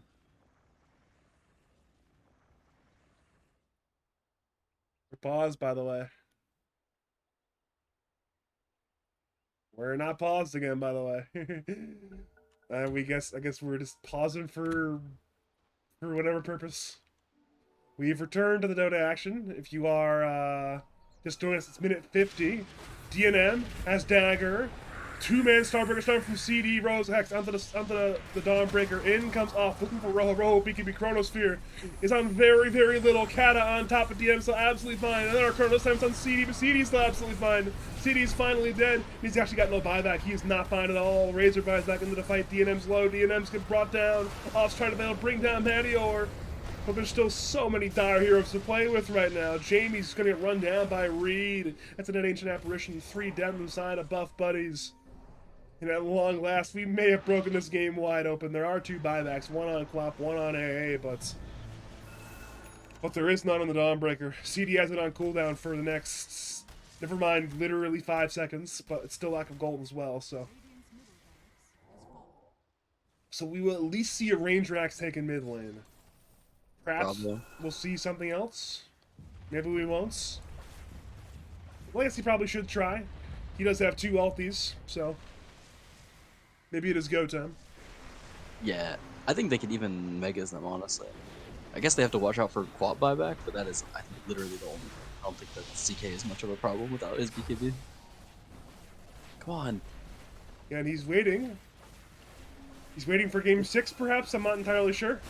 You got 2 BKBs on Razor. Give him the cheese even if you want. I guess Well, he's concerned about Ice Blast, so that's At this point, first ulti's gone, so he's gonna leave. And we are back to Farmeando, because yeah, it's Dota 2 for you. It's 31 to 31 kill score wise at minute 52. We are now looking at the 4th Roshan of the game as the main objective in question. Let's see when it spawns. It'll Late. spawn relatively late. Not incredibly late, but definitely on the later ends. About 74th percentile or so. So it's pretty late.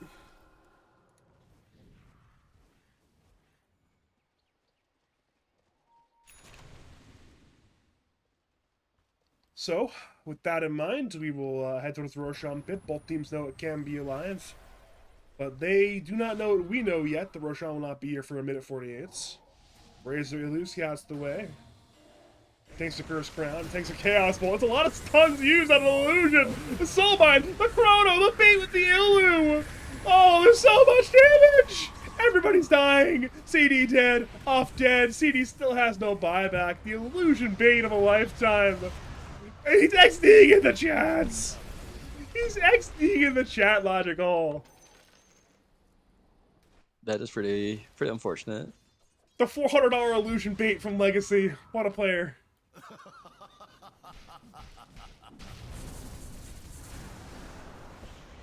Yeah, and now they're gonna take buildings maybe. We'll see about that one. I'll believe it when I see it.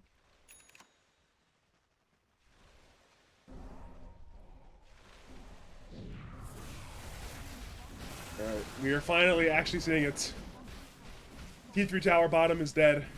Netherrax and Rangeраx will both join their tower. And perhaps it is throne time. They will force the buybacks. Willow and CK both have them.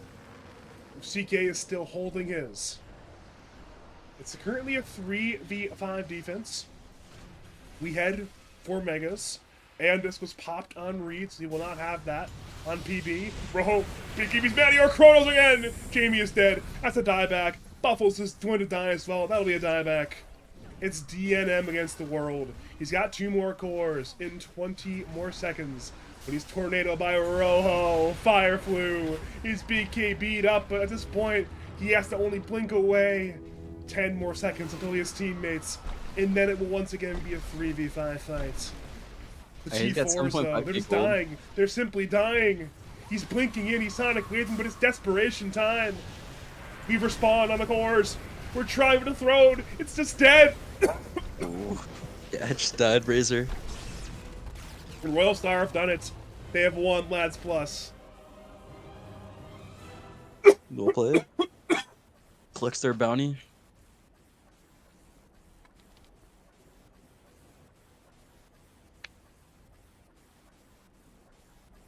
Oof. What was the long game that you asked for? This is true. This is true. This is definitely the most competitive game of the series. I mean, Royal Star, that's definitely a comeback. This is a game where it was certainly not easy for them to win, but they held true to their draft. They went to the point where it was strong, and there we go. They've done it. They've won Lads Plus.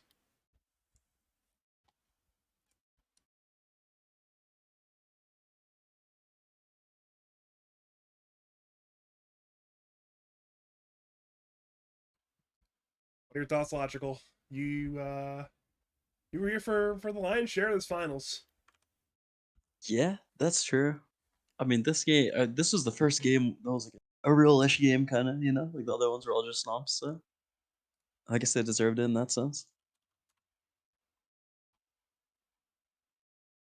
I'm gonna go see if Mr. Victorious mid laner Rojo Firefly wants to interview. He said sure. I'm gonna add him to this DM real fast.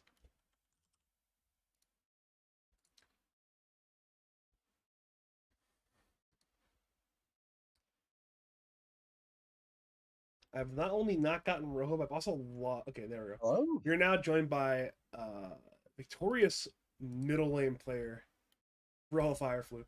Congratulations, you've won Lads Plus. You've won your personal share of $400. How are you feeling? Pretty good. I mean, they were good games, so that's pretty hype. How was the cast? How'd everything go? Physically miserable, Oh. but I'm alive. Oh, are you also sick? Oh yeah. Hell yeah, me too.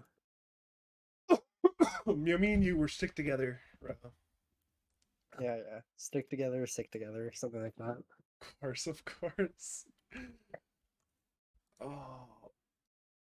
So again, this is 4 very one-sided games and a barn burner. I guess I'll cover the 4 one-sided games very fast. I mean, game 1, what can you do? Game 2, game 3. Dude, game 2, that was a pretty epic game. There's some. You guys have been feeling good in your first Invoker game of the series earlier, right? Yeah, I love playing Invoker. Also, I very recently discovered the wonders of Xrd Invoker again. I don't know how good it is every game, but I think it fits pretty well with our team. So, yeah, playing Invoker is fun, and I get to play it with Faceless Void, so it's like super easy mode too. And then one more not game 5 question. You play Dazzle game 4? Do you like actually play Dazzle, or what's the deal with that? Yeah, I play Dazzle. I mean, I felt like my Dazzle was pretty good actually. I think I played that game fine. The unfortunate thing is I'm just against a really like like Faceless Void, and they have like a Tusk, you know. So all they have to do is land a single spell, and I'm dead. Which is not hard to do. So, I think we had a wonky draft, and then we played lanes wonky, and then we had a wonky game. I don't think my Dazzle was the issue. Not to have ego or anything, but I think my Dazzle performance was at least adequate. Yeah, I think that's true. I think it was hard for you to win that game. Like, I don't think there was much more. Yeah, from the position of being the Dazzle, like there's nothing that I could have really done other than, I mean, if I was like some god caller and I made like I don't know 50 like no tail calls in a row, maybe we win that game. But we just yeah, I think as a whole team we just messed up early game a lot, and then the game was impossible against the Faceless Void. And of course, game 5. Speaking of Faceless Void, you had the Void Invo combo again. It was looking relatively rough early on. Were you guys a little panicked, or were you guys calm knowing that the late game would eventually come? I think we were pretty chill. I mean, there's definitely a few moments where I think people were like, "Oh fuck," you know, like I really messed that up. But um, I think we all were just saying like, because when we drafted it, we knew that like if we go Faceless Void, whatever we do, we'll just win late game like by default. And so we thought that'd be really strong. Um, and it like Faceless Void is a hero that's relatively hard to counter. Just like if you're not like the highest level, like I think at the level that Lads Plus is playing, Faceless Void is just hard to counter if you do not like stomp him in lane. And I believe Meteor had like a pretty fine lane this game, so yeah, it was just I think it's very comfort, and then it's just really easy to play the Faceless Void hero, at least as a team. Obviously, Meteor played well, and I think like of course everyone played well, but just playing around Chronosphere is a really like nice ability to have past like the 30-minute mark, even at like the 20-minute mark. Sometimes it's just a free kill, so we valued it really highly. You know, Rojo, you're supposed to be on my team. We're gonna run Lads Plus. They rejected our team.